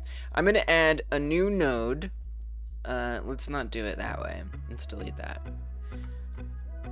I'm actually just gonna duplicate this one, and we're just gonna say spawned. And then I'm gonna move all of these into that, which means I have to update all of the paths. I probably should do export paths. That would save me probably some headaches once in a while. Nah, not necessarily. I don't always think that helps that much. It helps a little bit. It helps with renaming, but that doesn't help with moving things around, really. So really, we're not just creating an array. We're ensuring that copters spawn in a good formation. Really, it's that they stay in a good formation. So we're gonna find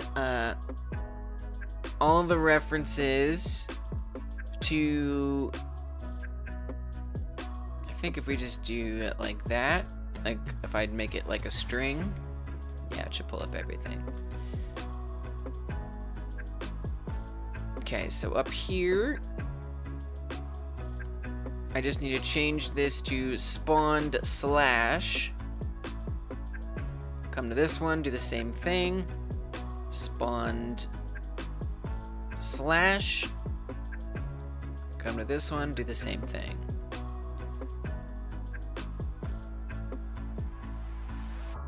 And I think that should fix all of that.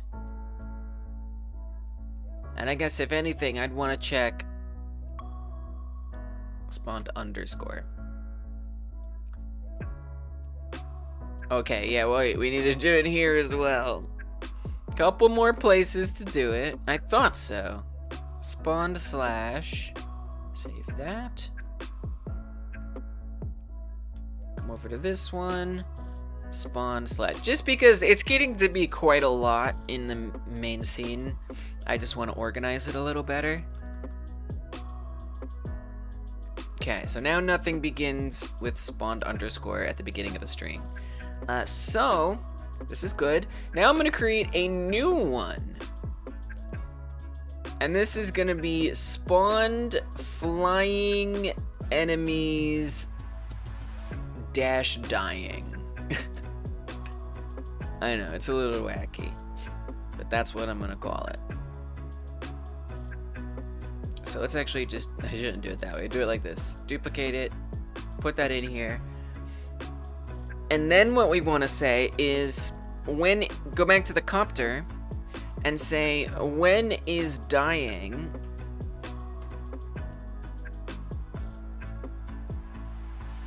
Oh yeah, we can do on flying is dying. We actually want to reparent the copter. And you know what? Let's set that up to over here.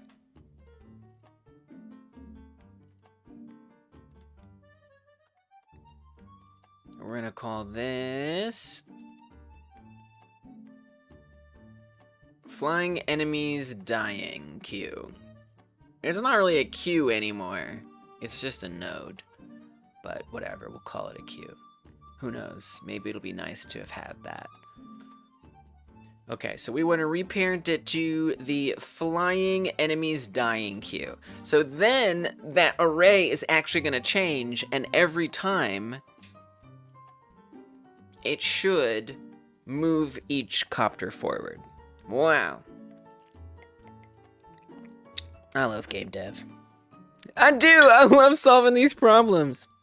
It's very satisfying.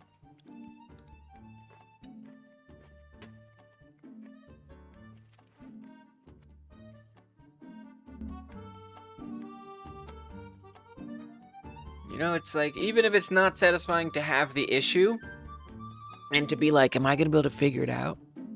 You know, and to feel my little brain just be like,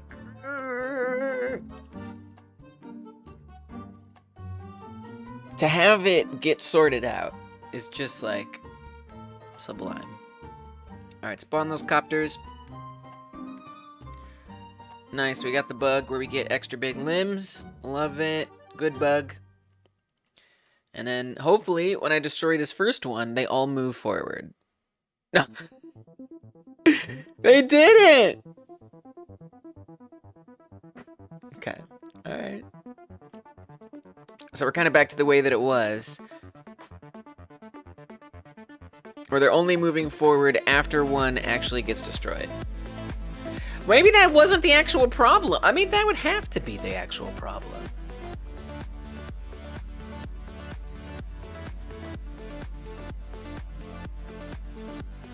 Destroy that, no movement. I need to look in remote. We need to keep an eye on what the heck's going on here. Maybe also I need to change my timing of when things get checked.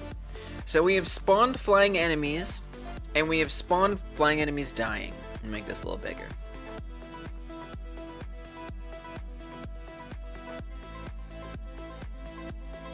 Okay. Spawn flying enemies dying. Oh, that doesn't help much.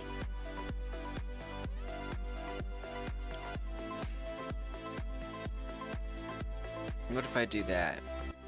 That works. So what I'm looking for is when they start dying, I should see it. So let's do this front one here. Okay. 114. Once I destroy 114, I should see 114 appear as a child of this. Let's make sure that much is happening. That definitely was not happening. That didn't happen at all. Okay, well, that would explain why it's not fixed. Good. Well, let's make sure that does happen then. So let's see if print. I mean, it has to. When does flying is dying definitely happening? Flying is dying. When health current equals 0. So really, that should be happening. Flying is dying. I'm gonna get rid of these other prints for now. I think they're still useful, but I don't really need them right now. We know the formation check is, recheck is happening, no problem. Editor's running a little slow because of the remote tab being open. Okay, so what I'm curious is what's going on with this reparenting? Why is it not happening? Could it happen, please?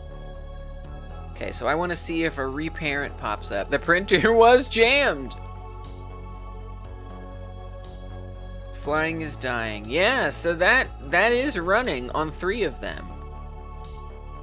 Now, they did move forward, so I'd rather see if it still appears on when they don't move forward. Just to be thorough. Oh, it's hard to watch both of that. Yeah, it's... But look at the delay. The delay concerns me a bit. I don't know. But they're never getting reparented. Because I don't see... It could just be that the remote is slow, but I'm not seeing any reparenting occurring, which is surprising. Because we're definitely running it. Did I forget to wait a minute. I think I know what might have happened. I didn't rename the node, did I? Just tell me. Just tell me. Did I not rename the node? I bet I didn't. I didn't! Yay! Easy fix! Okay. Dash dying. I didn't actually point flying enemies dying Q to that node. Hence, they weren't getting reparented to anything but themselves. It was just reparenting to itself. Okay. So I'm gonna need to restart it to test that, because that stuff at the top of the script only loads in at the beginning. Well, actually, I didn't need to, because when we spawn them, that runs. Well, whatever. Clean start. I think this is gonna work. Or if it doesn't work for some reason other than I could have possibly imagined. Alright. Give me the galactic. Clean start. Squeaky clean. Okay. Spawn the choppers. Then I gotta get some arms so I can actually destroy them.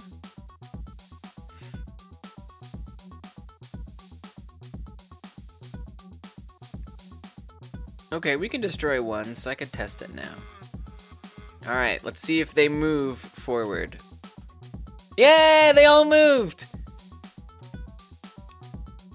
Okay, I will say, oh wow, and look, it's filling into the new spots. There's a lot of good, oh, I forgot to eat those humans. There's a lot of good happening here. I'm still trying to understand a little bit what's going on. Wait, oh no, it's spawning too many. Why is it spawning too many? It's allowing me to just spawn as many copters as I want. What? 1, 2, 3, 4, 5. Wait, why are they getting added into dying? What?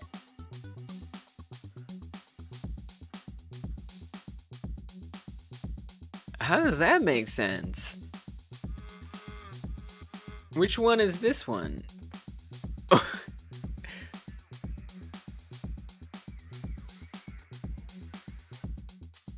need to pay close attention. So,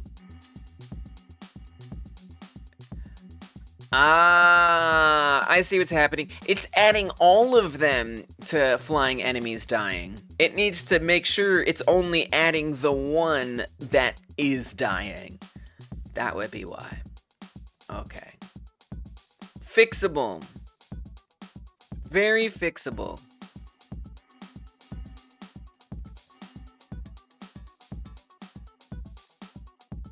So we need to make sure that we know which is the one that is dying. I wonder the military budget was too much. That's right, you gotta stop that alien who is debugging if it can destroy things. It's a bug-themed alien debugging the army.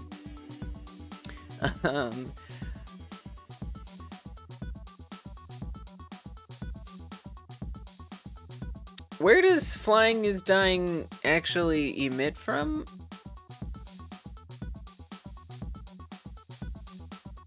Health effects less than or equal to 0. So we need actually to tell me what itself is at that moment.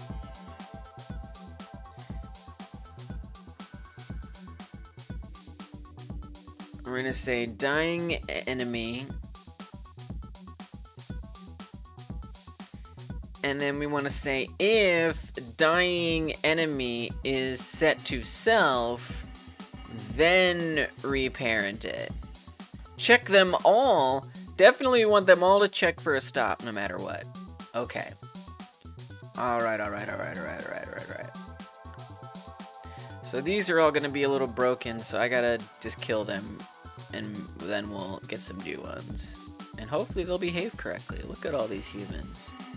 I love it. Alright. Spawn 5 new copters. We should not be able to spawn too many now. So there they all are in flying enemies.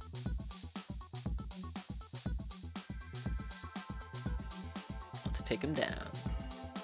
So if I get rid of the first one, they all move forward. That one was added to flying enemies dying, and then it got destroyed and was deleted. They all move forward. They all move forward. They all move forward. They all move forward. Yay! And we can't spawn too many now. Beautiful. It works. Yay! Awesome. Yes. All right. I like when things work. It makes me happy. Okay. Yay. Good. Awesome. So look at all these delicious humans. Get them all. This is like one of the first times I've been able to like, yeah, everything's working.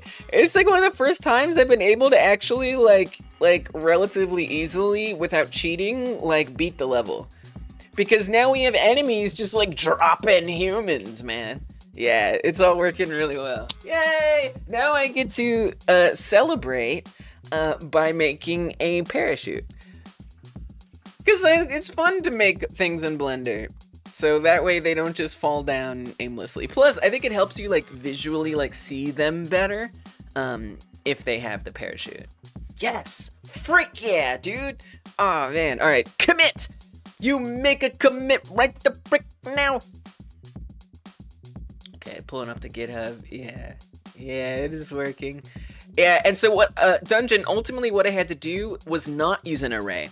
Because if I used an array, when the copter died, it would be a freed object, which couldn't be purged from the array.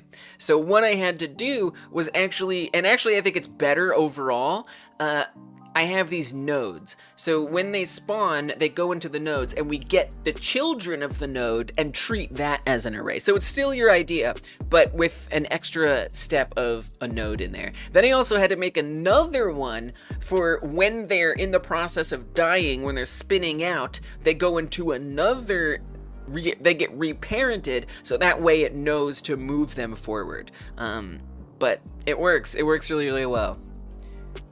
It wouldn't advance the queue in an array, so we put it here. And I think I like this better anyway, so it's fine. Copters form have better formation via nodes. Copters added to spawn nodes. The people are rigid bodies, right? Yes. You would just add the remove from array in the die function before the queue free. Yeah, that's true. Yeah, I could do that. I wonder if that would work. Yeah, that's actually a good idea. I kind of like this better because we have like, it's easier to like kind of track and see things here. So while that is a great suggestion and probably would have worked, I like this. I like this way of doing it. It totally works. Totally works. But yeah, the people are rigid bodies. Yes. So we're gonna slap a parachute on them as they're falling. They don't need to slow down. They already fall through the sky really slowly. Copters added to spawn nodes that track their position in a queue that corresponds to a Z position. Added a dying node as well that they're reparented to.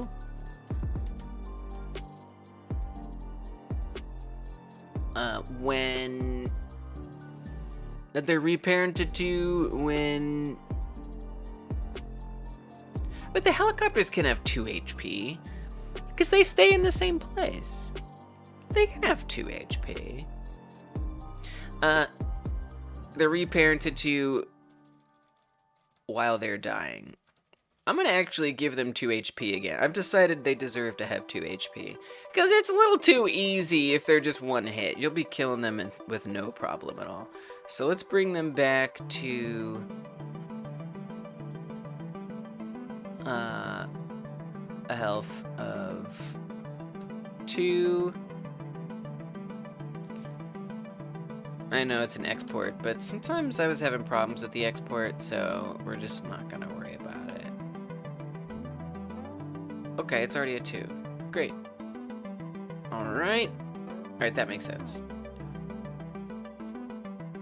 And then the other thing that I wanted to change... Well, I do want to experiment with their Z position a little bit. Real quick before I commit it. Apply impulse time. Give them some horizontal momentum and some damping so the parachutes look real. No. No! Maybe. I don't think we need to. I think that right now they already move really slowly. If anything, it looks not real. Like, by default, they kind of already look like they parachute down, but they just don't have a parachute. But maybe you're right.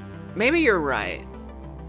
I don't know. Okay, I'm open to it, but I'm also thinking it's unnecessary. We'll see if it looks okay without it. And if it doesn't, I'm gonna come back to this message. Let me just test some different positions, because I'd like them to be far away as possible, but I want the furthest one to be reachable.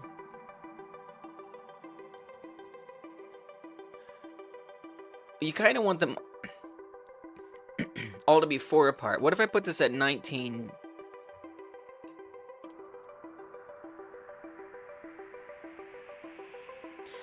For 23, 27. That's actually what I think I'd rather it be. So they're all the same distance apart from each other. But I don't know if 20, I want them all to be, oh, you guys can't see anything I'm typing. I am so sorry. So I just adjusted these positions. They were smaller. 27 was like 24. Or it was like 25 a second ago. That's the Z position that the helicopter stops at. And the furthest one, I don't want it to be too far away such that the player can't reach it without power-ups. I want to make sure that if the player doesn't have power-ups, they can still actually reach the furthest helicopter. I know I don't have to do it that way, because now that we have this queue where it moves them forward, we could say, well, you just gotta destroy the newer ones to be able to reach the old ones. That's...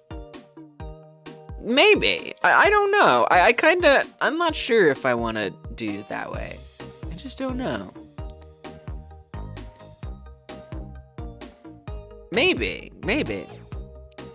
Alright, so actually the furthest one now, I can't reach it. It's too far away. I'm fully healthy. I can get almost all the way to the back, but that one I can't get to. Now if I destroy one, then I'll be able to reach it.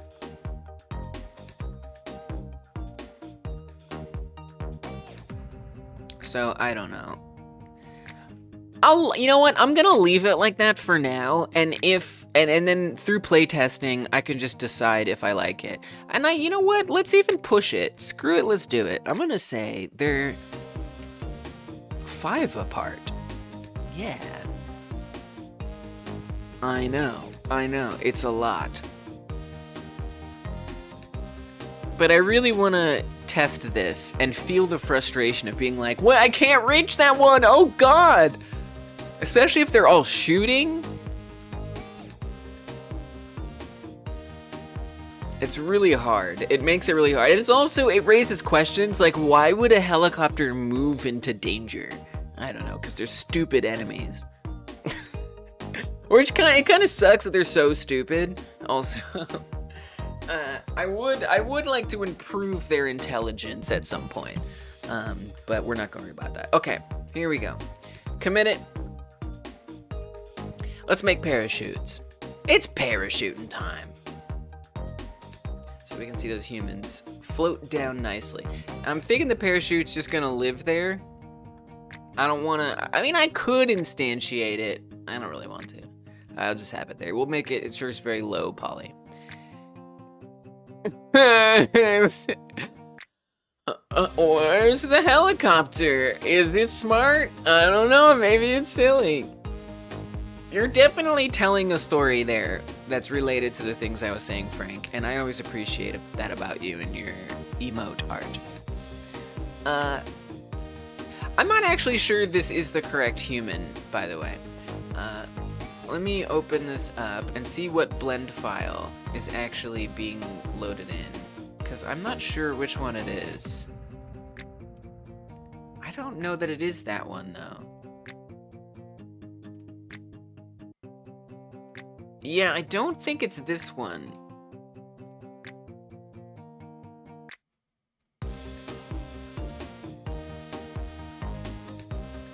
Wait, but is it... I'm actually a little confused. It's the correct human? It might be. Right, but technically it's the correct human. That one is definitely not, because that one's the old one. Yeah, well, this one has both hairs on it. This one doesn't. So I think that is the wrong one right there. And that's the one that I do have open at the moment, I think. So I think it isn't this one. Which is very, very confusing, I have to say. That could be a lot clearer.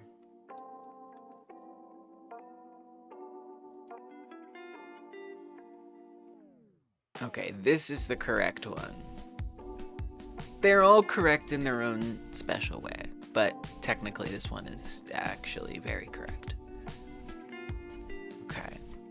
We get out of the way and move our cat down.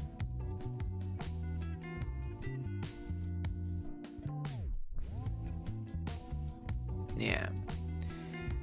It's very, very, or hairy confusing. I agree. The hairs are how we know. The hairs are very how we know. Alright, let's get a parachute in here. I guess it can just be there. It doesn't really... I don't think it needs to have like some special structure. I think we can just put it in. Just put it in.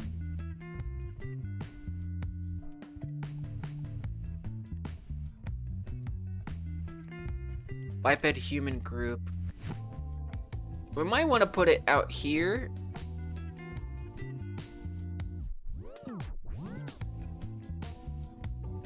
So I'll make a new collection. And we'll call this accessories. Human accessories.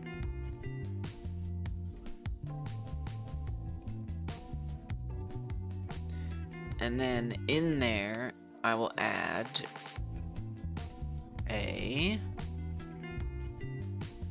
what will become a parachute.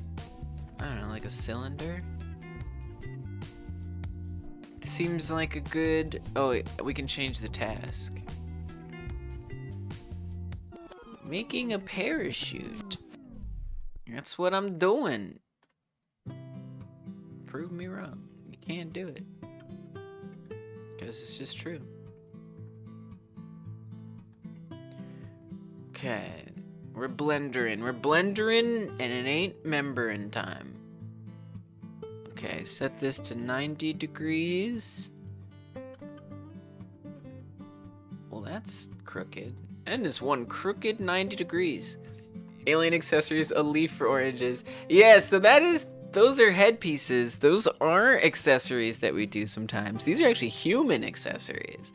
Finally, the humans are getting some love. I'll work on the alien one in the member stream. Every Monday, at the same time that I do these, I do another 8 to 11 hour stream.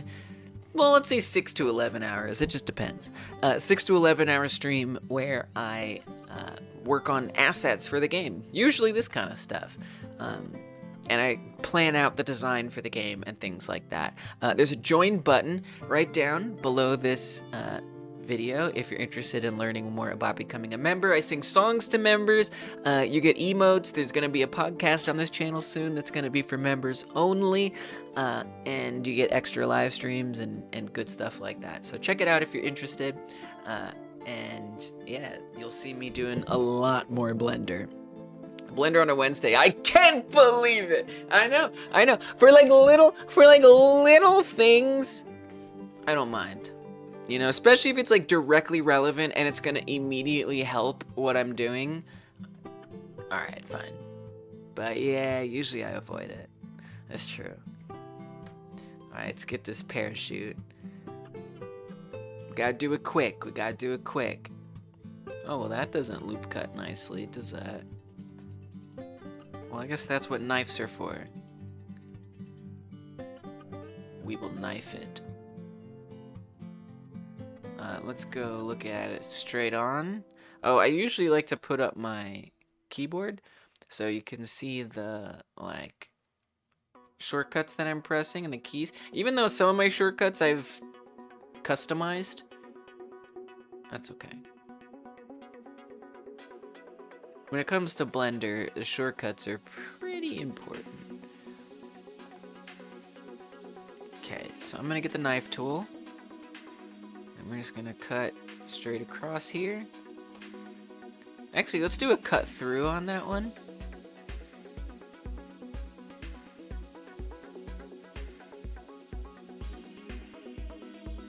Okay, I'm gonna do it right. Click it, cut through, absolute. Alright, now we should have a cut all the way through each side.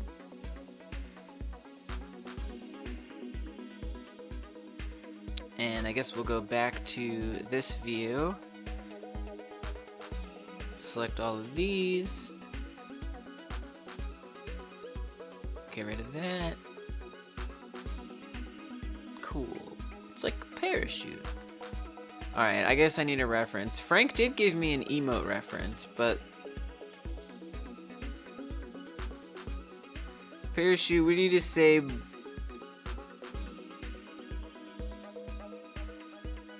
before 2023, so we don't get any, AI images, because those are no fun. What, do like military ones look different? Not really. They're actually simpler. I love to see it. Alright, let's go for this one. I'll pull up my reference program, PureRef, so I can have it up on screen while I'm making it. Okay.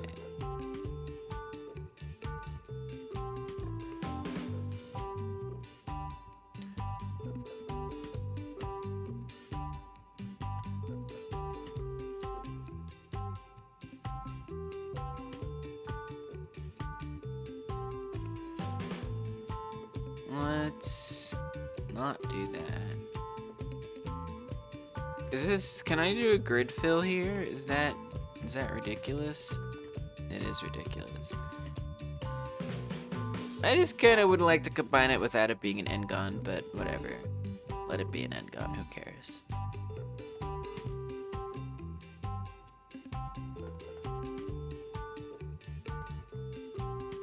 Okay, select that. And we're just gonna, let's actually set the 3D cursor up to the top here.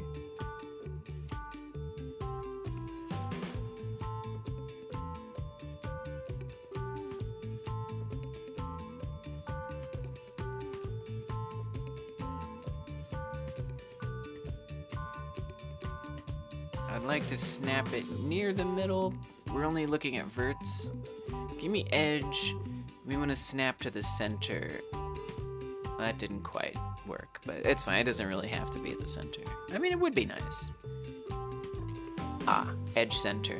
That'll do it. Nice. Okay. But I think you actually want to do this one.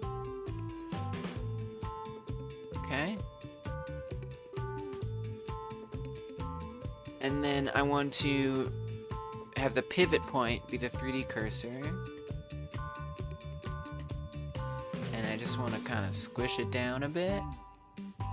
Now you want to make sure this is visible. That's kind of part of its purpose, is that we actually can like see it. I think it would be nice, actually. What if I duplicate this? We pull this out. We're gonna put this back to bounding box. I'm gonna shrink that down. And what if we try to bridge this? Just so it kind of has like a little more dimension there between. Add some extra cuts.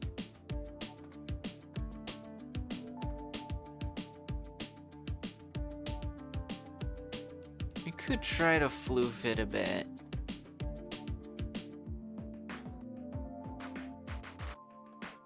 But it might be easier just to do that like manually or something.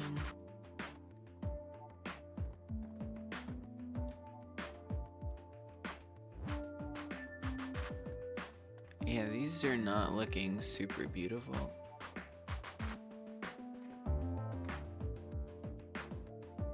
If you ask me. So let's not do it that way. That often doesn't yield quite the result that I want. Yeah, that's pretty ugly. So we're not gonna do that. We'll deal with it differently. We're gonna say make it linear. Oh, that's what I wanted. Nice. Cool.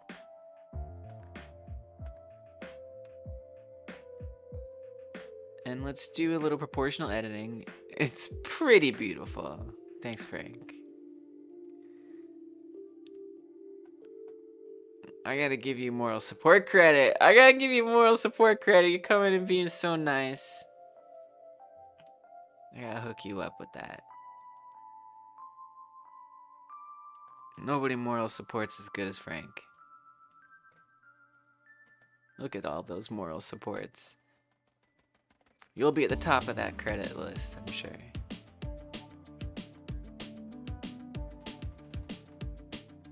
Okay, we want to influence largely. Kinda. I don't really want it to extend to that other part there. Oh, you know what might be nice? Let's throw a mirror on here. That's gonna help. Let's put a mirror up there.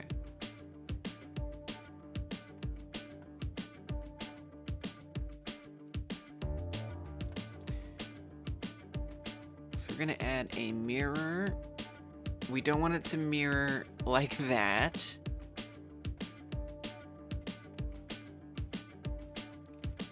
Exactly, Frank. And now, okay, that's not the mirror that I wanted. Ah, right, Z is flipped in Blender. I remember now.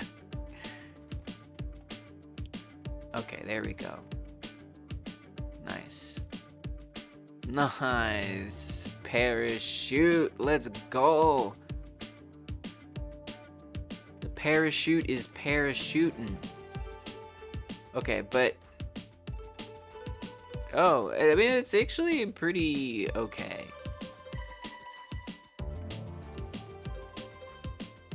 It's like pretty okay right now.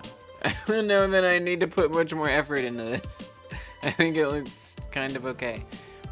We have a few more loop cuts that I probably need here. Let's make them count.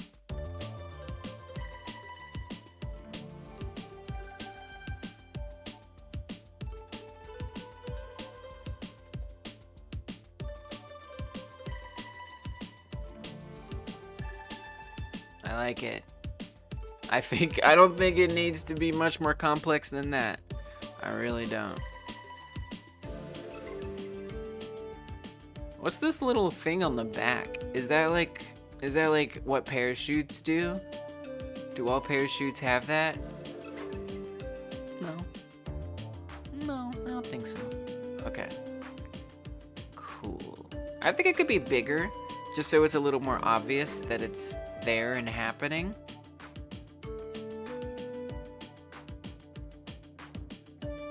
because we want it to help the player see that a human is there at all. Okay.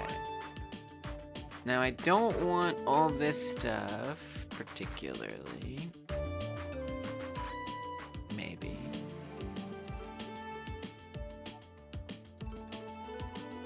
That's tough because it's well, you're gonna have to solidify it a little bit.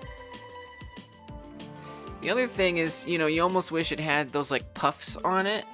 You know, like, I mean, on one, I mean, come on. Who cares? I care? Oh. Dang it, why do I have to care?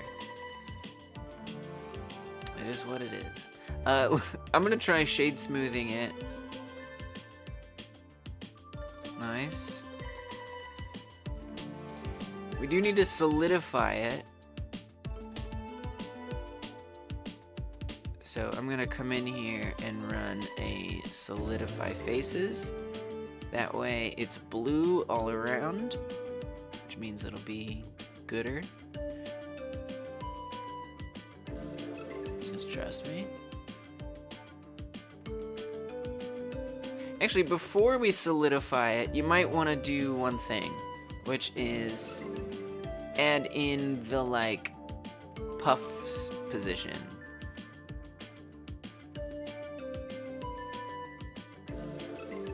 So yeah, let's get all those puffs added in. Or where those puffs are gonna be at.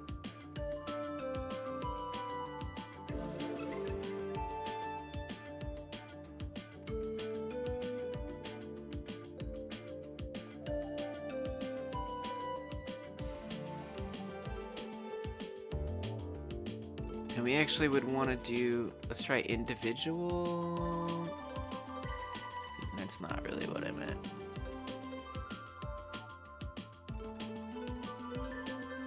It's a little tricky.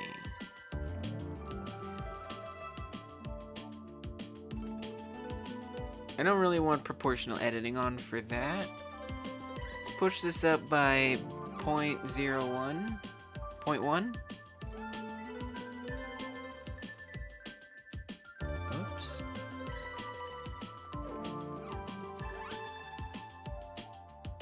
It doesn't look so good on that one. Truth be told. We don't need a ton of puffs. Actually, I mean, that's kind of enough puffs. It's a simple asset, you know? I wonder if we could go a little bit higher on this one.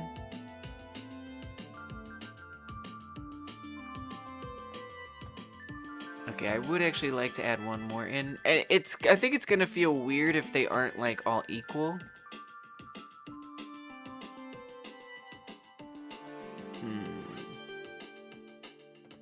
Yeah, you know, I think it's fine. I don't want to sweat it too much. I think it's good enough. It's puffish. Okay, then we'll come in here and solidify it. We're not going for extreme accuracy here. Oof. That's a bit hideous. Might want to adjust that topology.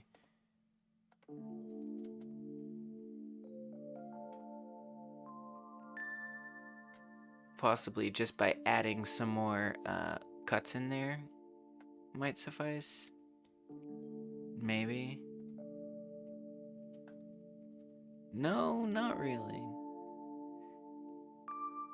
Yeah, the puffs are kind of complicating things. I'm gonna say forget the puffs. Yeah, we don't need it.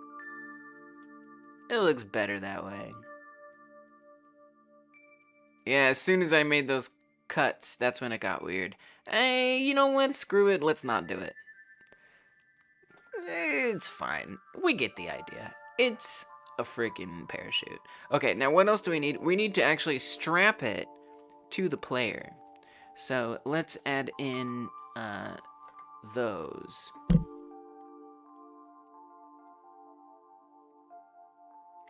I guess I want to do maybe skin modify. I mean, I think they should all be probably like straight. I don't think they need to be like curved. These look like they have maybe ever so slight a curve. Ever so slight. But for the most part, I mean, they're freaking straight. You know, they're pretty straight. So let's just add in a simple, more simple cylinders. We're gonna bring them down to be very low poly.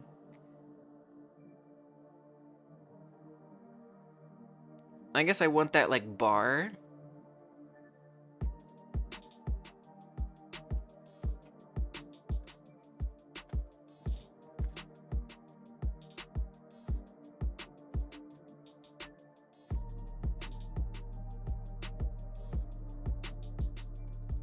Bring that down above its head.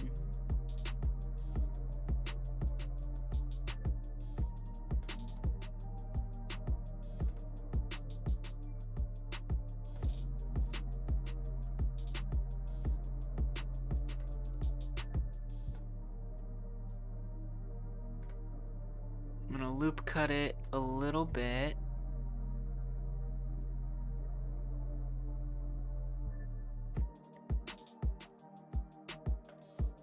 Not quite what I had in mind, but that's okay.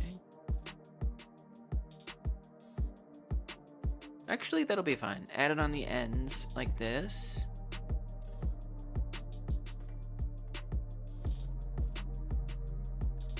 And then I'm gonna extrude this down.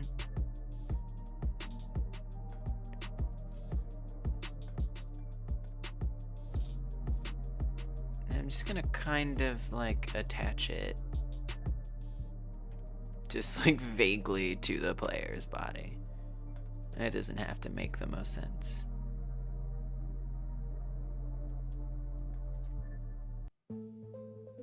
Okay.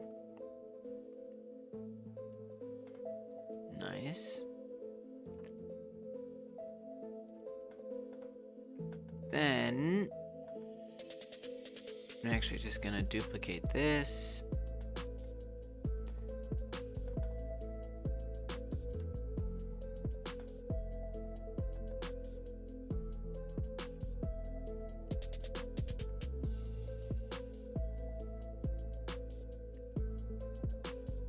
Make sure I've got that filled in down here as well.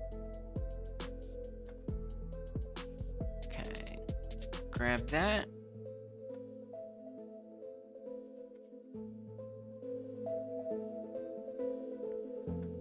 And we can just put a few of these. I don't think we need like a ton of them, just enough.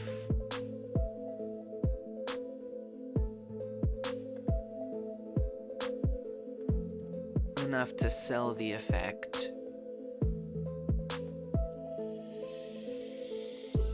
Might be kind of nice if this topology was like connected.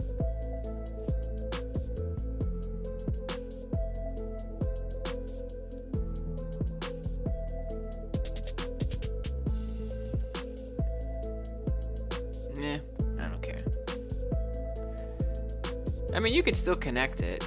You just gotta make it like a lot smaller. If we make it too small, it's gonna like look glitchy. So I gotta be a little careful when it comes to making it super tiny.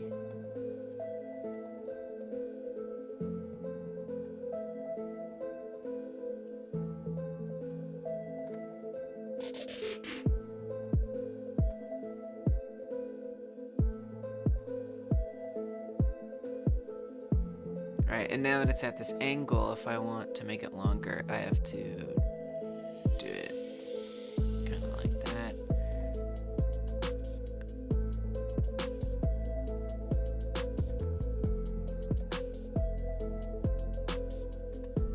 It might have been easier to do it like 18 different ways than this, but that's okay.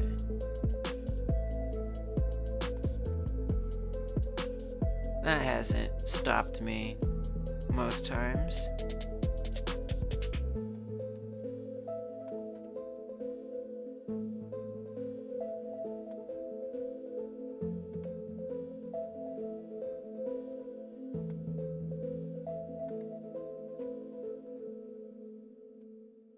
So maybe that's pretty good enough for just one. It's a lot of work for just one of these.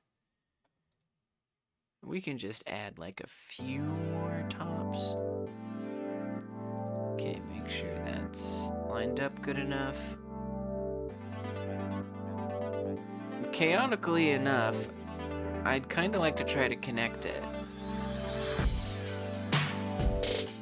I don't know that that's really necessary. Please, but I do see you doing that. So bless your heart, good luck. What if you just don't? What if you just don't do that? Like, who cares? I don't care. And it's my game, so let me just stick it on there. It'll be fine.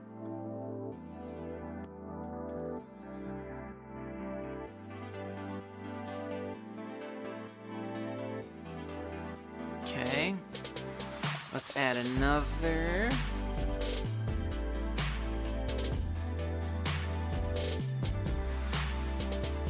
Would be nice if we could transform it from down here.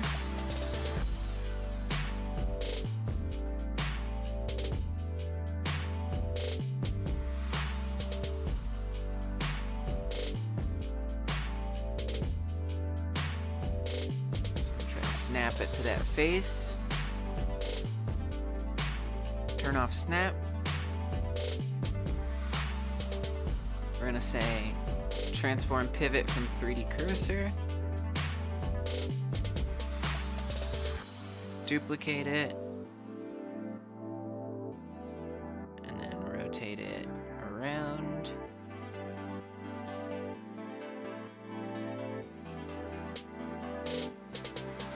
Duplicate this one too.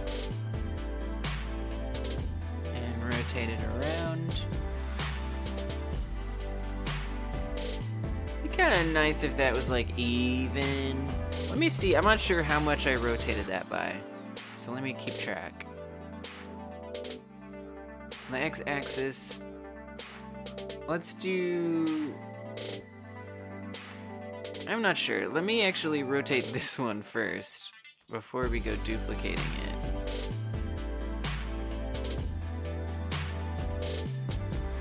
Put that one in the center.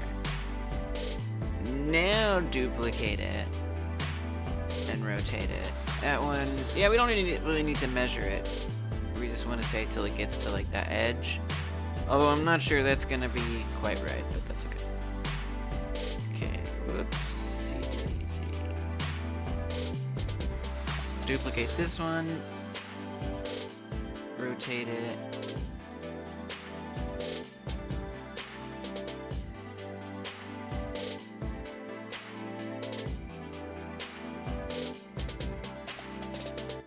And then just try to get it to be a bit less imperfect.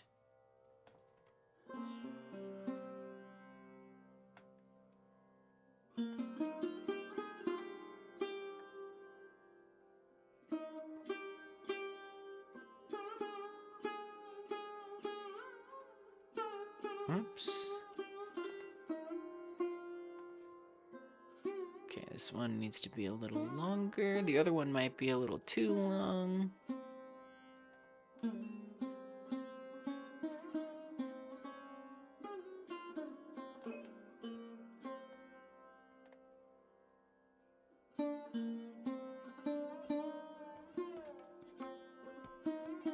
Again, not striving for perfection here. Good enough is perfect in this case.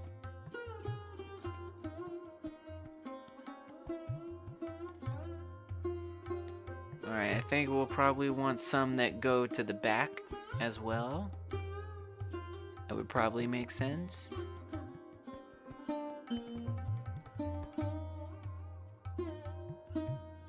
It's a pretty wacky looking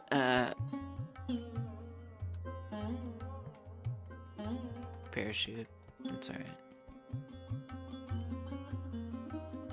Whoa.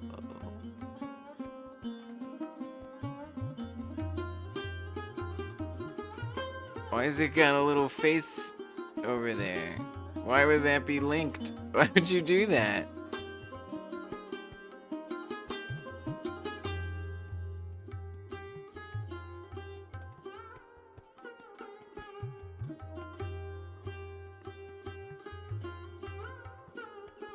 That's a bit unexpected. Okay. Hide that. Okay. Alright.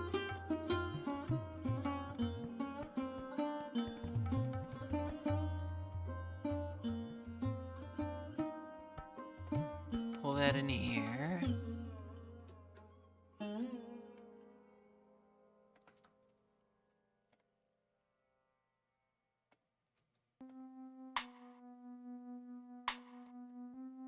Okay, then I'm gonna want to set that center position again, possibly.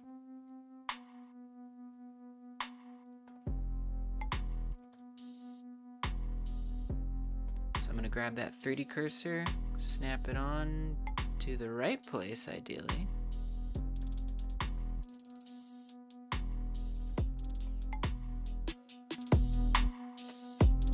Oh, I moved it.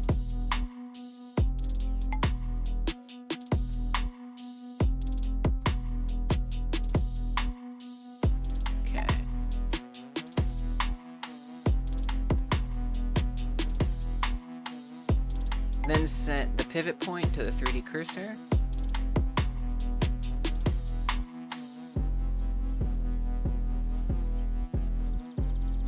That one's got to be a lot longer.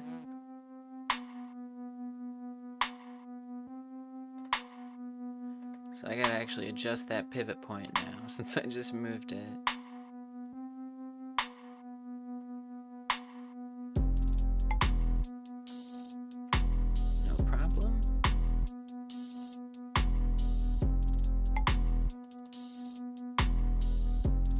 Try to make sure it reaches the back.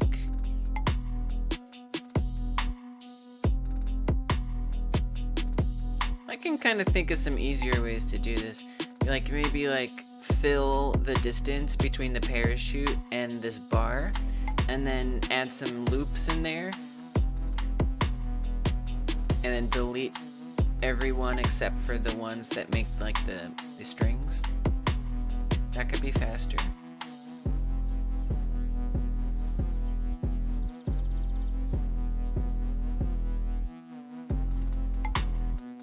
Potentially.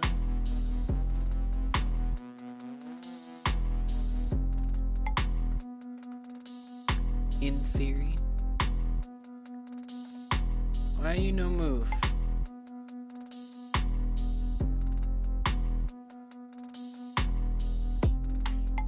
Okay.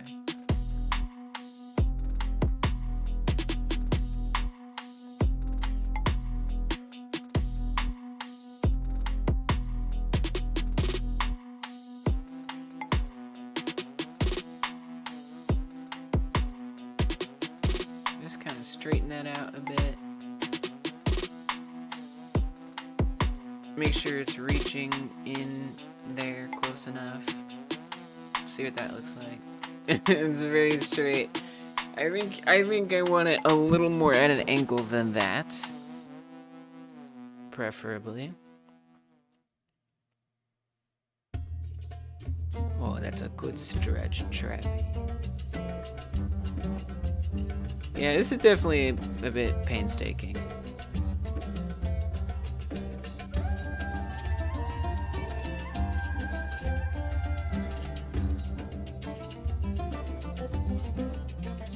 That's okay.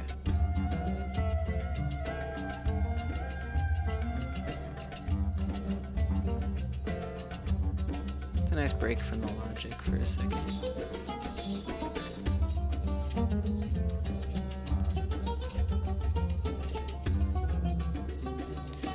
Try to select all those, duplicate it, scooch it.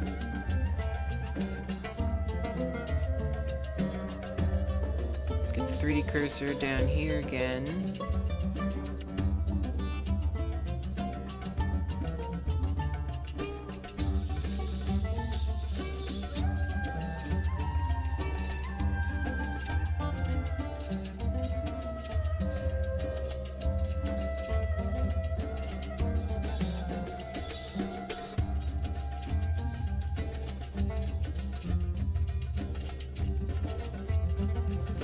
We might be able to actually, if we snap to face project, it might actually stay snapped onto the parachute. Save me some time. Oh, yeah. Oh, heck yeah, dude. Nice. Now, wherever I move it, it stays right inside of it. That's what I'm talking about. Oh, that's so much easier. Nice. I think this is pretty good, other than I think it could benefit from having some in the front. Which, actually, we should do that with a freaking mirror. Right? Just, like, mirror it. On the y-axis.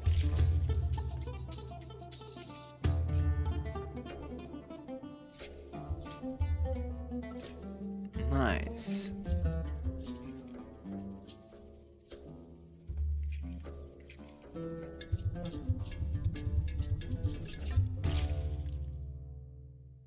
It gets a little bit a lot in there.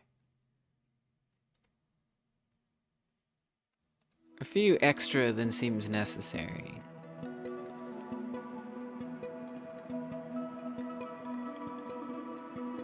But it saves me the trouble. Nice. I think it looks great. Looks good. I'm happy with that. For now. We'll see how it looks in the game. I do want to set different materials. So let's do that. I'm going to apply the mirror.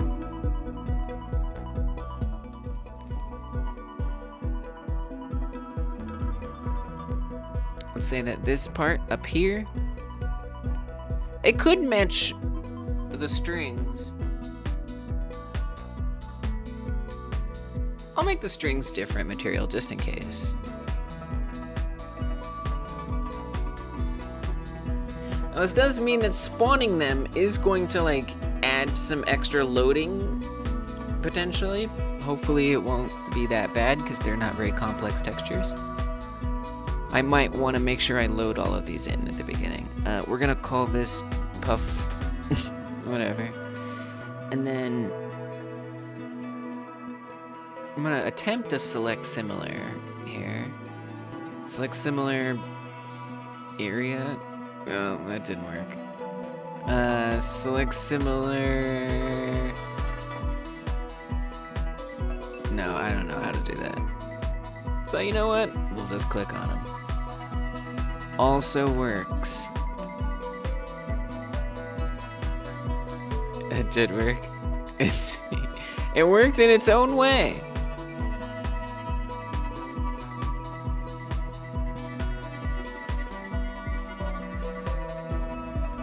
Well, some of these did get merged because I didn't turn off merge on the mirror. It's okay. Alright, whoops, let's give this a new material. Call it strings. Oops, that's not how you do that. Make it new, call it strings. And then just for the sake of visualizing that they're different, I'm just gonna make this one a slightly different color.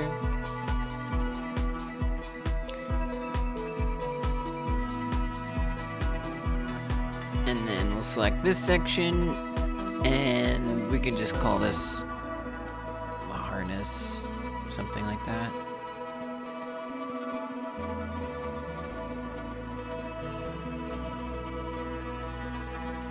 And again, just to make sure it's obvious that it's different, we'll just give it its own color. All right, parachute. Hopefully that looks okay once we get in there.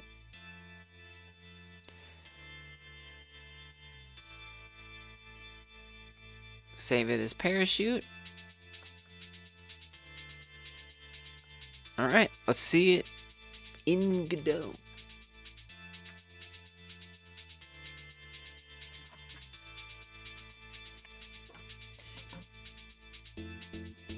Should be nice for just knowing, like, oh, hey, look at that. That's a person.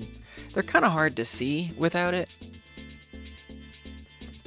Hopefully this will make it really obvious. Alright. Looks good enough for me. Now we want to make sure that it only appears at first, and then it disappears. And we don't want it to usually ever be there.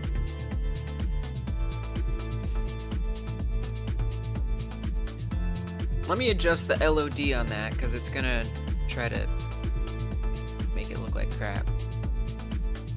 Oh, and then let's also set the colors. I don't think the colors are actually that bad as it is.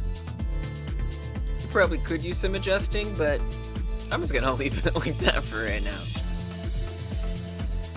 The less materials to load in, the better. Although technically, I mean, it has material of a such. Okay, make it invisible. So it needs, I guess we can just say on the copter.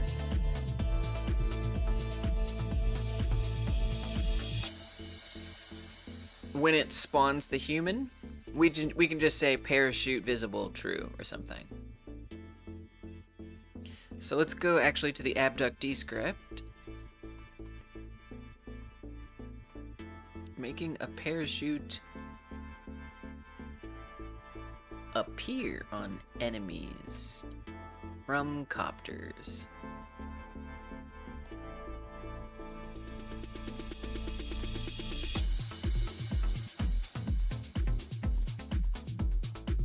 Variable, we'll just say parachute boolean false by default. We could even like run a function. I think I'd rather do that above all else. Maybe we'll say parachuting. I like that better. I guess is parachuting. It's kind of long. Okay.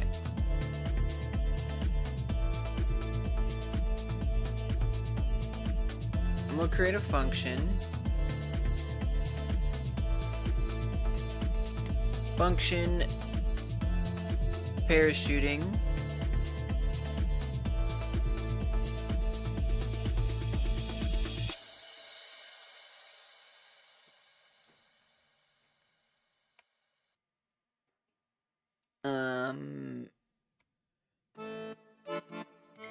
We're gonna say change state if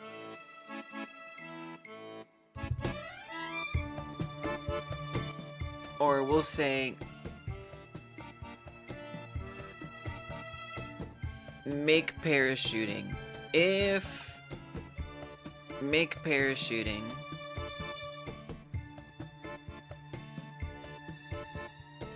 then we just want parachuting to become true, or is parachuting rather to become true.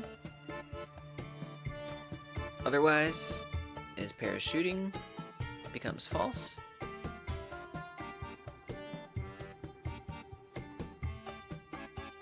If make parachuting, is parachuting becomes true. Otherwise, is parachuting becomes false. Good, good, good. It's BBL Traving. What's BBL Traving?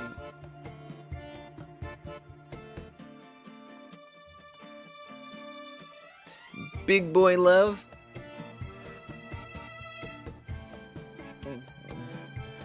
But I don't even know.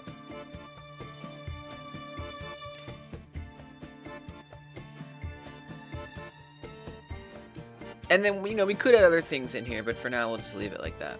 Brazilian butt lift. You what?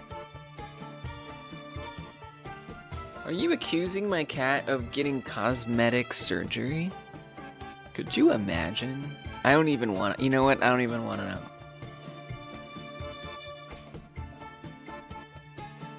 He is serving it up, though. Like Cardi B and Kim K. Alright. Yeah, if that's the way you want to think about cats, like... we do tend to anthropomorphize pets, I suppose.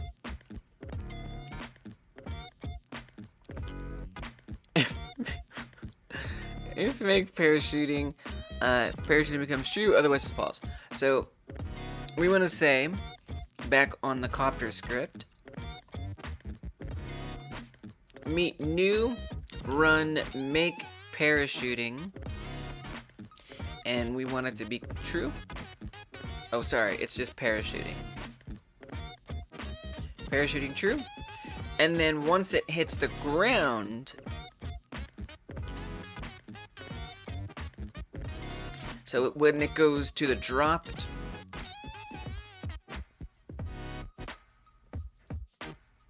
from dropping, so when this happens, remove from group drop, add to group dropping, and then we want to say if is parachuting, we want to say make, and the reason why I'm adding it into a function too is if we want to end up doing things like Dungeon Martian was suggesting, adding some extra values that adjust and stuff, that could be worth doing.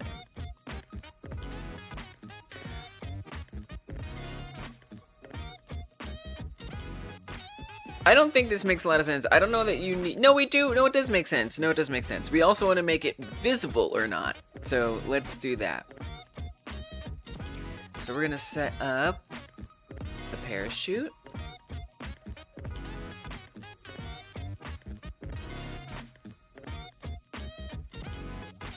That should just be in there. So hopefully that will not be complicated to find. I trust that it won't.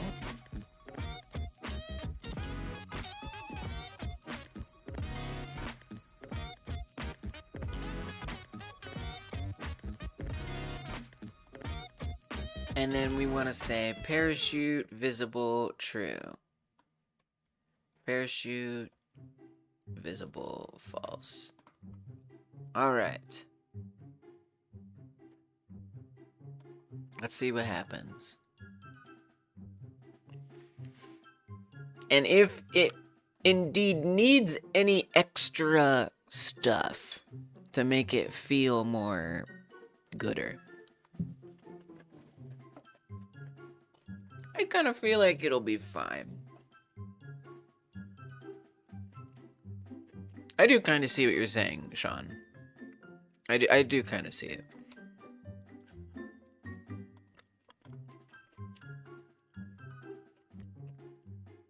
Try if you can get it. No, I didn't like that. No, I take it back. Okay.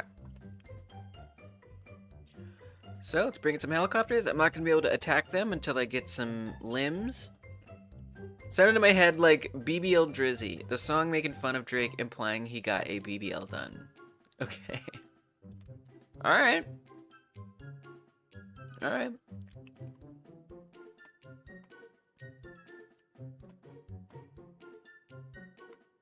Oh! We got error.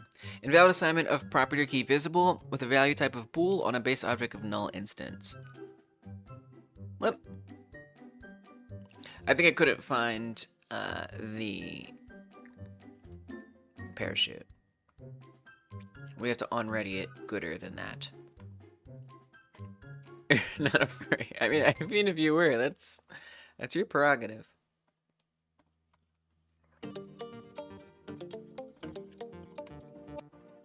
No judgment. Parachute, mesh instance 3D, parachute. Oh, you know, I think that's not gonna be structured that way. Yeah, it's a little further down. Let me try to make it accessible as a unique name. Will it let me do that? What if, oh, maybe it won't let me do that. Oh, it will. Okay, so if I put it here, will that show up on here as a %? I think it will. Let me see if that makes it work. Let's try that. I'm gonna attempt to hit continue. Yeah, it doesn't like that. Alright, let's try it again. Let us try it again.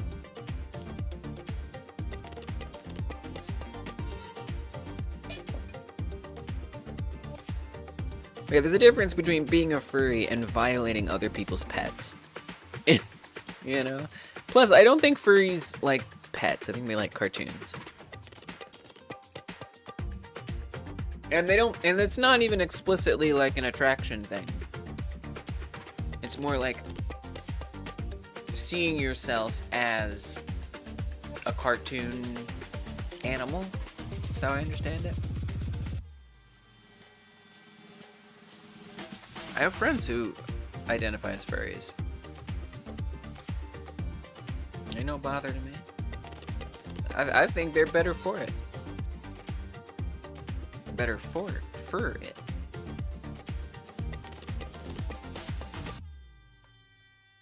All right. Oh, no bueno.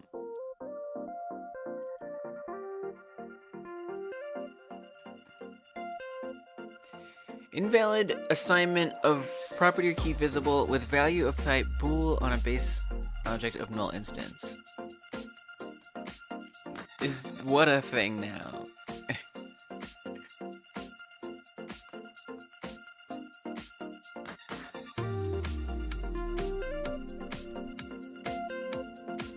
Invalid assignment of property or key visible with value type of bool on a base object null instance. So why are you seeing parachute as not existing?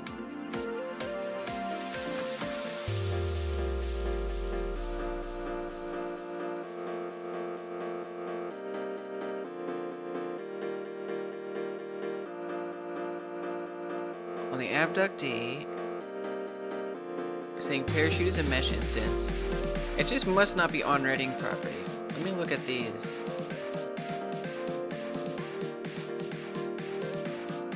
Parachute is null.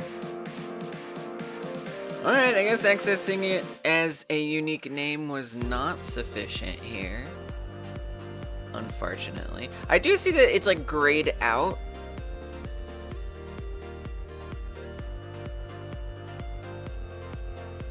So that's interesting. I never noticed that before. Alright.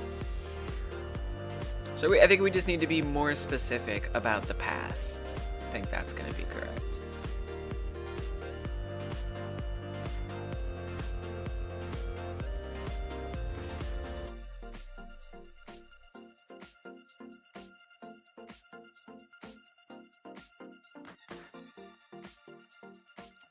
We're aware that furry is now a name for a subset of people. I mean, look, Sean, like people, communities of people identify themselves in certain ways. They're entitled to do that, and I think it's important that we like respect that. So I think that the way that you're thinking of it is very stigmatizing. I think even like at the earliest people, like the earliest term for that was created within a community of people who related to cartoon animals. Do you know what I'm saying? Like, you can make judgments on it all you want, but again, I've known wonderful people who identify that way, and it's fine, you know? I think what you're talking about is a misconception, right? Something that is an act, it's actually bullying, right? This concept that it's immediately connected to the violation that you're talking about. If anyone's violating an animal, it's you talking about my cat. I'm just saying, like, it's ironic. It's a little ironic. That's all. Do your research. I'm just saying, it's out there. The information is out there. I am by no means a representative.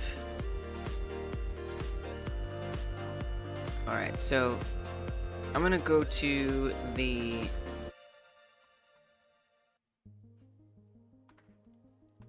Yeah. Well, now you know. Now you know. I'm gonna go... Actually, I think I want to be here. But I just want to make sure I get this path right. I don't love this path. One thing, you know what I should do? I should do this. If there's ever a time for an export, it's right now. All right, Sean. Okay, all right. So let's make that an export variable. And then I'm gonna drag the parachute onto there. We're just gonna assign it. I think this is a really good use case for just assigning it and being done with it.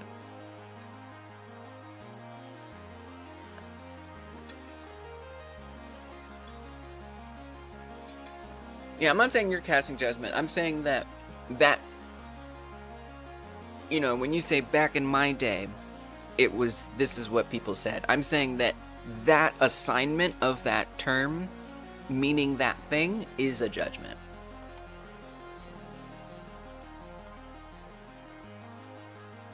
And whether or not you just, you know, ignorance, not knowing that that is what that use of that word means, it doesn't mean you intended to cast a judgment. But it's going to upset people who are going to take it as that. Potentially. Alright, anyway. Let's get some limbs so I can tear down this helicopter.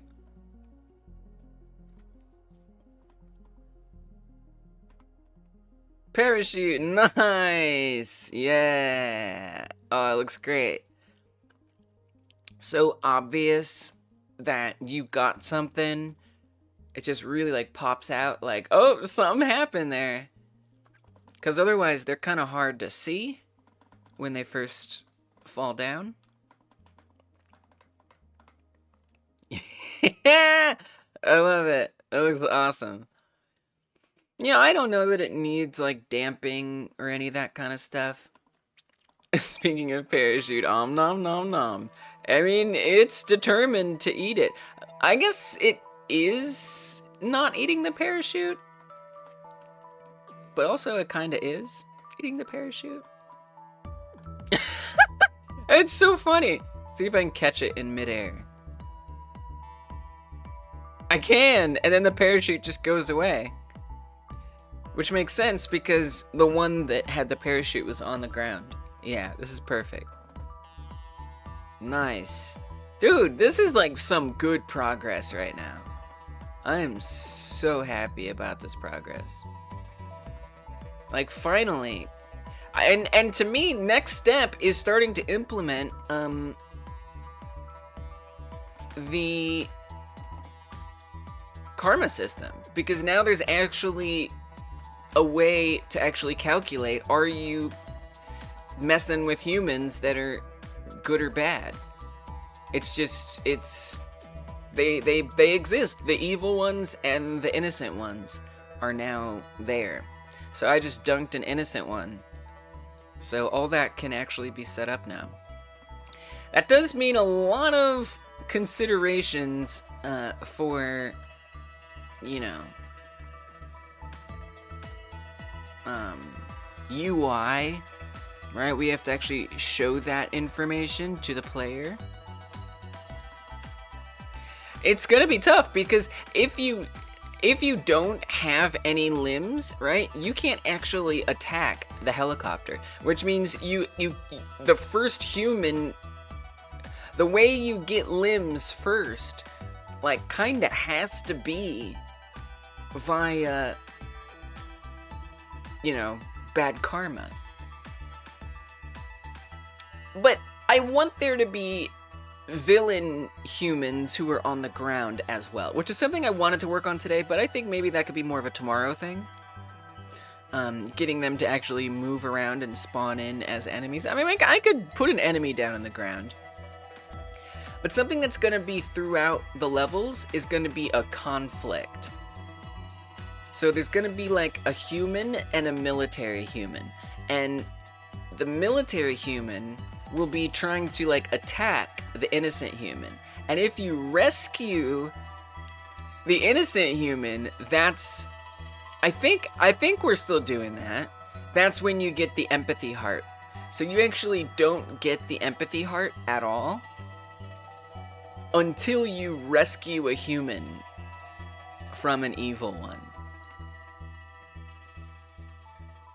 It's a little complex, but hopefully it'll kind of end up making some sense. That's part of why I need to get the systems in place so I can determine if it will make sense or not. Alright. Good stuff. Oh, that's something. Do I need to flush out? I don't need to flush out an array. That's another nice thing about not using arrays, is I don't have to worry about resetting them when the game restarts.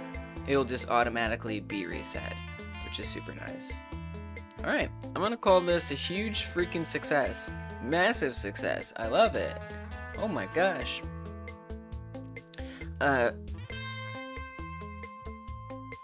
Copter humans parachute down on death. Flush out, yes. That kind of flush. Yep. Same flush.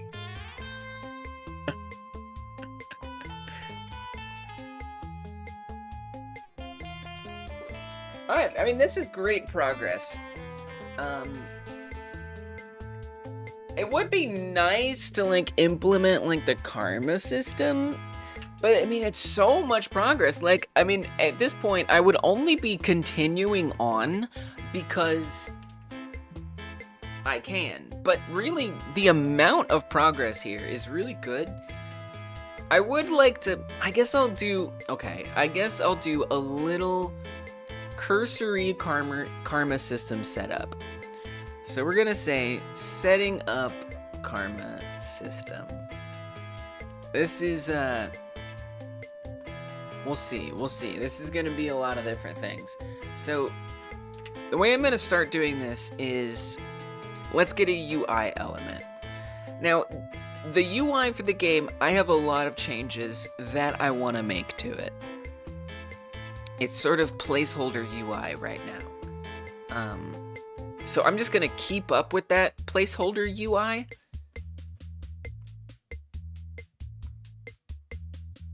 Just to make my life easier.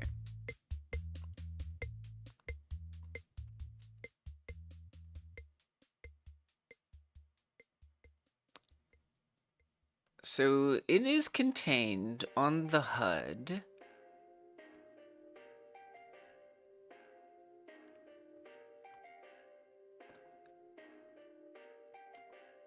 Okay, so it's hard to see because it's below everything, which is unfortunate. Meaning I kind of need to hide all the other stuff. So let me hide the pause menu and the confirm menu. There we go.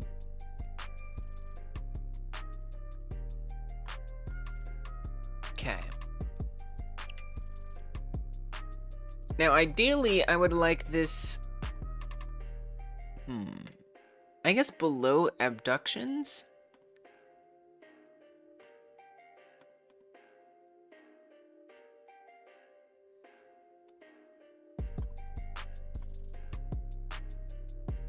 I'm gonna rename this. I hope that's not a mistake.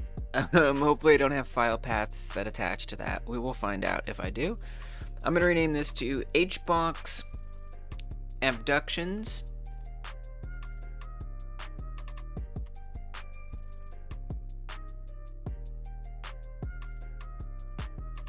So I think we'll do another HBox in here.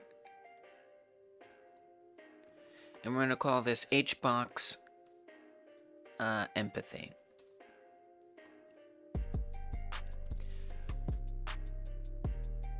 Now I actually want this to change between two different things. I want it to change between empathy and evil. As long as it's above 0, it's empathy. If it's below 0, it's evil. Technically, I kind of wouldn't want it to bother appearing at all if you haven't unlocked empathy yet. I'm not going to worry about that yet. We're just going to say you have it by default and it's 0. But it would be nice to set up how you unlock it. Fun fact, I like furries. Nice. It's interesting to think of a frog as furry. They probably have some form of hair, in a way.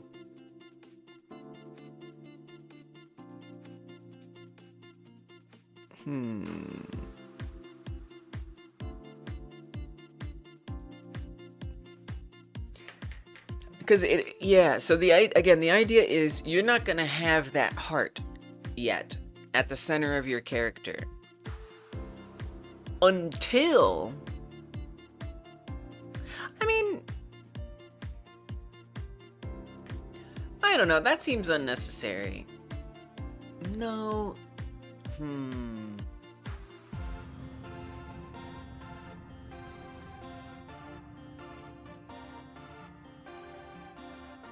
So the idea was like again, you're gonna see a human, two humans, like quarreling, and I actually want like there to be like speech bubbles above their head, like where one is like yelling at the other and the other's like, please don't hurt me.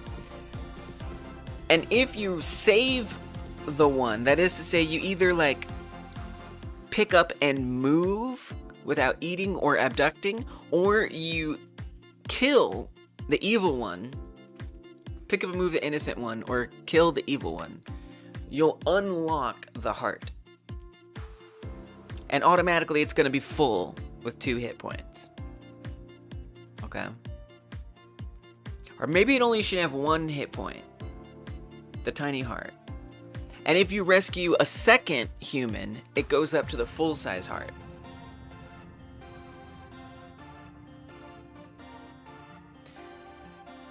Then for every innocent one that you kill, the heart shrinks.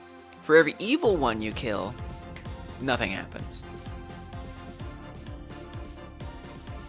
And once you unlock the full hit point heart once, the little interactions between 2 never happen. So I don't know, a part of me, I think for now, I'm gonna wait on worrying about the heart being unlocked. Maybe tomorrow I'll work on the heart getting unlocked. I think for right now... Oh, frogs are not completely unknown in furry circles, and Kermit the Frog is perhaps the most well-known frog character in furry fandom. That makes sense, right? Because Kermit is fuzzy. Okay, that makes sense. I get it now, right? Because it's not based on real animals. Furry stuff is based on like cartoons, which, like, Muppets are cartoons. Got it.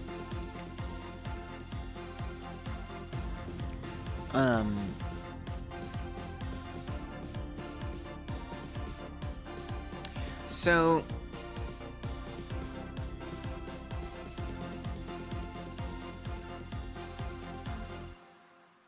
yeah, let's just set it up for now, and then I'll worry about it getting unlocked later. I just want to make sure that system actually works. I think that'll be best. All right, so we're adding the HBox in there, and then within that,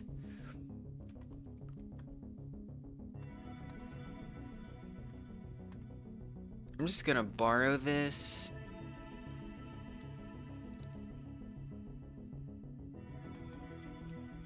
We're gonna say this is empathy label. Let's make that a bit smaller. I know the cat's in the way there.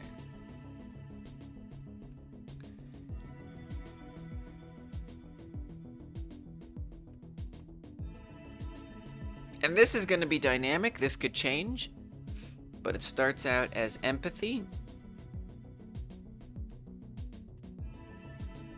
And that can adjust to evil. That's a whole new world for me. Interesting. You learn something every day. Yeah. Yeah, like I said, the connotation that you're talking about is not the original way that word pops up. The word originally pops up people self-describing as identifying with cartoon characters. And then as like sort of this bullying tactic against those folks, there was an association, the connotation that you were talking about. So yeah, you're welcome. Okay, empathy label, and let's duplicate this, and we're gonna call this empathy score.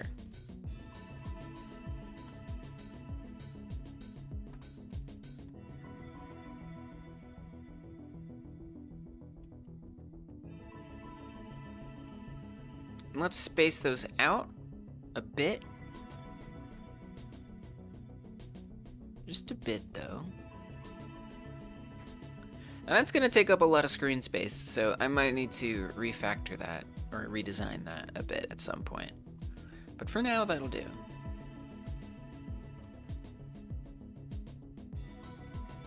I might even want to bring these in closer. Probably not, because that animates quite large. So we'll see. This is not, to me, the ideal UI setup.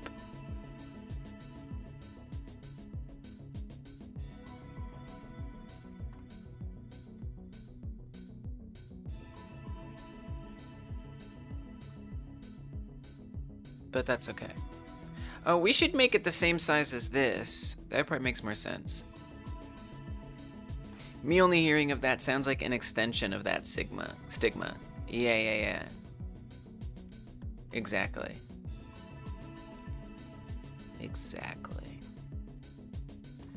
Hey, what's up, Wiener World? Hi. Yeah, no problem. Yeah, it's all good. I mean, the fact that you're, like, willing to, like, acknowledge that is great. Yeah, we got a cat cam. We do. That's the best we can do. That's the best we can do. I mean, I was exactly the same way at one point, right? And that's why I can relay this, is because I was also educated.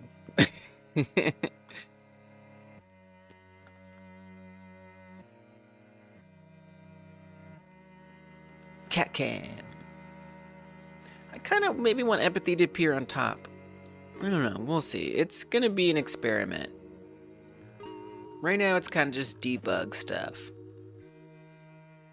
So that exists, but now I need to make it like matter. I kind of would want the HBox to be accessible as unique name as well. Oh my gosh, we don't have score text accessible as unique name? Well, I don't think we're basing that on anything. Your cat is watching? Nice. Hi, We New World Cat. Welcome. That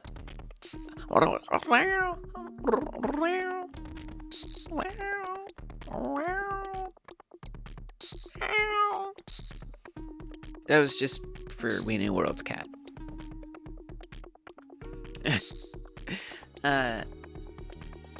Okay, so I'm going to go to the HUD script now.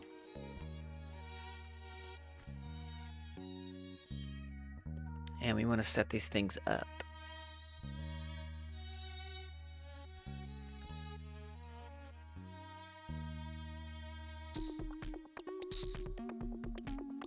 I'm going to grab the empathy label and the empathy score.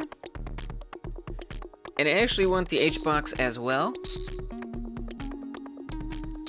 So that way we can say it is or isn't visible depending on whether you've unlocked empathy.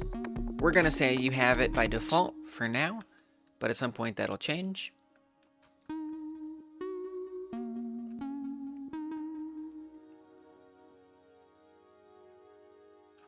Okay. So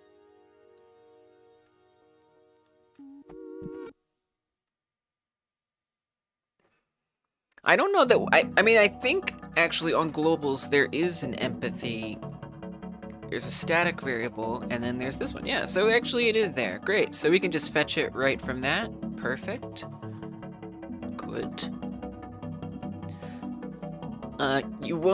You'll always start every game with 0, so we don't need to set it up in ready or anything like that. So let's put it, we would want to say, check, we need a signal. So we need to say that when an abductee gets abducted or eaten, it's going to send out a signal that will adjust that score based on if it was an enemy or not. We're definitely going to be eating humans, and now we can eat the right human, which is good.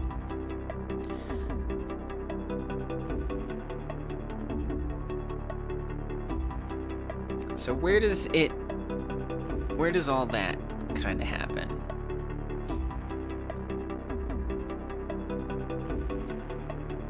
I think we check a lot of that in like the process. If it's in the group grabbed,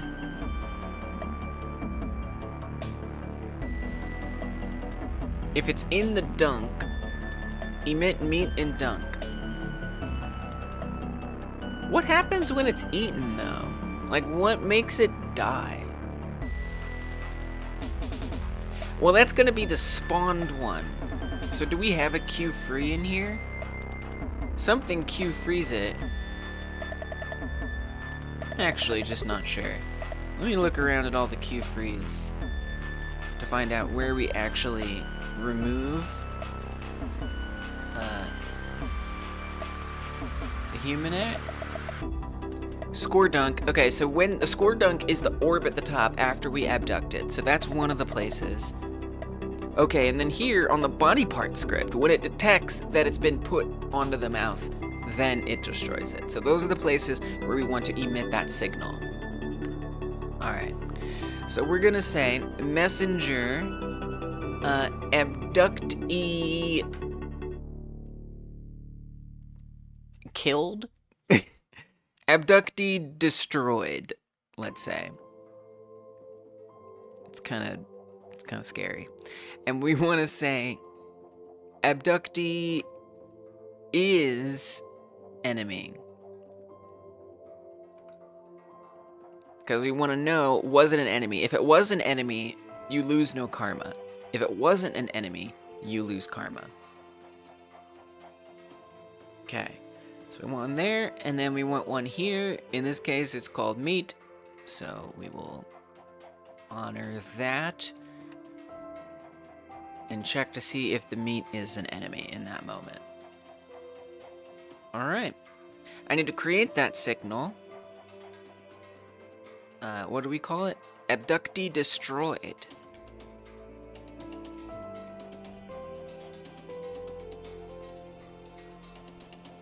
It's such a scary thing. I destroyed you. And then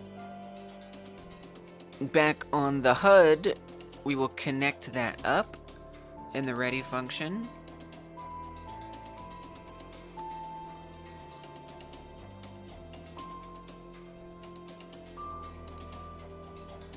Messenger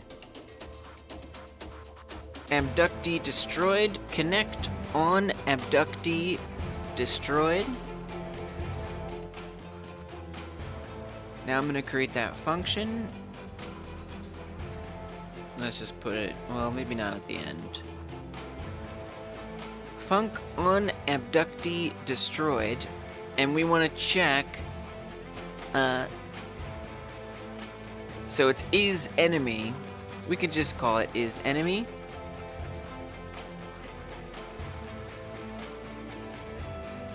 If is enemy, then we want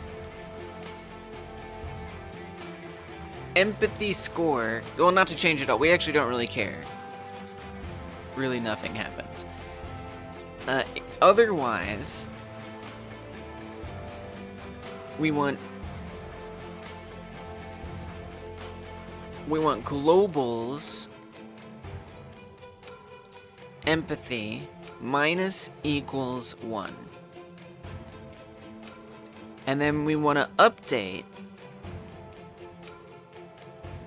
empathy score text to a stringified globals.empathy.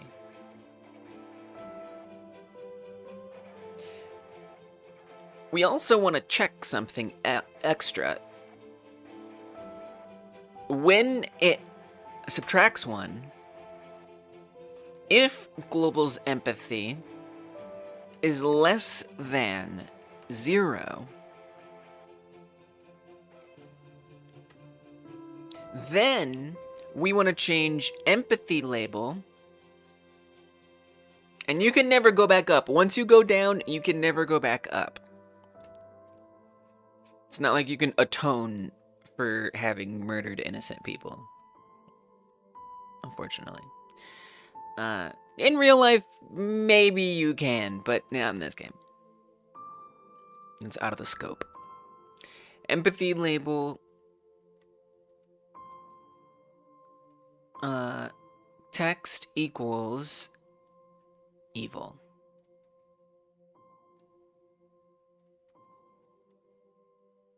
I want evil colon.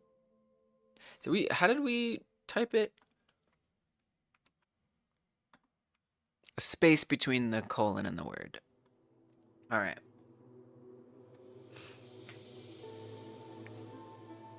And then we don't just want it, we don't want it to display as negative. I want it to actually become an absolute value. We want to display it as an absolute value. So I actually would want to say absolute global's empathy.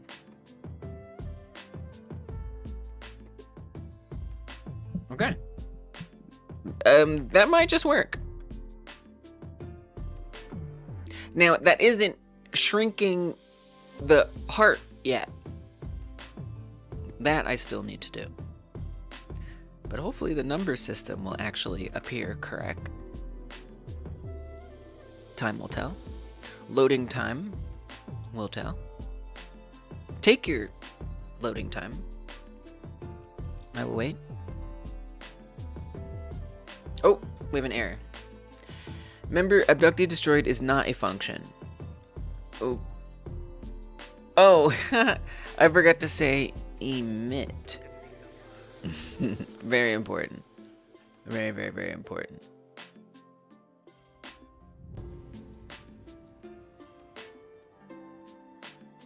I'm surprised that even checked that right away like that.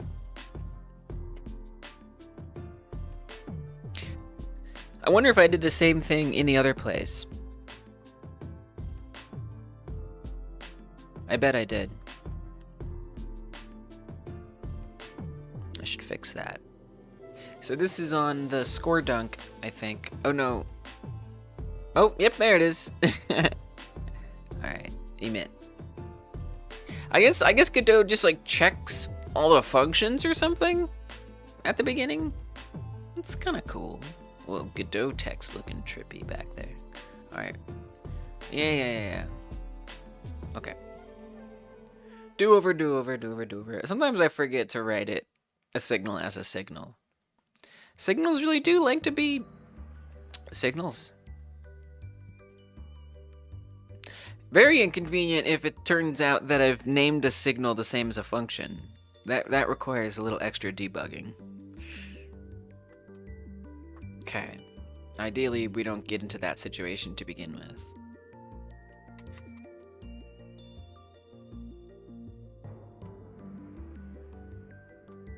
What was that? Do we usually have 42 at this point? Okay, that looks fine. Alright, now we have empathy up there. It's looking pretty ugly and big. I don't like this UI. I want to make changes to it, for sure. Whoa, Evil 6? Okay, so it seems like that signal is getting sent out a lot more often than I actually want it to. So we have to fix that. Okay, it was a friggin' for loop over here. So in both cases, it's a for loop. So we need to make sure it only is happening actually one time. It's probably doing it for every body part. I think that's what's happening. Yeah, that's definitely what's happening.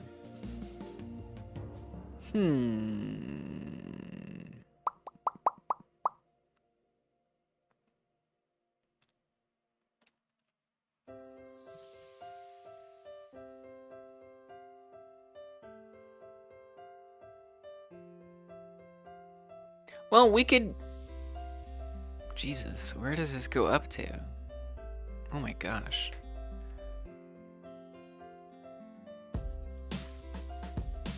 What a if statement. Holy crap.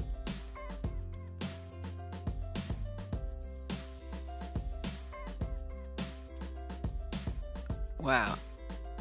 Okay, so I gotta go way up here. Way up here. I'm not even sure where.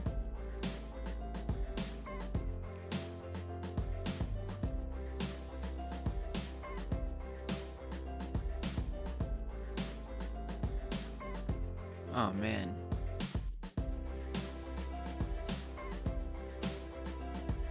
So it's definitely contained within this. Phew. Ay. It's running real slow because I have the game open.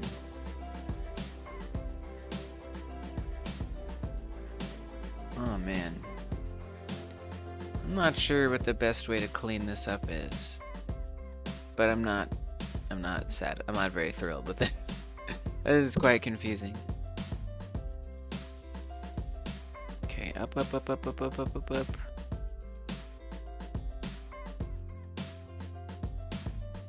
Oh, okay.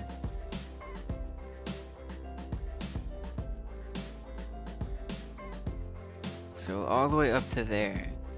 There we go. If floored current health is less than max health,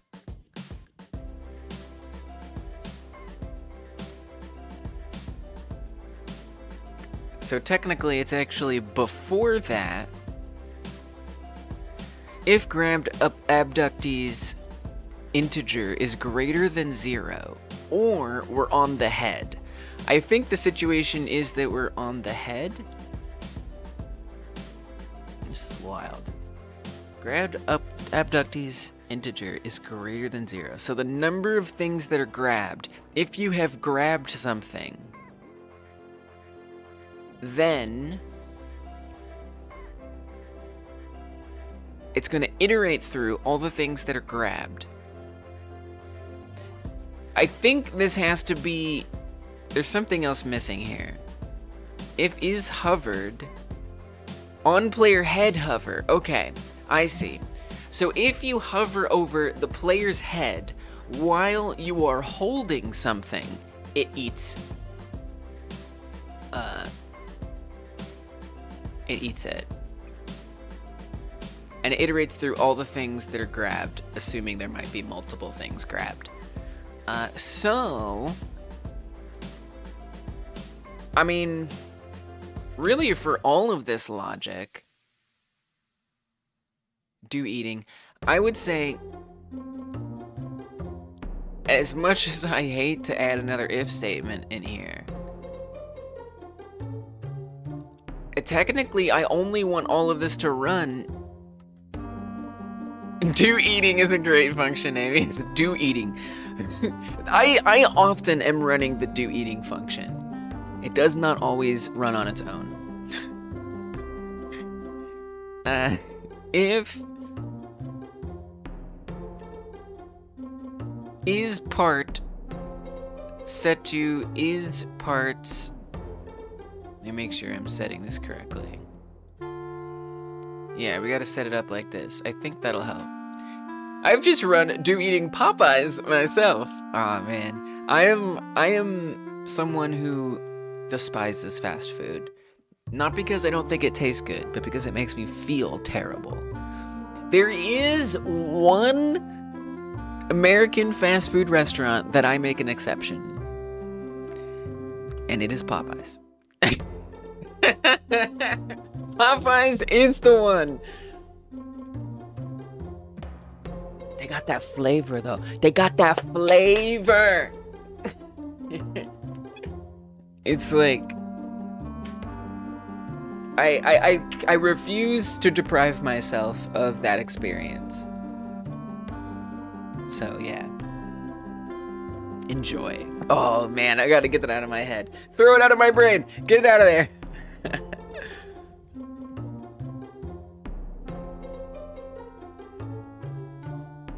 Okay, so we gotta set that. It makes me feel yucky too, but it was a hell long day, and I can't be bothered to cook. Yeah. It was delicious. Yeah, man. Sometimes I understand. I understand. Totally worth it.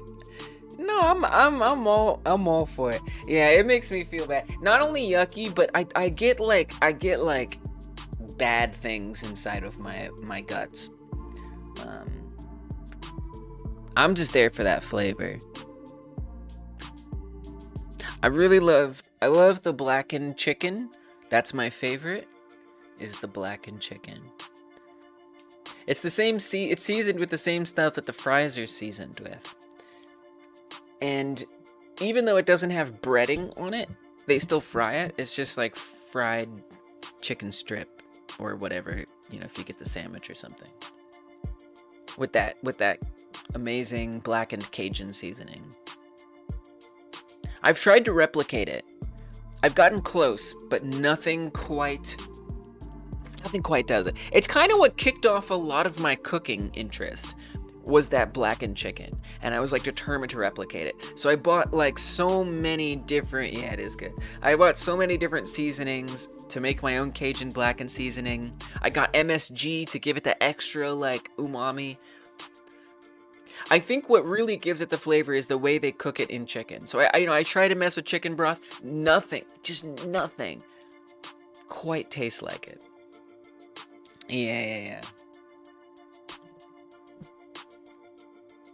Yeah, I usually get the tenders.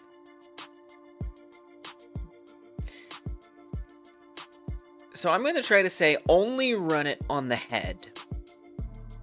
Hopefully this way, even though I know this is a chaotically large amount of indentation.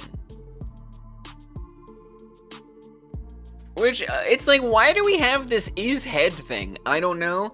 I don't care. I'm leaving it. But hopefully this won't run 6 times. I don't know if that's actually gonna work. Especially because, isn't it supposed to be is head anyway? I don't know. Let's just see if that made a difference. I don't know if it will. And if not, we gotta sort it out. It might be like that it's running multiple times while it's hovering over the head before it actually deletes it. Could be that.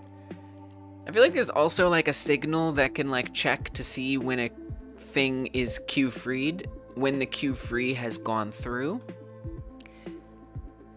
I haven't had a lot of success with that signal when I've tried to mess with it. But maybe this time we will. It'll be different. Okay, so we're gonna eat an innocent human. We'll see what number it goes to. Maybe not 6. Would be good. Nice! It just went to 1. Yes! Okay, good. So it was running on every body part. Good. So this should go up to 2. Excellent. So we are now 2 deep in evil. Our heart should be completely non-existent at this point. We have just committed great sins against humanity. Excellent. All right. Let's... Yeah, and I don't think... And so let me just double check. If I, Wait! Uh-oh. I'm not getting limbs. Oh. Look at that. The limb growth isn't working. Apparently shoving that into... What? Now why is that? That actually kind of explains, because remember how this whole stream throughout, if maybe you do, I've been saying like, oh, we got the bug where it gives you 2 HP instead of 1. I bet you that it was giving, who broke it? I know. I bet you that it was giving those, that it was overhealing because it was happening too many times. Now it's only happening once, and apparently that's not enough for even once. That doesn't make sense. We know that the evil is increasing. So it's definitely doing everything one time. Almost like the things didn't line up. Well, this is a mess. Oh, we have entered into a complex mess. All right, where does this get called? On player head hover. I don't even know what this is. On player head hover. Okay, so this is player head hover. Where does that get emitted? Player head. We need to look at the right place here. We got some digging to do. Oh, I gotta do this first. Player head hover, search that, and this. That is emitted from the raycast. That could help explain why it runs so many times. We might want to deal with this on the raycast above all else. False true. Oh.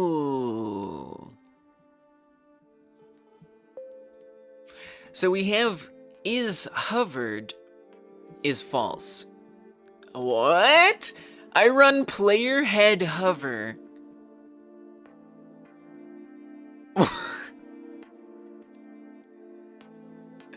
Oh, this is ridiculous.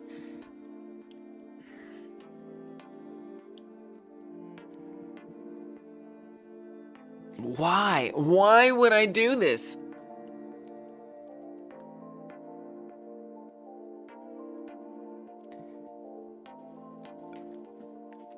I'm running the player head hover function, and I'm saying that it's not hovered? I mean, clearly there's code that makes sense to run, and when this is happening is when we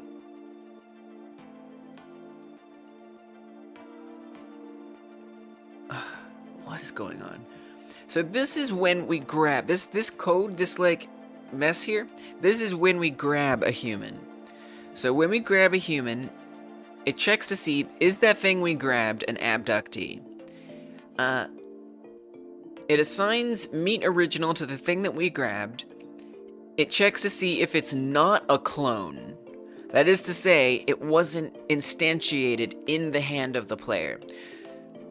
So this is looking for either, did you pick up something that you already grabbed and dropped? Or are you picking up something that was never picked up before?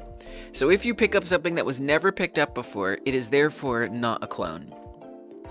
It is then going to see if that thing has the method spawn me, which I guess is just a protection thing, and we are currently not trying to grab anything. If that's true, if those both pass, then it is going to make sure the meat is non-spoiled. It does say that. That was a cheeky little print. I think that was checking for a bug or something.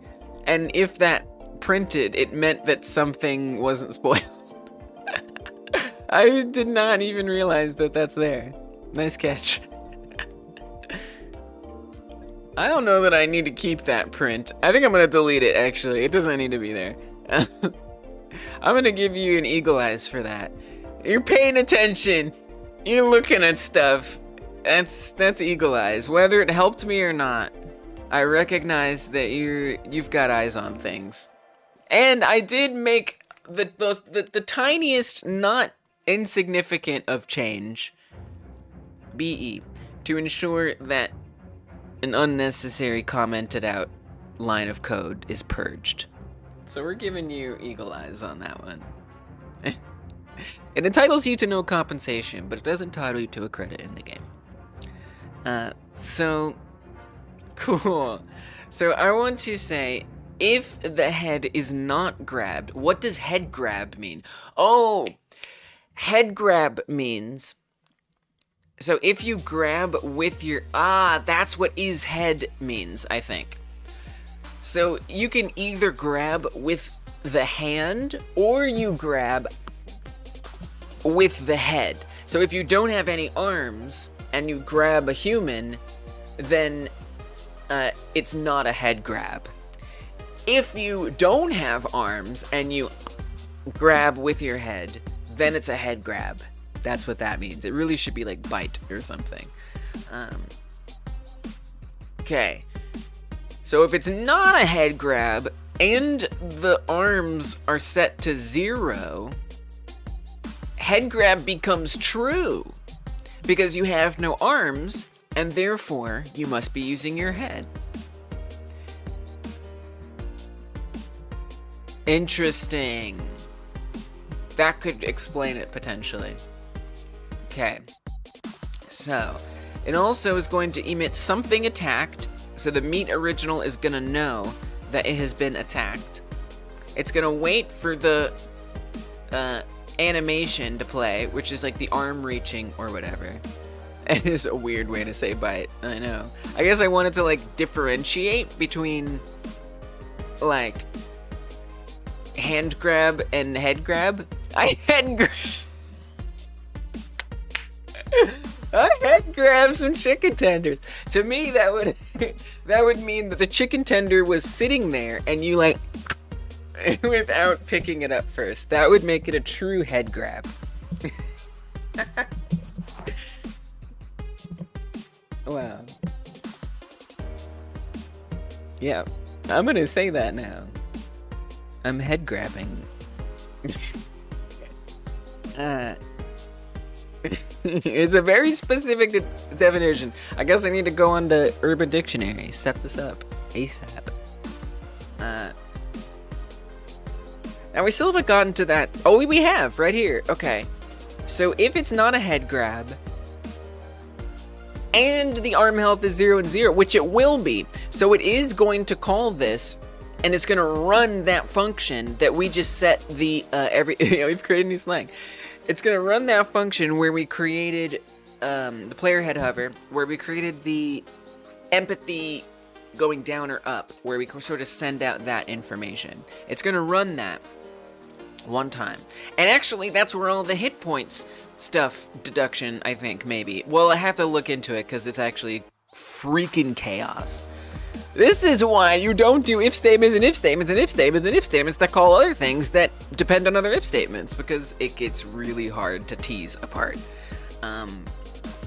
Okay, so it calls that function that, and it actually says that it is the head, right? It says that it is the head because we set head to true. We know now that the head should be true because we did the grab with head grab being false without any arm health. Therefore, it's true. Now, this hover is false. We're not actually hovering over the head at the moment. So I guess what it's differentiating between is when you grab something and it's not the head and you're hovering over the head. This is very different from this. Okay, it kind of makes a little more sense to me. Do we have player head hover running multiple times? We do. So then there's down here on 321 player hover ray. So this is what's actually detecting that you've had it in your hand and you're putting it over your face. That's a different call for head hover. And in that case,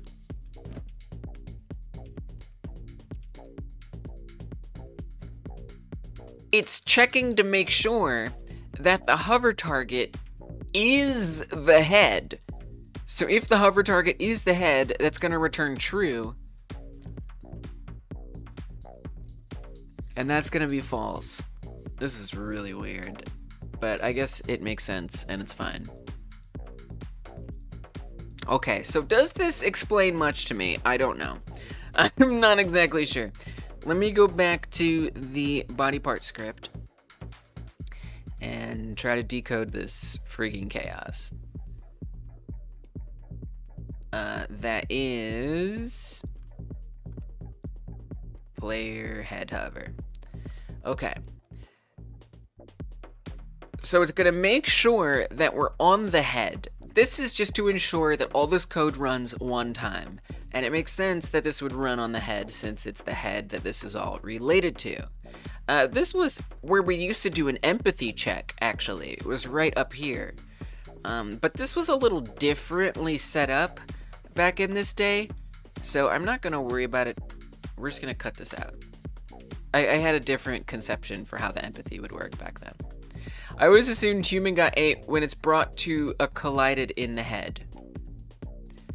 The human got 8 when it's brought to a collision in the head. That's correct. Yes, it does. That is what happens. It's literally looking for the head to happen. Yeah.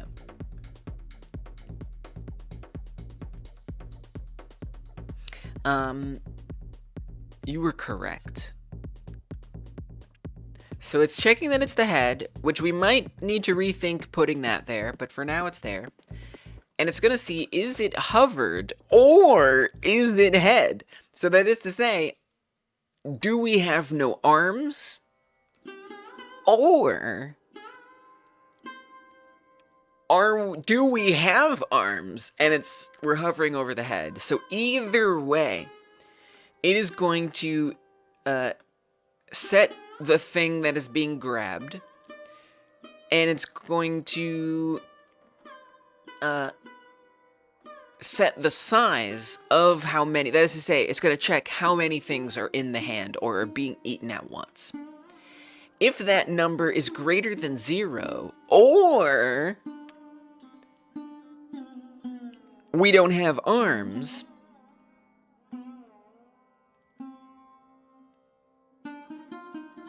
it is going to do eating. So what about if it isn't head? This is really weird that we say or is head here. If it is head, camera head grab equals false. What?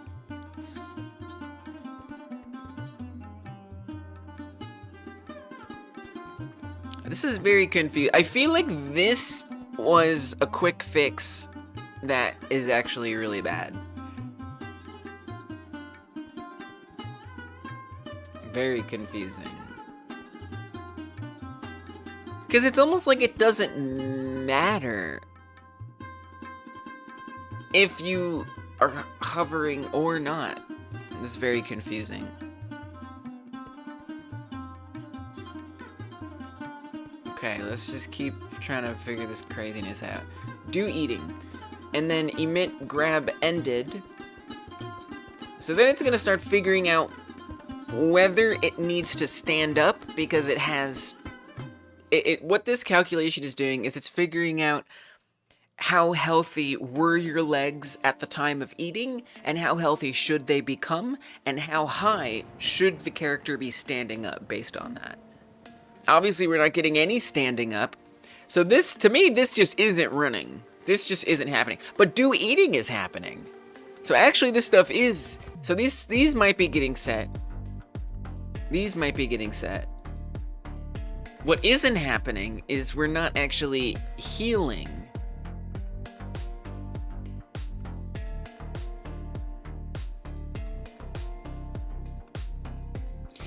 If the current health is less than the max health, so that is to say, you don't have legs or arms, which you won't. Ah, see, that's the problem, because we're only running this on the head. If we say only do that on the head, well, then only the head is going to be checking if the current health is less than the max health. We want that to happen on every limb. We do want that to happen on every limb. So we definitely don't want to put this check up here. I think we do want to put this check somewhere. We don't want to put it here, though. So we need to get rid of that. We got there, but, well, we got almost there. Okay, so what I'm gonna do, I'm still not exactly sure why we're getting double health sometimes. I don't know that I care to figure that out, though. What I will try to figure out is this. For abductees, in-grabbed abductees.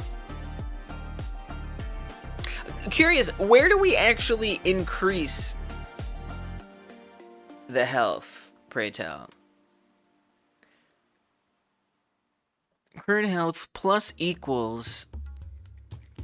Right, so this is getting ready for half hit points, which is a power-up.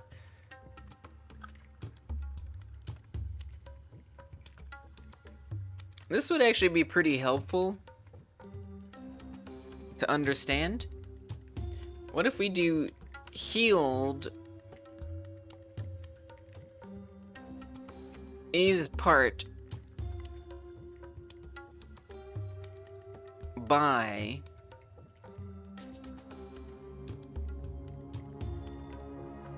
heal amount, which is just a string for now, which isn't great, but that's okay. We'll just be okay with that. I'd be curious to see what this tells us. That's kind of a separate debug, just to check to see like what's making the double health go up. Is it the arms? Is it the legs? Is it all of them? Probably.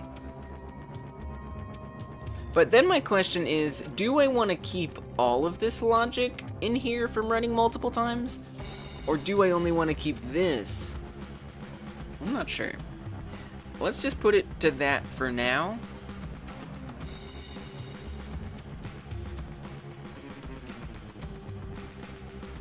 Now, we should get only one evil point, and we should get our limbs. I have a feeling we're still gonna get sometimes double healed, and I don't know why. But this is actually one step in the direction of resolving that, which is great.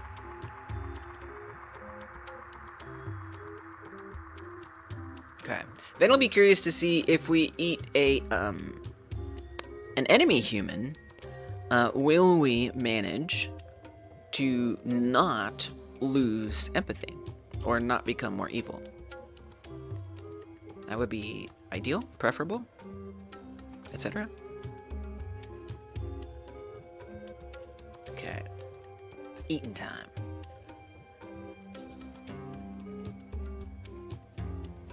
Gotta come across a human. Fortune not favoring me here. Okay, oh, my head got hurt. Okay, nice. Alright, so there you can see we got double healed. Evil went down by 1, which is good. So there was the double heal bug. Healed 0. Oh, so it's reporting the integer, unfortunately, not the enum. Which makes this a little less easy. We could make it print the enum, but it's a bit more effort.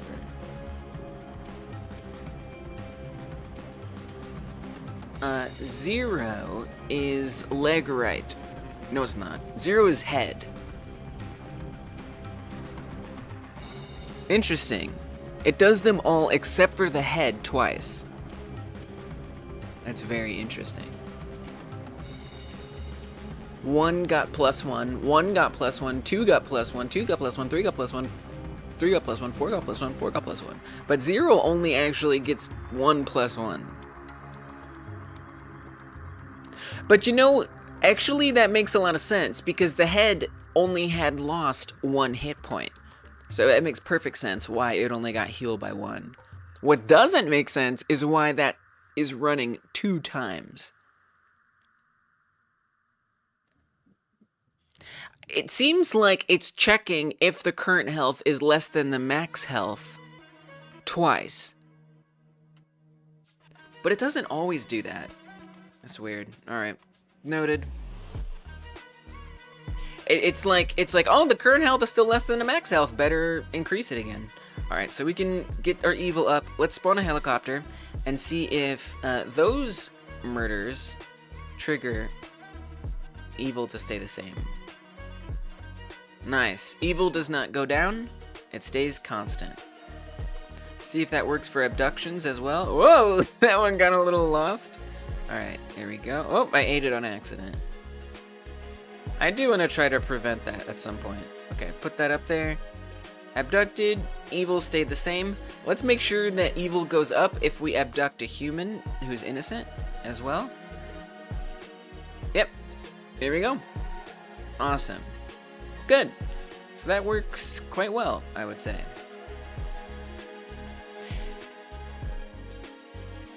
I'm going to skip problem solving the healing stuff for right now.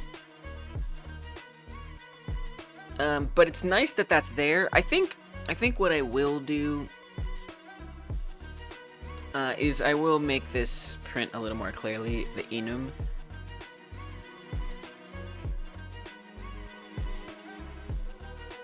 I'm not sure really how to do that. Do I need like a match statement? That's terrible. We want to say... Actually, I don't think you do. I think you want like is part... Or you want to say is parts... And maybe you just say is part. I think like that might work. String or string name can be... Only string or string name can be used as index for type body part is parts, but received body part is parts. What?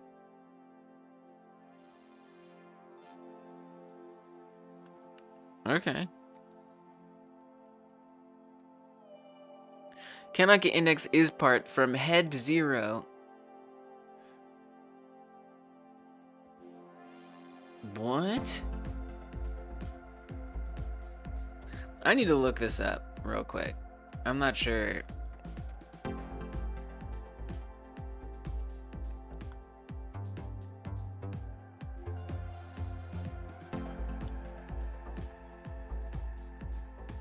I'm not sure how to do this.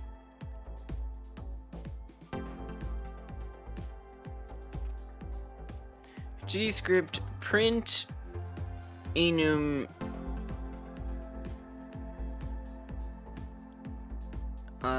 string not integer.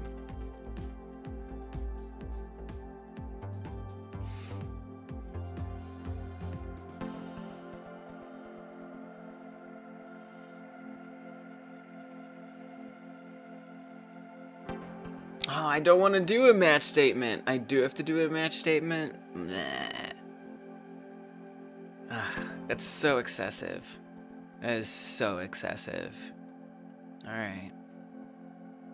I mean, that's just ChatGPT. It could be doable in some other way, I don't know.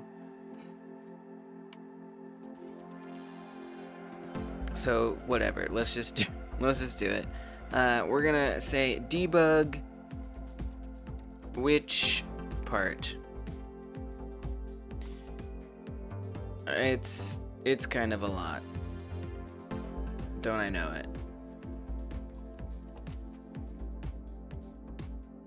But it's kind of game breaking, so it's important. Debug which part. And we want to say match is part.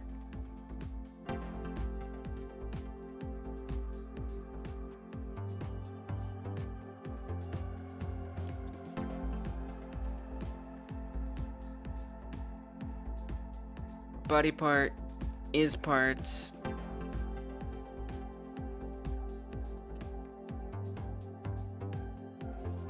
How does it go again? Why doesn't it... Oh, I guess I can just do is parts. Right?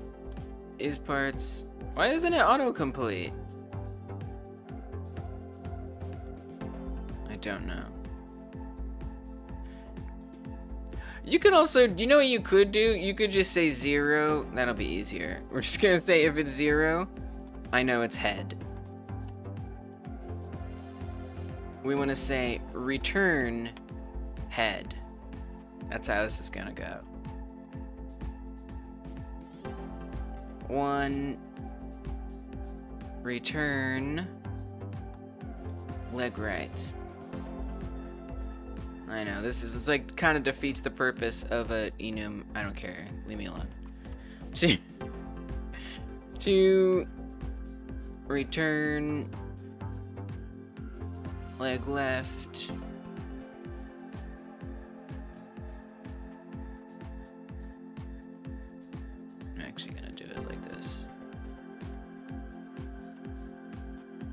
3. So is it arm right, arm left? 0, 1, 2, 3, arm right, arm left, and then there's body.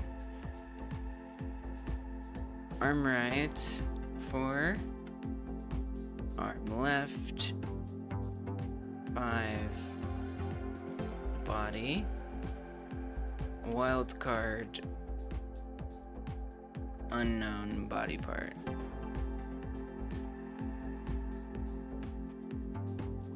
Okay.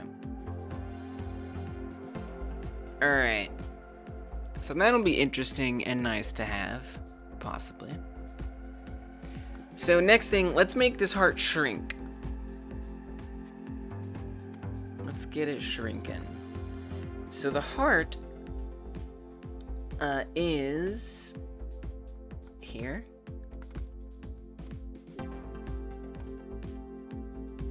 And it doesn't have like collision or anything, so I think we're pretty safe just to like, we can just scale animate it down. I think that'll be fine. So I think we're just gonna like shrink it. Oh, it has a bad origin for this.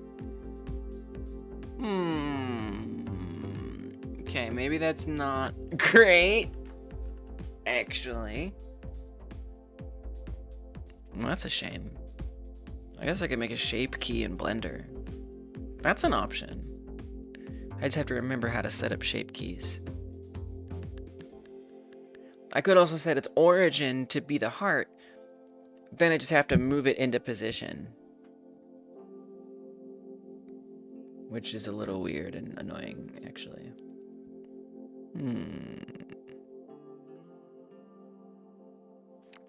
I'm kind of partial to that. Let's open up our alien.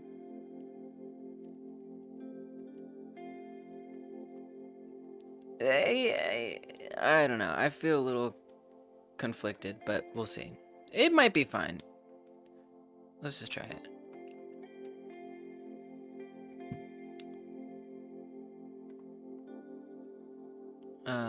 There's the heart. Let's just put this one visible so you can see it. There's the heart. And let's set its origin to geometry. Hopefully that has no consequences at all. And then I'm gonna save it. No negative consequences. And let's see what it looks like. Does it look different good, different bad, different neither, different sad? Things that don't make me sad are thumbs ups, by the way. So if you're hanging out with me watching the stream right now, first of all, thank you. Happy to have you here. But if you haven't, press that thumbs up button. Consider hitting that like button. Oh, I'll turn into Metal Mario for you. Hit that like button, and it means more people see the stream now and in the future. And I just appreciate it. So thank you if you're willing to do that. It means a lot. Press that like button, guys. Thank you. Hyper smash it. That's fine. Okay, so the position of the heart didn't change, which is really good. I'm glad to see that. Let's see if we can scale it. Nope. That mattered none.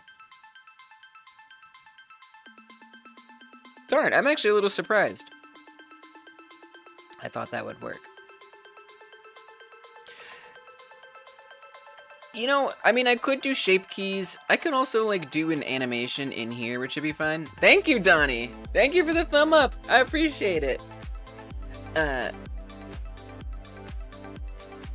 Yes, the alien does have a blue heart.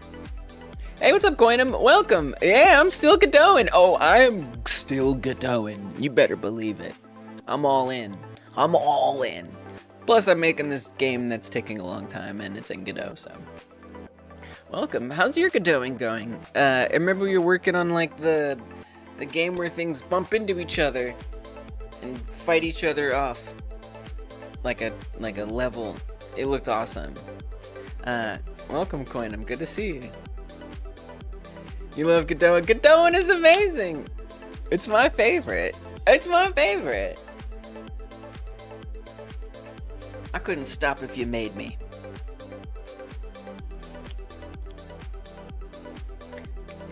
Shape keys would probably be the easiest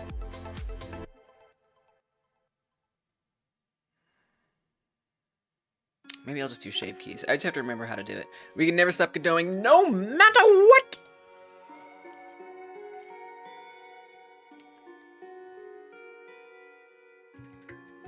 Okay, so shape keys... Oh gosh, I don't remember. I gotta look it up. I think I actually set aside a... like a short that explains how to do it. Oh yeah, right there. Great, that was easy. Still working on that from time to time, but not gonna lie, haven't had enough time because of college. That's so real. That's so real. It can be a privilege to get work done on games in free time if you don't have free time. Glad to hear it's still going. And glad you're prioritizing school stuff. That can be very important. Okay, so that's just gonna be in data here. Okay, sweet. It is so fun, I know. I mean, I've started like 3 other projects too, and I just do stuff. I just love it. I just love it. I just love it. Cancel the heart locally in Godot. I don't know. I mean, maybe when it works. Yeah, I guess there's situations. There's situations that could happen. I mean, if I... The only other thing I'll say I could try is if I reset its position, its location. But then if I do that, its origin changes, and that doesn't really help me anyway. So yeah, I don't think I can. I don't think I can. If I can, I don't know how. I don't think so. Yeah, I mean, Godot definitely has its limitations. No doubt about it. Absolutely. But at least the sky's the limit.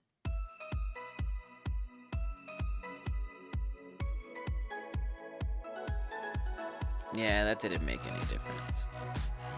So, it's fine. We'll sort it out. Shape keys are a good... This is a good use case for shape keys. Okay, so we come down to data. Find shape keys. Nice. And then this is, if you're curious... I'll paste the video that I'm watching here. That took a while.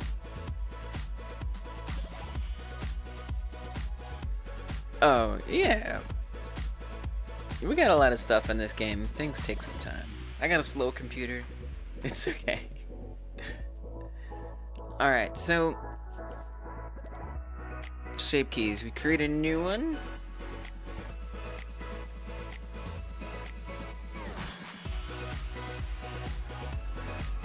I gotta make sure I got the right thing up here. Can we just like, let's just pop this out. Let's just pop this out a little bit, so I don't have to keep going back.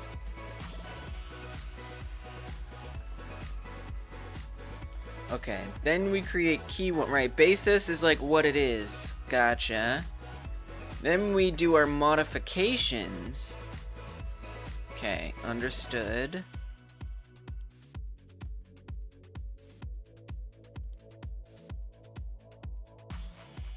So I want there to be the basis and then a smaller one. Now it does still need to be kind of visible from far away, but it also needs to certainly look smaller. But I don't want it to be so small that you can't even see it.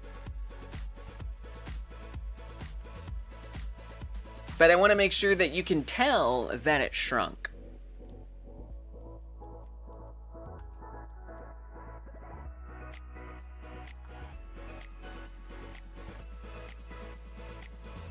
Alright, so they're making the change over here.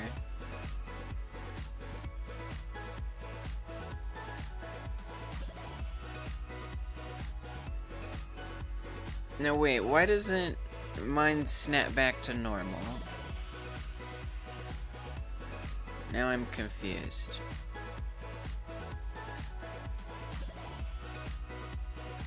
Wait, what?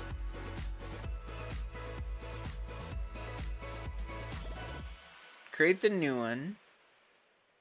They keep it at 0. They do this. It's kind of a weird smile, right? Welcome, Precipier. They adjust it.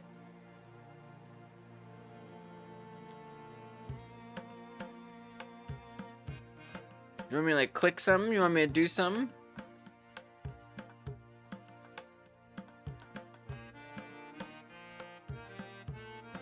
Okay, maybe I wasn't setting it correctly. Let's just go back a second here. Let's undo. Let's do some undoing. Let's create a new key 1. No, I know, Donnie. I actually did make it 1. But it wasn't changing. Yeah, I know what you're talking about. But you see, it's not changing, even though I'm making it 1. So there's a little something else I'm missing here. And I'm not really sure what that is. We'll get there. We'll get there.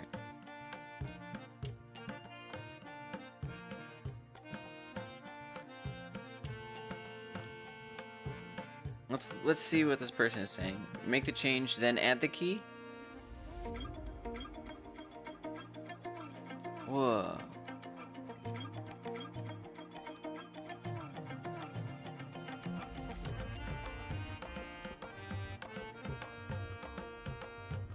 Make the change, then add the key?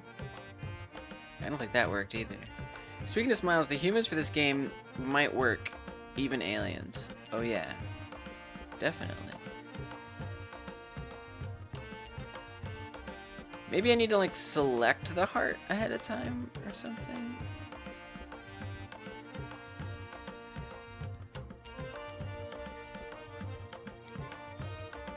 Edit mode! Ooh! That's a good call. Okay. Oh, but wait. Okay, I don't know. Create the key, then go in edit mode? Oh, but then it's like grayed out. Oh, that's it! Yeah! Nice! Thank you, Donnie! Let's go. I gotta give Sean some credit, though, for trying to help, though. Yeah.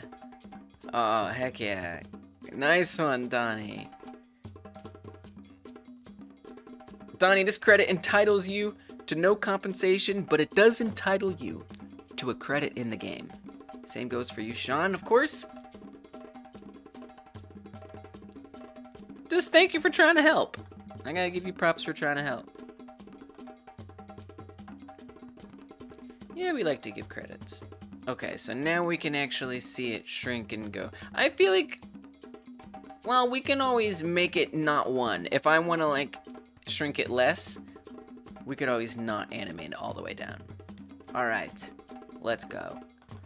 And let's rename this to,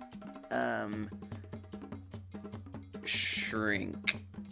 We'll just call it shrink. And actually, I think I'd want one where it goes to nothing, too. I mean, we could just have it just disappear. It doesn't really need to shrink. It can just, like, vanish. And that's fine. So maybe we'll just do that. Actually, animate the mesh. That's wild. Yeah. Shape keys. Yeah, and then in Godot, once it re-imports it, which, yes, takes a little time. It's okay.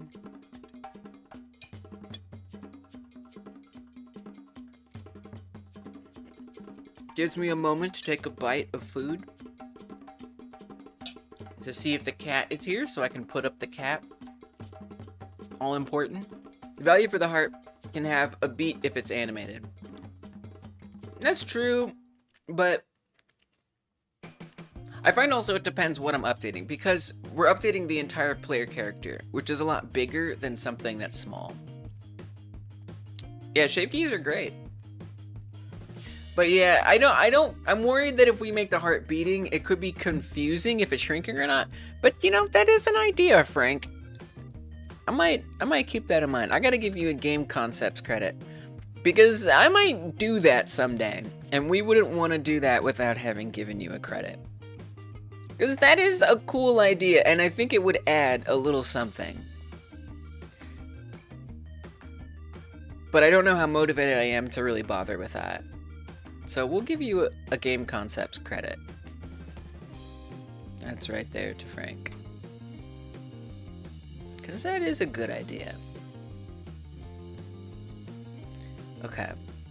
So now we go to the heart, and you can see there is a new little tab here. And it is called Blend Shapes. Bam. That's new. That's just because there actually are shape keys. Yes, that is my cat. Kind of. Yeah, he is adorable, right? He's the sweetest cat in the world. I've never met a sweeter cat than this. We're very lucky to have him with us.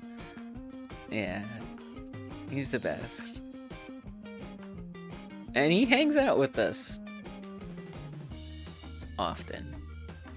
Alright, so now that we have this, I can put that up, and as you see, wow, actually, Frank, look, we can even make it negative, and it goes bigger.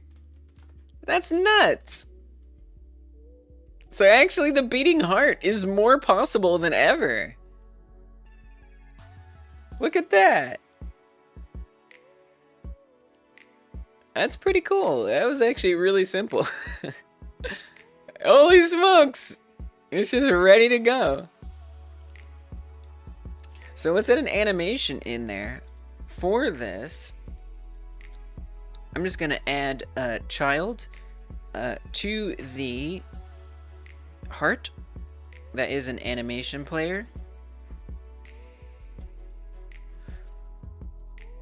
I almost want an animation tree that, so we can like interrupt the heart beating to shrink it down. I think we don't need that. We might be able to just do this. We can just switch between the two animations as well. Alright, so we're gonna make one for shrink. Tree film. Tree movie. Yeah. Animation tree. Animation tree! Yes! We got there. Okay, so we're gonna keyframe, we're gonna go to that heart, and we're gonna keyframe that blend shape as 0. And then we wanna bring it up to 1, so that means it's been shrunk down. That seems a little too tiny to me, personally. But we can adjust it as needed. I've taught you something you never knew existed. That's pretty handy. Yeah, it sure is.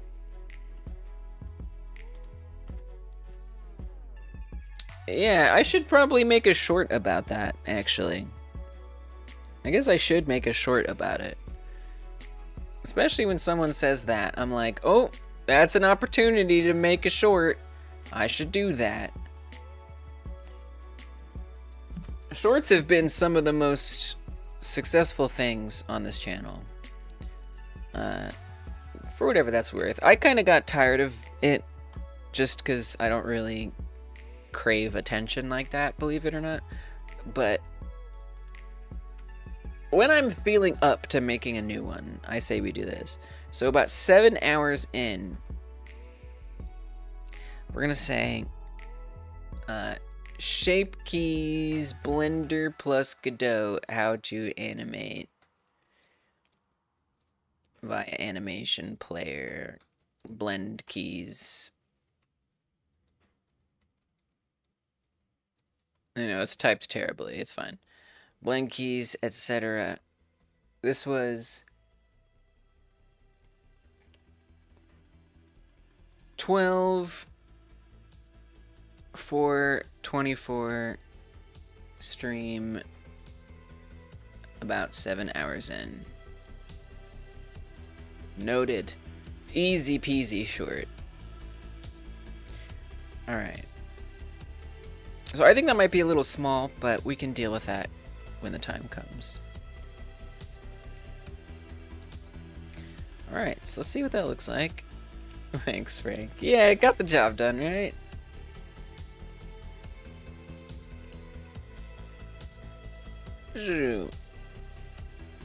Let's add some easing in there so it maybe looks a little nicer. Nice.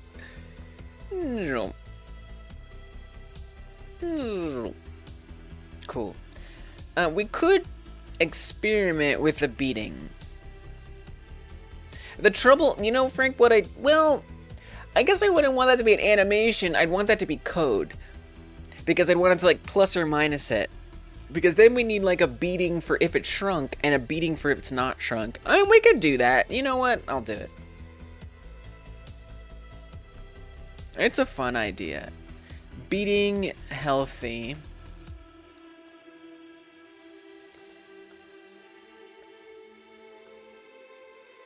Keyframe it to 0. And then bring it up just a little bit.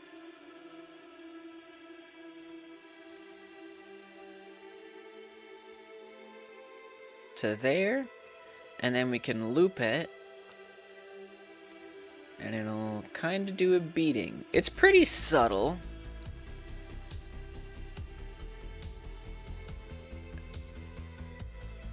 You could try to make it less subtle.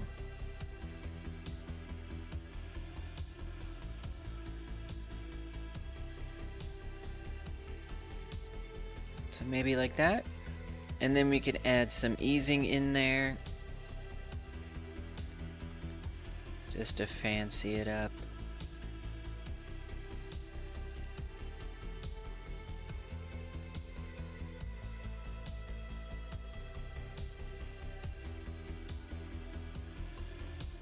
Alright. So that's beating healthy. And then we can duplicate that and call it beating shrunk. And we'll make the starting value 1. And then we can make where it beats up to a little bit bigger than that. Or smaller, as it were. Technically bigger, effectively smaller. Okay, loop that. So you can still kind of see it. Is the idea supposed to have a beating heart or a heart getting smaller as the karma system gets lower? Well, we're doing both now. We're doing both thanks to your suggestion. Alright, so we want the beating heart to be happening and we want that animation to be playing whenever empathy is greater than 0. Yeah, you helped make it possible.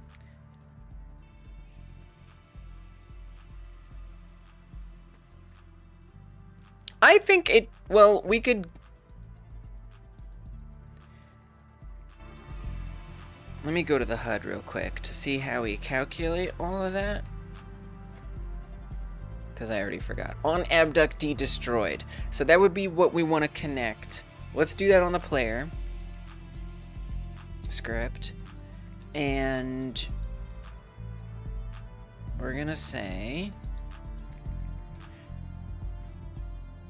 On abductee destroyed, connect on abductee destroyed.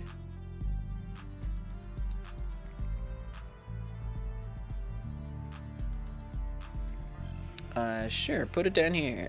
This does nothing. That is, there you go.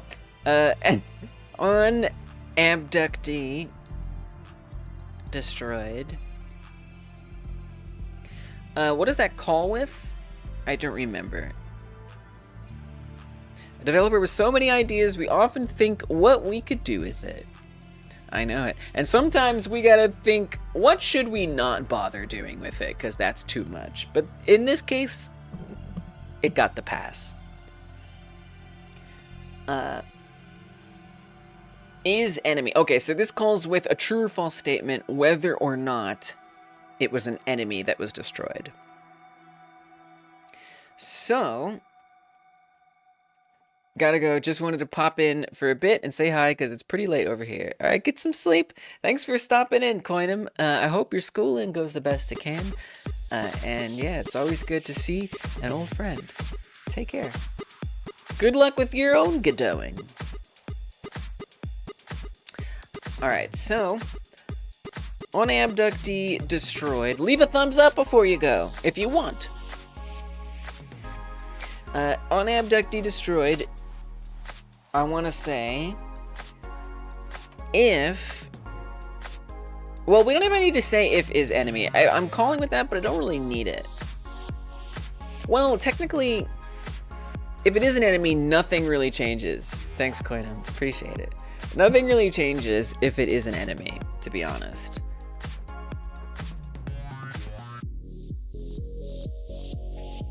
Actually, the only situation that it would change is if it's an enemy. Well, here, we're gonna say if is enemy pass. At some point, that will do something, but we're not gonna worry about that today. Today, I'm just gonna make it do nothing. Tomorrow we'll make it maybe do something. So if it's not an enemy, I would like it to check globals. Well, I guess we want to say if globals empathy is lower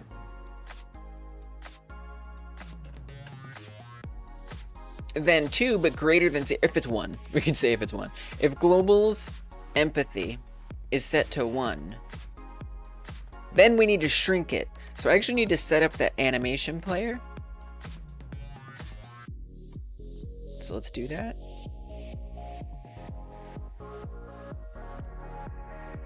This is going to be animation heart.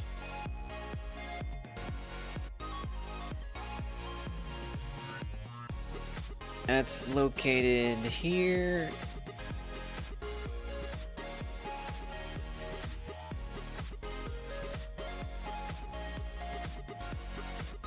Replace that. Okay, now we've got our animation heart, animation player. We also want to make sure that heart is beating.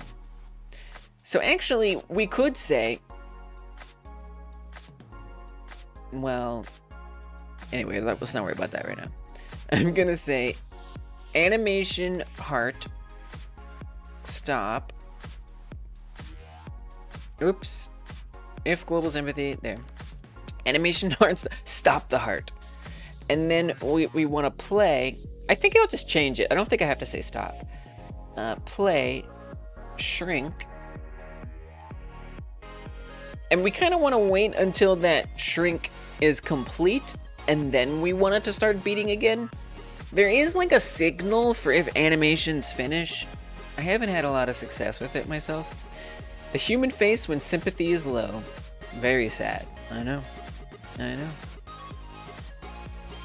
It is what it is, you know? Maybe you shouldn't have been eating bad or eating good humans. Shouldn't have been bad eating good humans.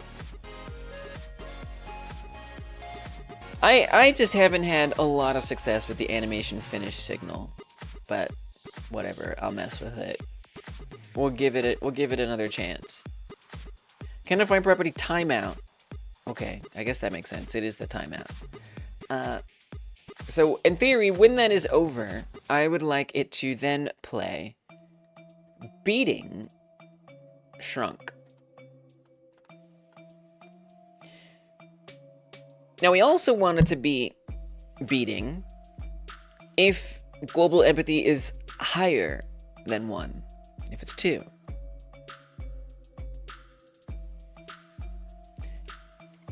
I gotta resist eating good yummy humans. Exactly, Frank, exactly. I've been waiting so long for you to say that because, you know, you always point out like yummy humans, eating humans, and I'm like, yeah, but we're eating the wrong humans. And now the game is such that it's like, yes, it is true that the alien is no longer just eating yummy humans. The alien is eating certain types of yummy humans. Oh, he's a good boy. Oh, he's such a good boy. A good hungry boy. I'm not feeding mommy, though. I'm not feeding. I'm cleaning up your litter box, mommy. We have assigned roles in this house. Yeah. Yes. He wants to play so bad. Oh my god. Alright. Please don't play with my aux cable. No, not my aux cable. Anything but the aux cable. Not anything. No cables. Okay? I love you, buddy. I do. He's bordering on menace. Okay. What are we doing? Right, so I want to make this heart beat. I could have it beat all the time. Yeah, we could just have it beat all the time, I guess.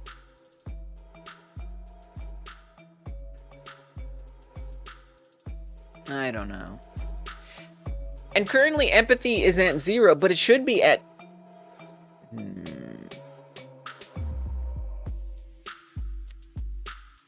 Here's what we're going to do for now. For now, we're going to set empathy to 2. For now. We're going to cheat a little bit. I know, the poor kitty. Let me actually see how we set this up. Yeah, we set it to that. On restart, is that the only place that we set it up that way? Yes. Okay, so we can set this to 2 now. So that way it is already at 2. We're kind of cheating. In theory, you should be able to acquire this at a different time, but for now, we're just going to set it to 2, so that way it makes sense.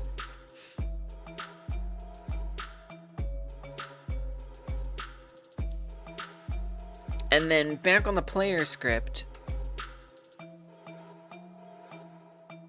we're going to say, I mean, it doesn't really make sense. Why cables look like chewy food? I know. Who can blame him? I don't want to be mad at him, but I must be assertive. Do not. Please. I beg you. Yes, they seem chewy, but it makes mommy very sad.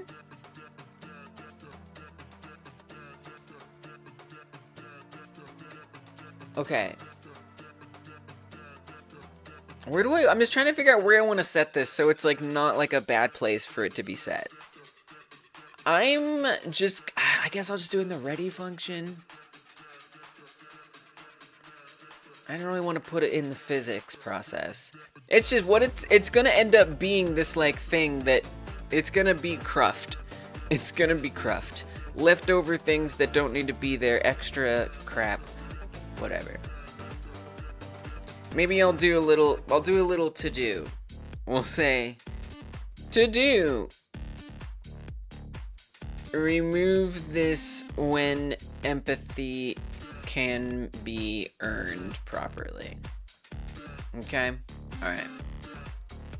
And then I'm gonna put if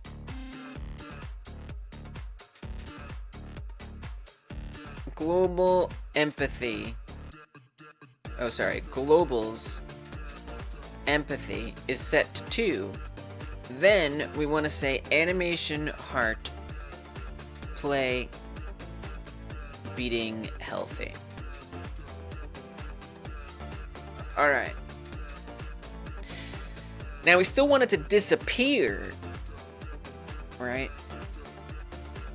If I had a nickel for every customer who my dog/cat chewed my cable, need a new one. Oh, that's honestly kind of comforting somehow.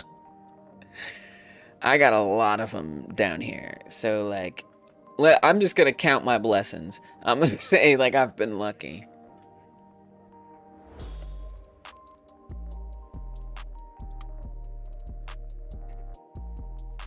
So we also want to say if global's empathy is less than or equal to 0, well, really just 0. But what if it jumps down by a bunch? So we're going to say less than or equal to 0. If it is that, then We don't need any animation. We can just stop it. Animation, heart, stop. And then we actually want to make the heart not be visible. So I think I need to set up the heart. I haven't even made it on ready. This is crazy. I have been meaning to implement this for a year, and it's like not happened. I'm so glad to be doing this. All right, so we're gonna get the heart in here. Oh, that's detection areas. Excuse me. Mesh orb. I guess we should call it a mesh. Okay.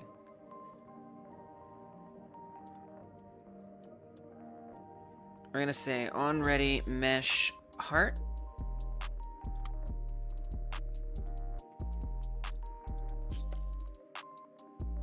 And then, oh wait, I didn't want to completely remove that.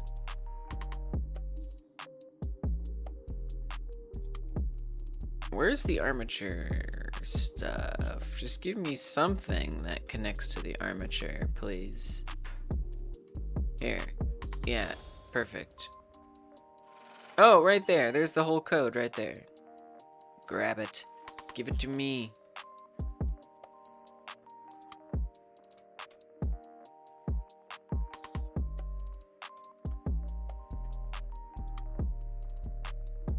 Okay. That's gonna equal get node, blah, blah, blah, alien heart. Okay. Then we want to say that that becomes not visible, and it can never come back, so we don't need to say anything about it coming back because it cannot. Oh, no more match case. Mesh heart visible false. Okay. I was gonna say, this is a whole new era in the game code, right? Adding the empathy and stuff today. I know, but you know why? Because I actually added enemy humans. That's been kind of the whole thing. And so now that there is an enemy human, there's actually a reason to build the karma system. Before, there just was no other humans besides innocent ones. So I couldn't like really test it. It just felt like there was no reason to set it up. But now there is a reason to set it up. Because, well, we got good and bad ones.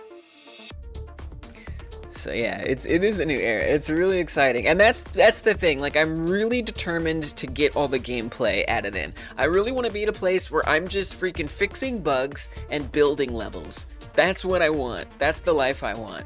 Fixing bugs and building levels. All right, so the heart is beating. It's pretty subtle, but I kind of like that it's a subtle detail. It's nice. We got a beating heart. Let's eat this human. Our empathy has gone down. Now, I don't know if the heart shrunk. I don't think the heart actually shrunk there. I want to be fixing bugs. Did it? It looks the same size to me. It's kind of hard to tell, isn't it? So I'm not sure that worked. But let's make sure it works if we eat another innocent human. Whoa! Okay, so then it shrunk. So I see. At the whoa, you just have like a hole. That's horrifying. A hole in your heart. So, okay, so that's interesting. I think what's happening is at the moment that this runs, the empathy is actually at 2. That's why it's not shrinking. Which is also weird because then it hit it still. So I'm a little confused, if I'm being honest. It actually makes sense. I think we need to call this differently. I think I understand what's happening here. Because on the HUD, I think I know what's going on. Because on the HUD, abductee destroyed is running, and then the empathy is getting subtracted. So that would mean here we need to say messenger empathy update emit I don't think we need to call it with anything in particular. We just need to let everything know, hey, the empathy has been updated. I think that's going to make more sense. So we're going to come over here to the messenger script and create that.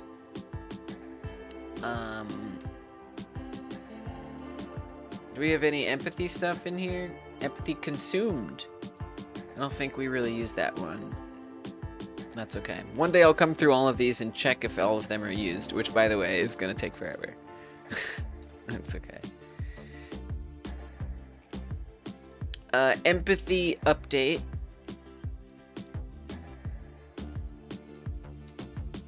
I don't know, I'm kind of curious now. Is empathy consumed used? I don't think it is. Empathy consumed. I don't think that I think that's old. That's, I think, deprecated at this point. Yeah, it's on this old health bar that doesn't really exist anymore. Meaning it will constantly update sympathy after eating one human. Yes. Yes. Yes. Kind of. It'll update it once.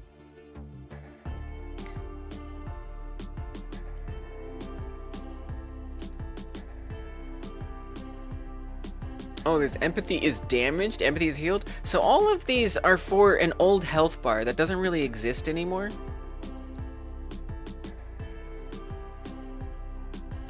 I'm gonna say decide if these should be removed since empathy health bar is gone. All right, that's better. I'll take that over anything. All right, so we've got the new signal. Now I need to come over to the player, and I'm just gonna change. Instead of doing abductee destroyed, we're gonna do empathy update.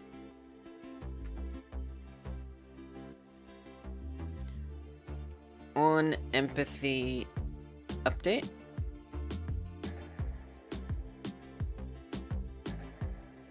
And then come down to abductee destroyed and refactor that to empathy update. Now, we don't have that is enemy thing anymore.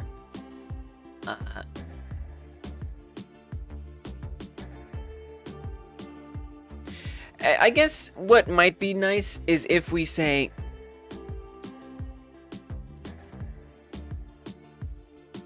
let's have it call with a little something. Let's have it call with a little something.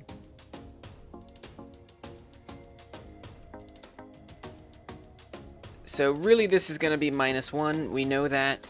I might want to set that up to be a little more flexible, but for now it's fine. Okay, so we're going to come back to the player script. If amount changed is greater than 0, pass. So if it wasn't greater than 0,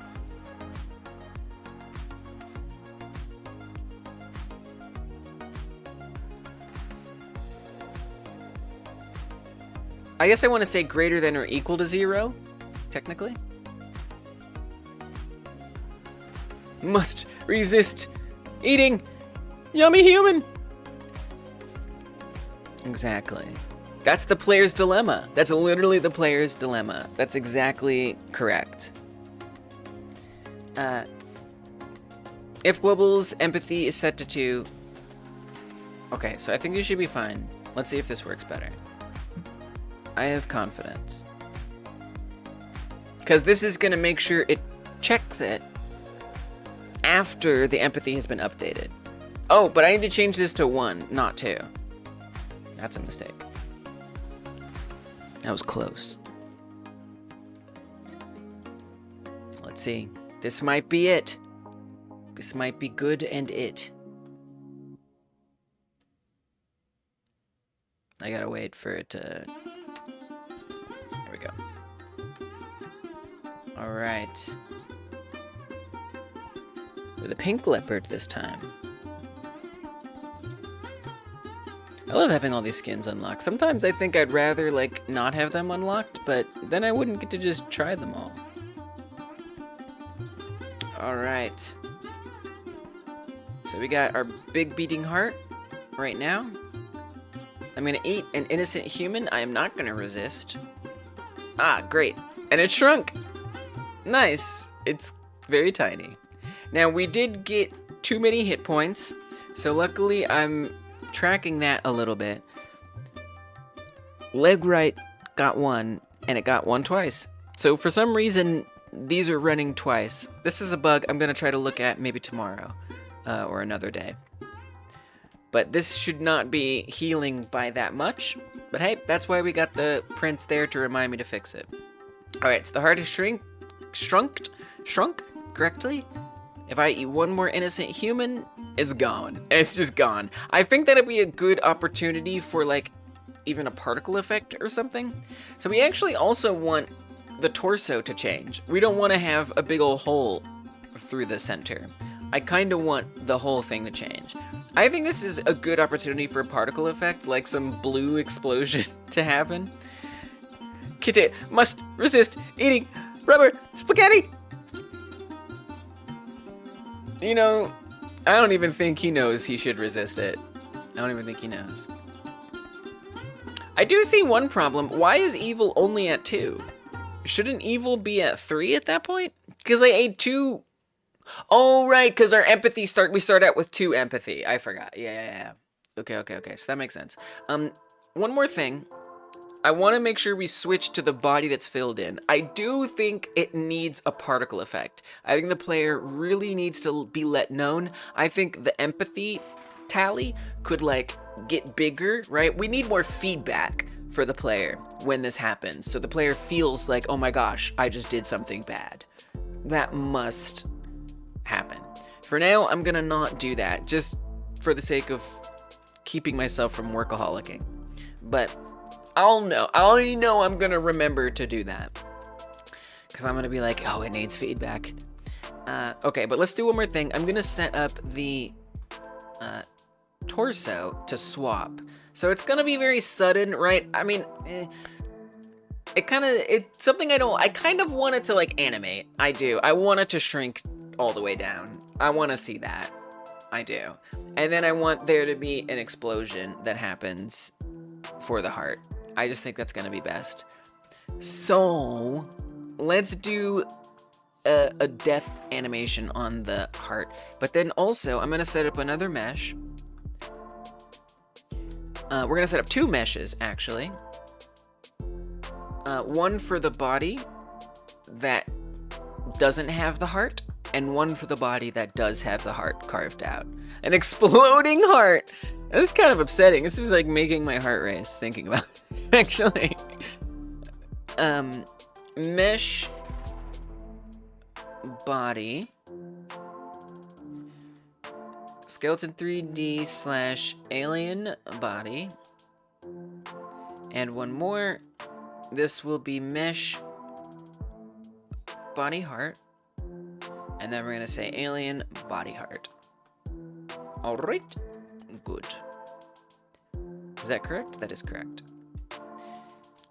Now I'm gonna let's make one more animation real quick so that way I can have that finished signal. Apparently I got finished signal to work well, so that's new for me. Let's add a new, well, let's take shrink. I'm gonna duplicate it and we're just gonna call it shrink death. That'll have to do. Okay. And so we actually wanted to start at a value of 1. And I wanted to move down to whatever makes it be completely invisible. Oh, that's the thing. I didn't make the shape key be able to do that. I'd have to adjust. I'd have to make a new shape key, basically. All right, I'll make a new shape key. What the heck? We can do hard things sometimes. Not that it's even that hard. Let's just make another shape key. Okay, so I remember how to do this. So we create the shape key. Dino has taught me well. We create shape key. This is gonna be shrink death. Then we go into edit mode. And I want to shrink it until it's gone. Can I just say 0? Does that make it go away? Yeah, it does. Alright, cool. I probably could have just done it to 0 in the first place. If I'm being honest. I don't really need to have 2 separate shape keys. But I do, so it's fine. But I could have just had the shrink go all the way down, and then we could just stop it like halfway, and that'd be the small one. But that's okay. It already is what it is. At least now I have a little more control in Blender, as opposed to just like dragging it around in Godot. And that could be nice too. Whatever, it's fine. Good enough is perfect. That is a motto that I selectively live by. I select to live by it in this moment. Alright. So now in our blend shapes, we're gonna have a new one called Shrink Death. And that's gonna, oh gosh, right, because it's already shrunk. So it's gonna actually make it start inverting at some point. That's silly. That is very silly.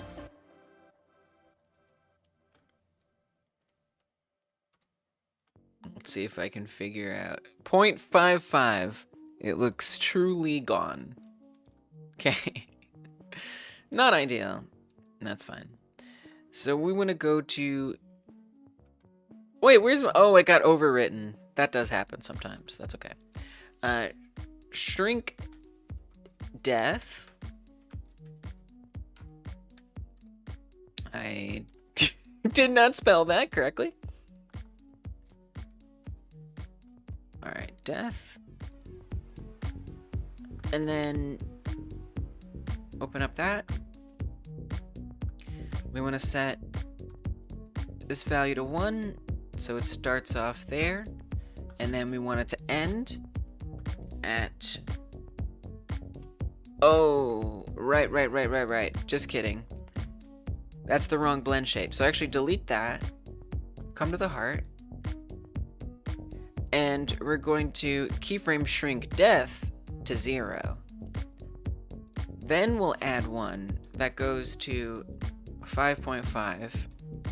Or, sorry, 0.55. Keyframe that. And then it'll shrink to death. No. I might want to add some easing. I would say maybe an ease in. I think that kind of adds some drama to it.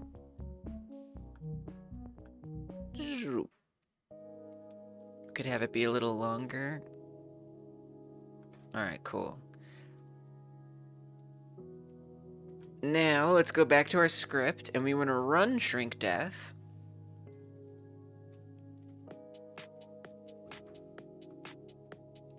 When it's on 0. So we don't just want it to stop. We want it to play Shrink Death. It's going to wait for that animation to be done. And then when it is done, the heart's going to become invisible.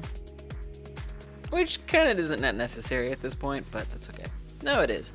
Then we're going to say mesh body heart becomes hidden. And mesh body becomes visible. Alright. Now it's missing that particle effect. It's missing maybe the empathy UI doing something. I kind of want to change that whole UI anyway, so I'm not going to sweat it too much. Hopefully it just all works and looks good. Still want to try, I guess, eating enemies and just seeing what that's like. Obviously I need some enemies like in the level, so that way you can not have to eat an innocent human in order to first be able to get to the evil ones. But that's okay. It's not like I'm gonna forget. Alright. Have I done all the things today that I set out to do? And then some. All that was really possible to do. Alright, the heart shrunk. Empathy went down to 1 from 2.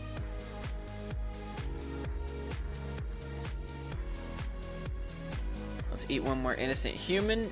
It shrinks, it disappears, and then the torso just fills in. They're not the most, you know, I wonder if we could like have the like the solid torso like scale up and it looked like it's filling in the heart. And it's very just like boop. So, you know, we could, you know, adjust that a little bit. There's some room to potentially adjust that. But for now, it works. It gets the job totally done.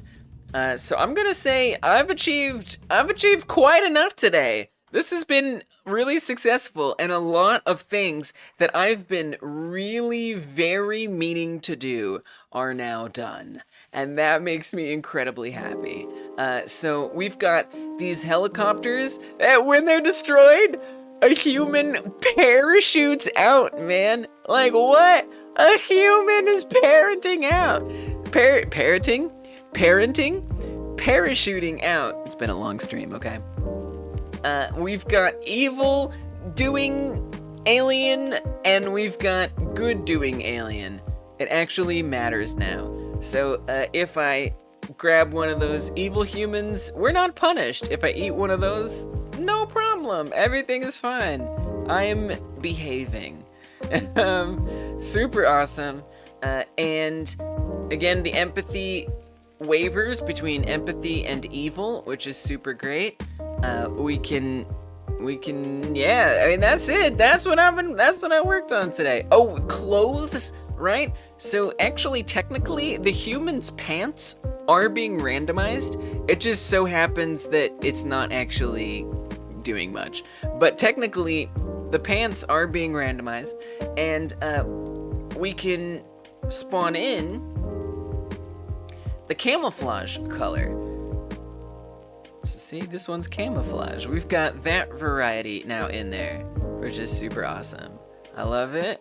I kind of want this one not to have shorts. Why are they drifting back slowly? What is that bug? That's a new one. I don't remember telling them to slide back constantly. Okay. Oh, you know, I feel like it might be related to their velocity. I seem to remember someone being like, why is their velocity being set to 0? And I was like, because I don't remember, because I probably should. And then I couldn't really realize why, but now I know why. I should set it to velocity 0 because you just never know. You never know. Oh, it does! Wow. This is if it's in the group grabbed, not if it's been dropped. Here, let's go to group dropped. Right here. Add to group dropped. And let's set its linear velocity to 0. Pick it up, drop it. Oh, it still moves! What? What?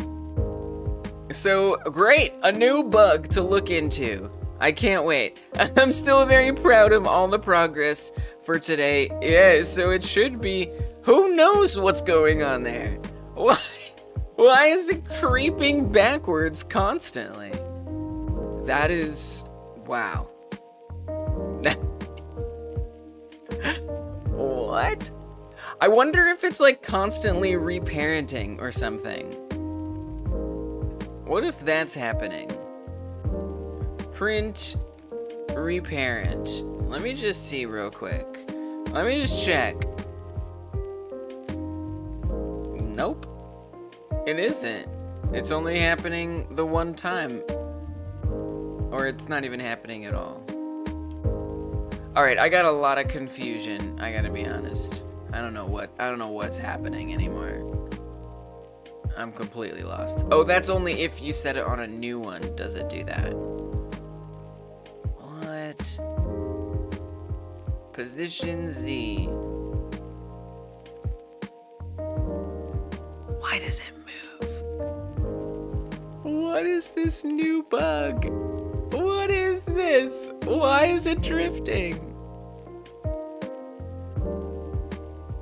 How interesting. To be fair, you won't even notice it. If I'm being honest, the game never pauses, right? It only pauses because I'm cheating as a debugger dev. That's why it's pausing, right? Normally, you're never even gonna notice that that's happening. And actually, it's helping the player because it's ensuring that the human is on the stage longer. So you know what? It's a feature. I rarely come across a situation where I feel comfortable saying, you know what? It is a feature, not a bug. This is the situation where, indeed, I believe it's fair to say this is a feature, not a bug. All right, so there we go. We've got different clothings. We're not worried about the speed constantly changing. Who cares? It's a feature. The helicopters drop humans that are enemies. It knows that it's an enemy and it won't penalize us if we eat or abduct the enemy. We've got the awesome parachute that happens. The clothing changes depending on if it's an enemy or not. The heart appears and shrinks. What? We got a shrinking heart? Super, super awesome. We're even beginning the debug process of what happens when you accidentally eat too many, even though you didn't. And why do you get more hit points? Who knows? I don't know. One day we'll find out. Thank you guys for hanging out with me today. It's been a pleasure. Thank you everybody who helped me and all that good stuff. I'm gonna be back tomorrow and I'm gonna keep working on this. If you haven't hyper smashed that thumbs up button, consider doing it. It means a lot. And you know, I have to say, if you're one of these wonderful folks who are watching it after the live stream, I have something you can do. You can tap or click in the bottom left and actually see the last live devlog that I did. Yeah, it's true. Look at that beating heart go down. There it goes. If you tap or click in the bottom right, you can see the next live devlog that I'm gonna do. And I hope I see you there. Look at that heart go away. Goodbye. You're evil now. Well, actually, you're just not empathetic. But you can become evil. Alright guys, good night. Thank you all so much. You're the best. I will see you tomorrow. More success to come. Yay! Success!